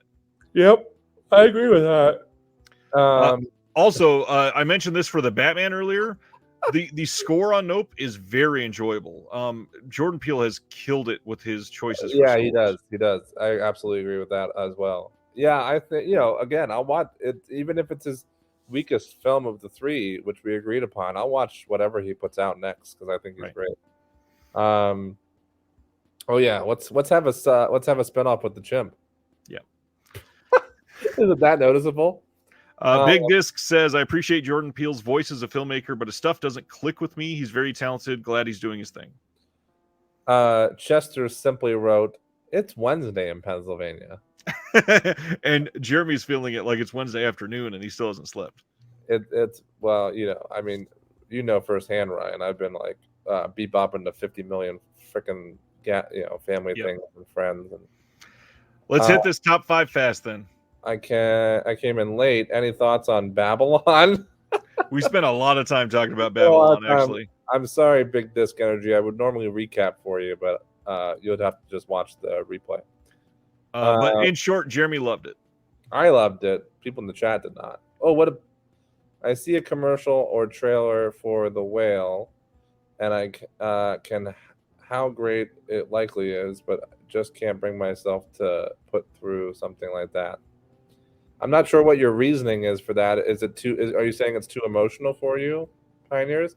I also like to jump real quick to this other question from Pioneers because I actually think it's a good question from an earlier comment here. Yeah. As you guys get older and consume so much content, and given the last 3 years, have you leaned towards more fun films than great trauma, emotionally charged films? Honestly, my answer to that is I've always felt like I've had a pretty good balance of both. I still like both a lot, and even after the last 3 years, I still like both a lot. My top films of the year, or my top films of all time even, tend to lean more towards emotionally charged films, something that has some kind of introspective content to it, or that makes you think about something bigger or something life related. Yeah. I would almost point out that I think it's important to have not necessarily a completely equal number, but to equally dive in with eagerness, because you genuinely need a good palate cleanser every once in a while. And if you look at some of the films that came out this year that are your Marvel films, or probably the best example of a palate cleanser that's just a fun movie that people really love this year is Ambulance. I mean, watching After Yang and then The Whale might be difficult and might be something that you're drained of afterwards. Mm-hmm. But if you put Ambulance in the middle, it might be a genuinely much better experience for you. So I do think it's important to have all of that. And not to mention, with the totality of humanity, there's going to be other people that you can relate to more if you're ingesting both types of films rather than diving deep into one. Unfortunately, my last 5 or 6 years, I'm watching a lot more kid stuff because I have 2 young kids. But Yep. that's a very different reason. Which, by the way, splash a little bit of that into the mixture of fun versus emotionally charged, because I did too. You know, Marcel the Shell. Yep. I saw the Minions. I think I saw most of the kids' movies this year. I like Bad Guys because I love The Bad Guys is way better than I expected. Yeah. Okay, top 5. Top 5. 5. Bardo, False Chronicles of a Handful of Truths. What can I say? Inarritu is a phenomenal filmmaker.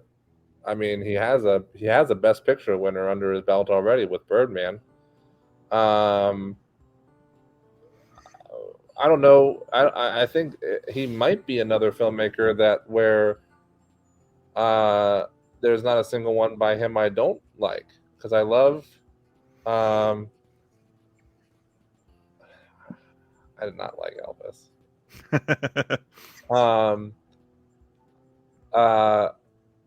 Amor Perros, Babel, Beautiful, Birdman, Revenant. I'm forgetting a couple, but I off the top of my head, I can't think of a Alejandro Inarritu film that I have not enjoyed. But Bardo is very personal to him, and it's very abstract. It's more abstract than any of his previous works.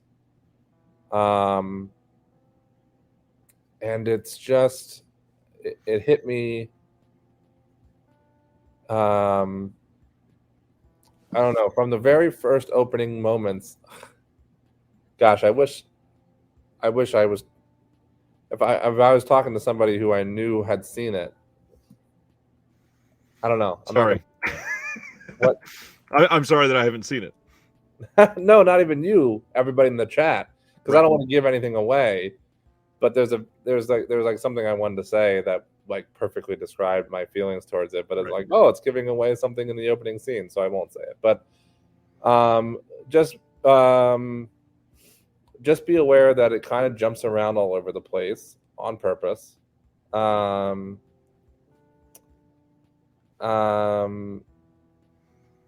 And that it's one of those ones where I think it rewards repeat viewings, because there's a lot you're not going to capture at first until you rewatch it. And study up on your Spanish history, by the way, because there was some stuff I did catch on even on my first viewing of it, just with my basic knowledge of American Spanish history. But then I actually, upon my second viewing, I didn't even tell you this, I don't think, Ryan. I saw it with a friend of mine, Marco, a close friend of mine who is a Mexican American, who knew a lot more about that kind of stuff than I did, and gave me a whole new perspective when we were talking about it after the screening. Very nice. I already loved it for a lot of reasons, but then he shared this whole new perspective that made me appreciate it even more after my second watch and talking to him about it. So anyways, I don't know. It's an international film, so right away it may not be for everybody, because I know there's certainly I think the majority of people that are watching a channel like this appreciate international films, but in general, I know there's a lot of people who don't like reading subtitles and so on and so forth. Right. But it is from a very well-known writer-director. It is on Netflix, so it is very accessible. So if it's something that you think would be up your alley, I would recommend giving a shot on Netflix. Nice. It's a phenomenal Let's thing. jump straight to number 4. Ryan has no comment on that one. I don't, sadly. 4 is The Whale, which we spoke about earlier. Phenomenal movie. Brendan Fraser will win Best Actor, or we take to the streets with Fraser. Fraser. Hong Chao is also in that, and phenomenal. Darren Aronofsky is another one of those filmmakers that, sorry. Sun does not have a perfect record. Almost, but I didn't like Noah. But I other than didn't. I thought you were going to say something very different, but okay. really, would you? When you were going to say is he another one of those directors, I thought you were going to talk about how he's very divisive. Pretty Oh, much yeah. every movie that he's That's done, it's you either love it or you hate it. Mm-hmm. But he's so passionate about what he's creating to the point where True. every single one of his films is drastically different, including this one. It's like nothing. It's like completely different from anything he's done before. Yep. He picks and chooses his movies very carefully. I think this is one of the first ones, if not the first one, that is not completely originally written by him, since it's adapted from a play. And the writer of the play is the one who adapted it, so he just directed this one. Aronofsky didn't write it. But wow, I mean, talk about a film about the human condition. It's a gut punch. This film, everything you would expect it to be from what you've heard, from what you've seen in the trailer, etc., etc. Be prepared for that times two. I just watched it with my dad for the second time. I had seen a PGA event before I came back to Pennsylvania, and I also have a screener of it. I watched it with my dad, and I hope he doesn't mind me saying, but he bawled his eyes out, and he's a almost 60-year-old man. It's a gut punch, and Brendan Fraser deserves all the love he's getting for this. He deserves that whatever it was 12-minute standing ovation at Cannes. It's a knockout. It's a knockout, and part of that's Aronofsky's masterful filmmaking, part of that's Fraser's masterful acting, and huge comeback, pun intended. Part of that is a lot of that is the screenplay, right? And the original stage version by Samuel. I'm forgetting his last name, but I'm pretty sure his name is Samuel. If you can look that up. I'm trying. Samuel D. Hunter. I was gonna say Hunter, and then I was like, no, that's wrong. But yeah, it's just beautiful, beautiful film. It's almost cut and dry in a sense. It's not like, certainly the polar opposite of my number 5 film, Bardo, where it's very abstract and left up to the imagination. This one's very cut and dry, but it's just a very well made, heartwarming / heartbreaking / gut busting / turn on the waterworks, hope we brought tissues type of film that was really well done. And Brendan Fraser is back and bigger than ever, baby. And obviously he's going to be the focus, but also Hong Chow, that you also mentioned earlier, is an important part of this. And I was about to say, her and Sadie Sink, both incredible, huge 2022s for both of them. Sadie Sink, wow. And I already said, and I don't know if I should even say this, but I'll say, I don't know how much I love the performances in Stranger Things. I have a great show, but that mostly revolves around Duffer Brothers writing and things like that. I know Finn has kind of taken off and Millie Bobby Brown's taken off, but I'm not sure how much I necessarily love a lot of their acting, not even just on that show, but even in other things they've done. But there was always something about Sadie Sink, and I'm not just saying that because I love The Whale or whatever. I said it before. You can ask anybody. I was like, I think Sadie Sink has this star quality to her that shines a little bit more than the rest of this young cast in that show, and she really proves it in this movie. She's phenomenal. There is a handful of people in Stranger Things that are, for some reason, based on the young, very specific cast that they have, that are relegated to the sidelines, and I get that, but they are much more believable. I mean, Sadie Sink absolutely kills it. Joe Keery is pretty damn great. I know she came on late, but Maya Hawke is absolutely incredible. And pretty much everything she does. And then the other one that's taken off, David Harbour, he's actually pretty good in most things that he's in. Yeah, he is. I was mostly focusing on the younger, of course, actors, but I agree with you. Even Natalia Dyer. Yeah, I think the few comes things off very earnest. Yeah. Number 3. Okay, number 3. Here's the curveball one that it wasn't mentioned earlier in the show at all. Unlike the rest, not even once. Yeah, not even once. But it's honestly a masterpiece.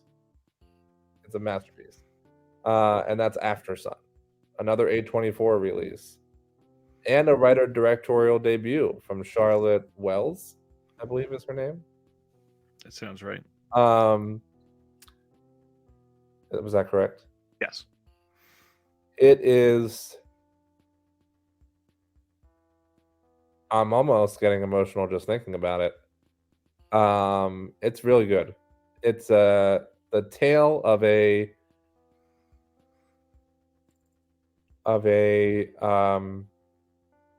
girl trying to remember her father and kind of figure out her father now that she's older solely through memories and like video footage. And it kind of jumps back and forth a little bit between those two forms of storytelling. It's very subtle. It's mostly just Paul Mescal and what's the girl's name? Celia Wilson Hall?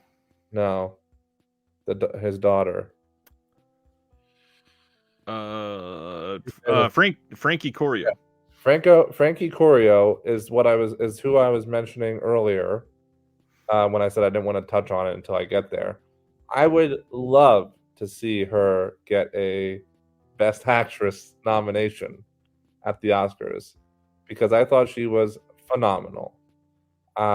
It's hard for me to like child actors a lot of the time, and if they stand out to me, I really take note of it in my reviews and things like that.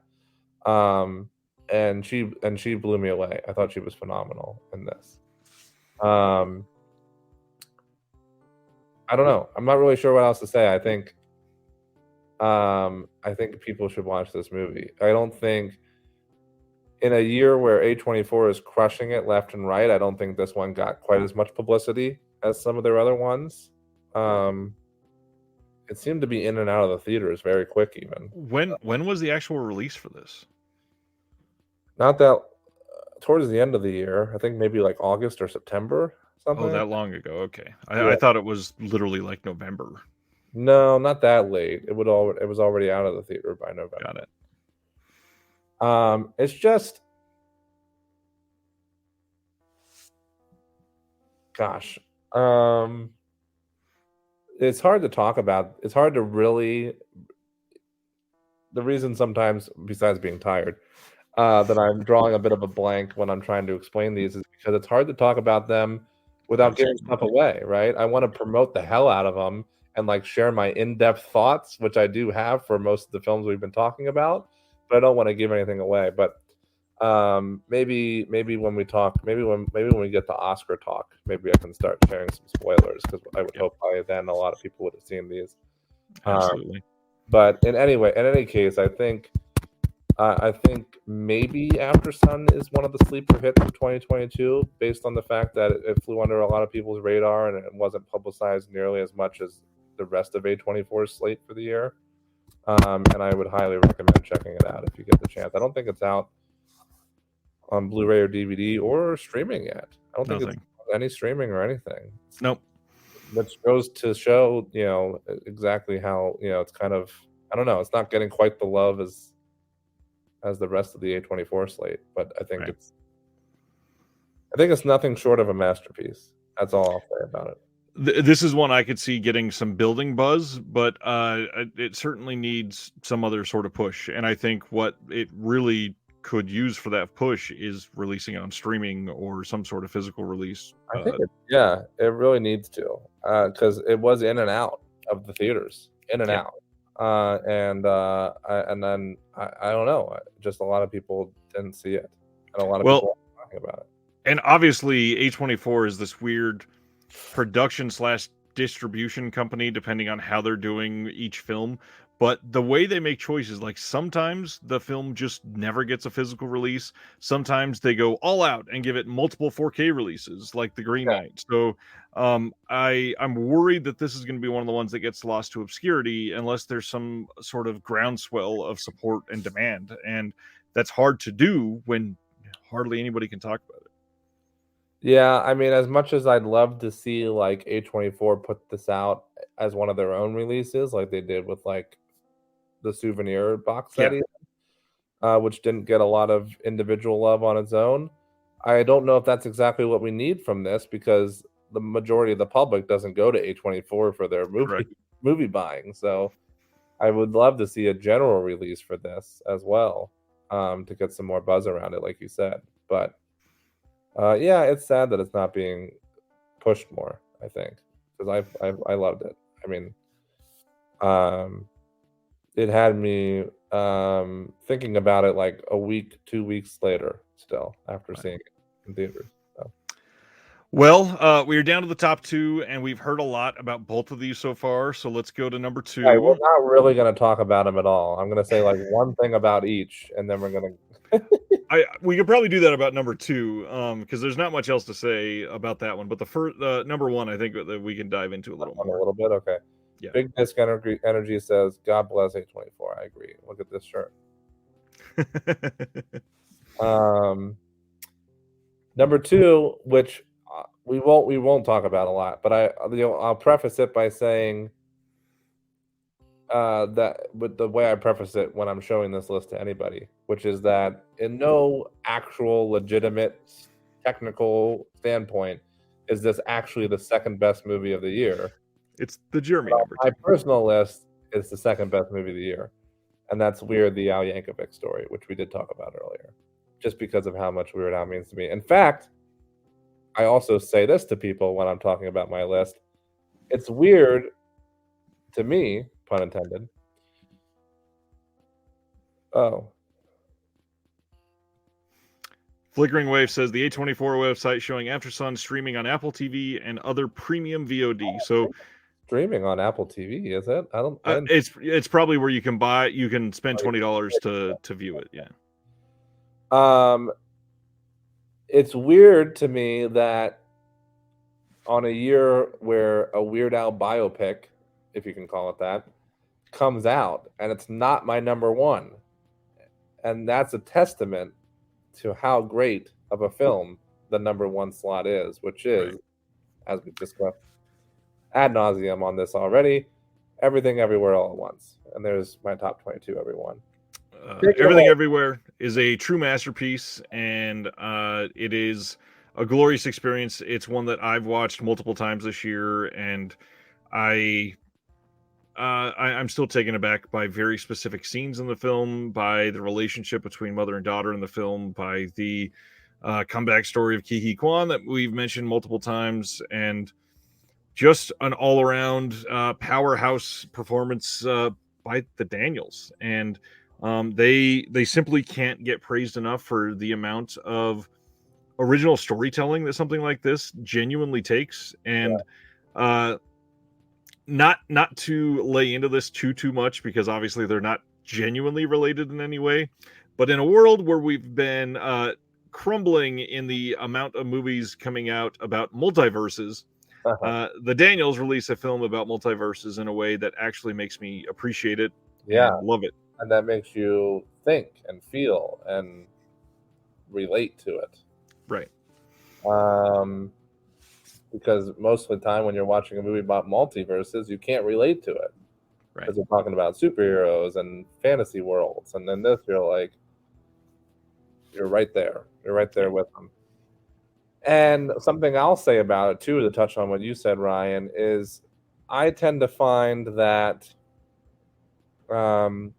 my favorite movies of all time, of which this has jumped to the top of that list, it's in the top 10 of all-time favorites, not just favorite movies of this year. Right. I tend to find that part of the reason available to rent on January 17th, does that mean rent how?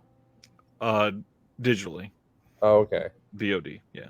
Oh, you can buy Aftersun on iTunes, yeah, but going to wait for a physical probably for 4 more weeks. Okay. Mubi is putting out in the UK in 4 weeks. So like Orbit DVD will likely get some in. Mubi's putting out Aftersun in 4 weeks? Yep. on a Not Blu-ray? not in the U.S., in the U.K., but yes, on Blu-ray. Well, that's fine. I'll buy that in a heartbeat. It's probably going to get a U.S. release, probably. Yeah, probably. I'll probably still buy that movie one immediately. Can buy it on digital right now. Yeah, I know what you're talking about, Brian. I find that my favorite movies of all time are films where every single aspect of the film is like top notch. Right. Which almost you would hear me say that and be like, well, duh. But it's like that doesn't come around too often. There's lots of movies that I love, even movies on this top 22 list I just talked about, where I can still find flaws about them. Where it's like, oh my God, I was talking about Triangle of Sadness. I feel like the runtime's too long. Or I'm just like, wow, that screenplay is amazing. The direction is amazing. The cinematography is amazing. But I really didn't like so-and-so's performance or whatever. Right.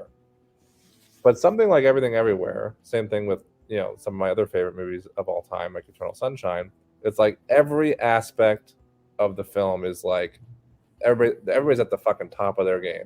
It's like you have the most top-notch performances, the unbelievable script and direction from the Daniels, like unbelievable cinematography, choreographed fight scenes, the music, the score by Sun Lux is amazing. I pre-ordered the soundtrack from the A24 website.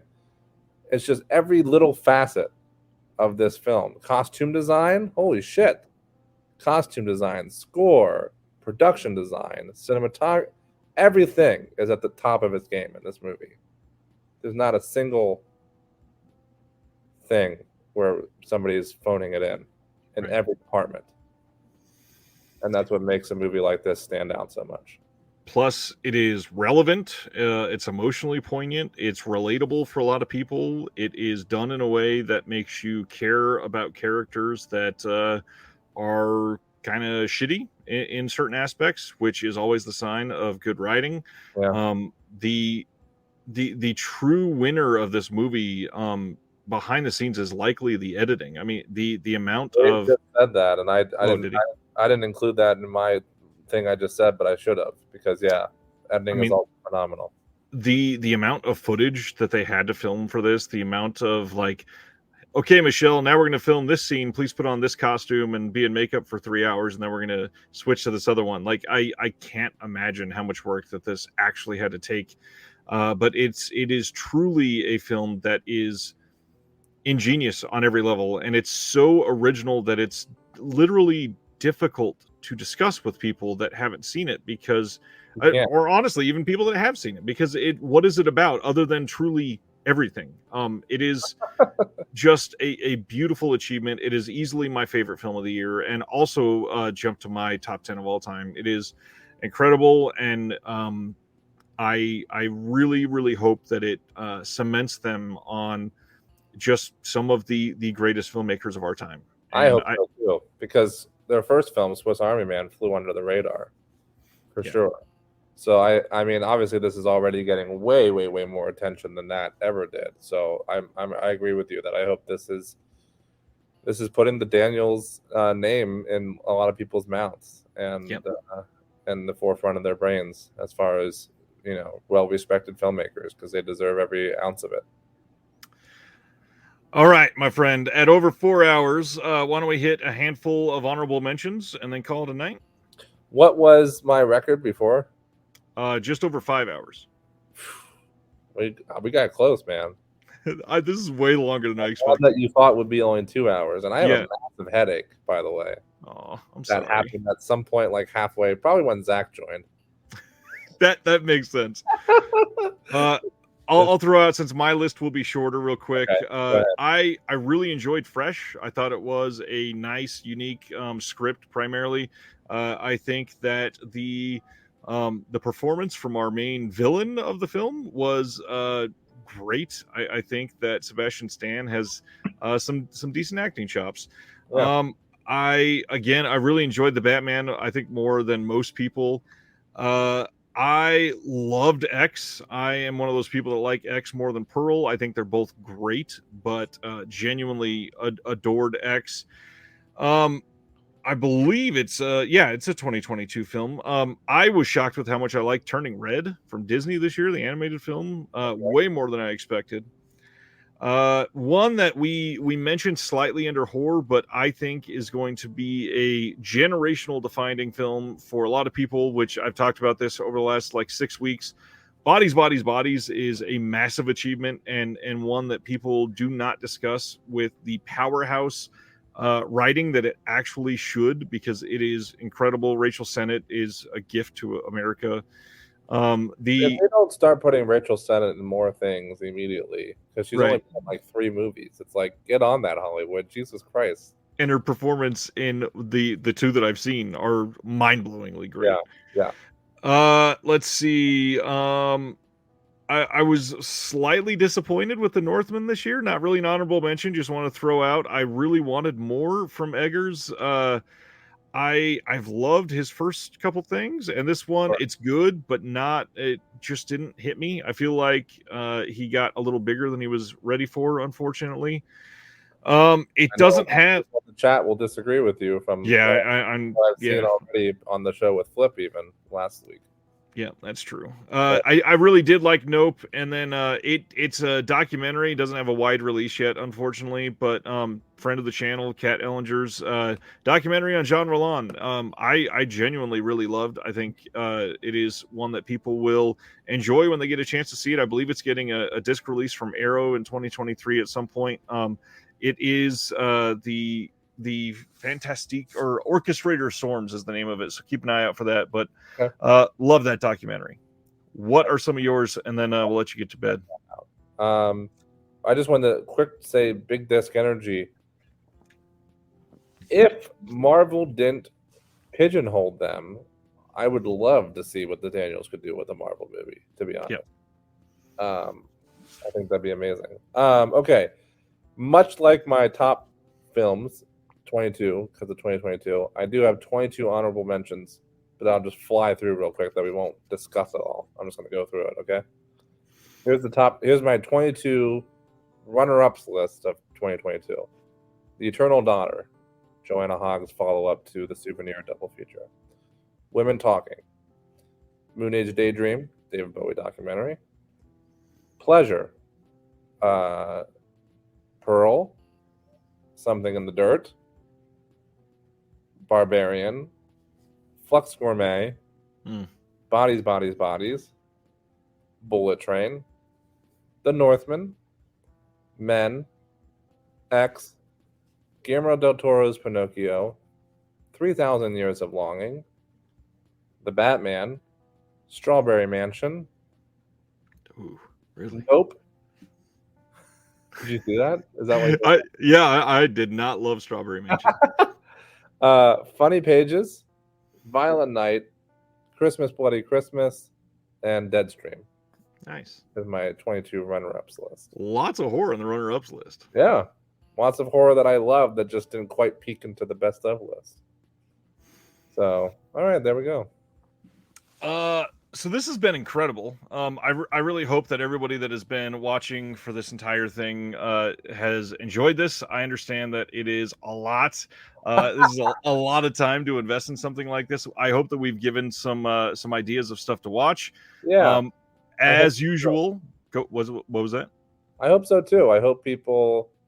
I personally feel like I struggled to emphasize just how much my top films meant to me because I didn't want to give away spoilers. But I hope I explained enough about them that perhaps if you hadn't seen them, maybe you're persuaded to check them out. Well, and most of the top 5 have incredible reputations already, maybe other than After Sun, unfortunately. Right, unfortunately.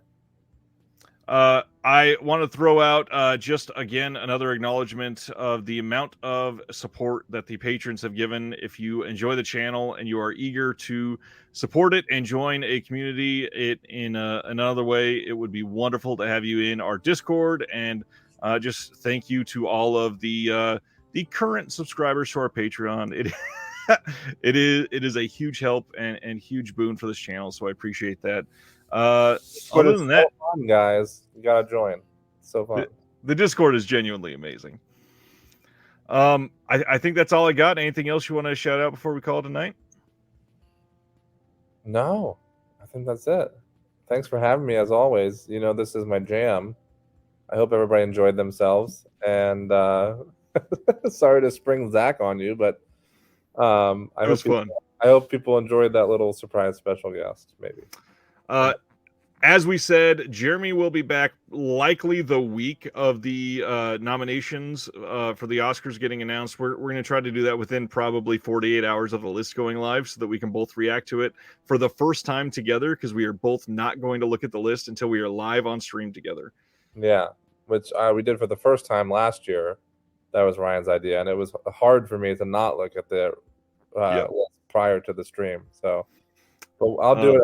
I'll do it again. Talk about a sacrifice, Brian. That's a sacrifice. And Ryan, he's ready to keep going because he lives off of 2 hours of sleep every day. So every single day of my life, and it's also only 12:15 and not 1:15 here. That's true. Yeah, I'm actually, for the first time ever, I'm later than you instead of earlier than you. I appreciate you. Appreciate your time.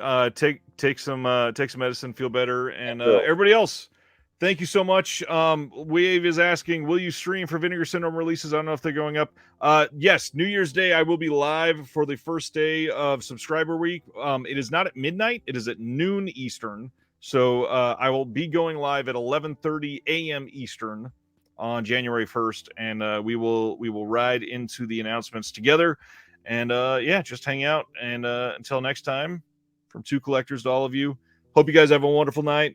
Check out some of the top 2022 releases, and we'll see you next time. And more videos this week for top of 2022 for physical releases. Keep in checking this out. Have a good night.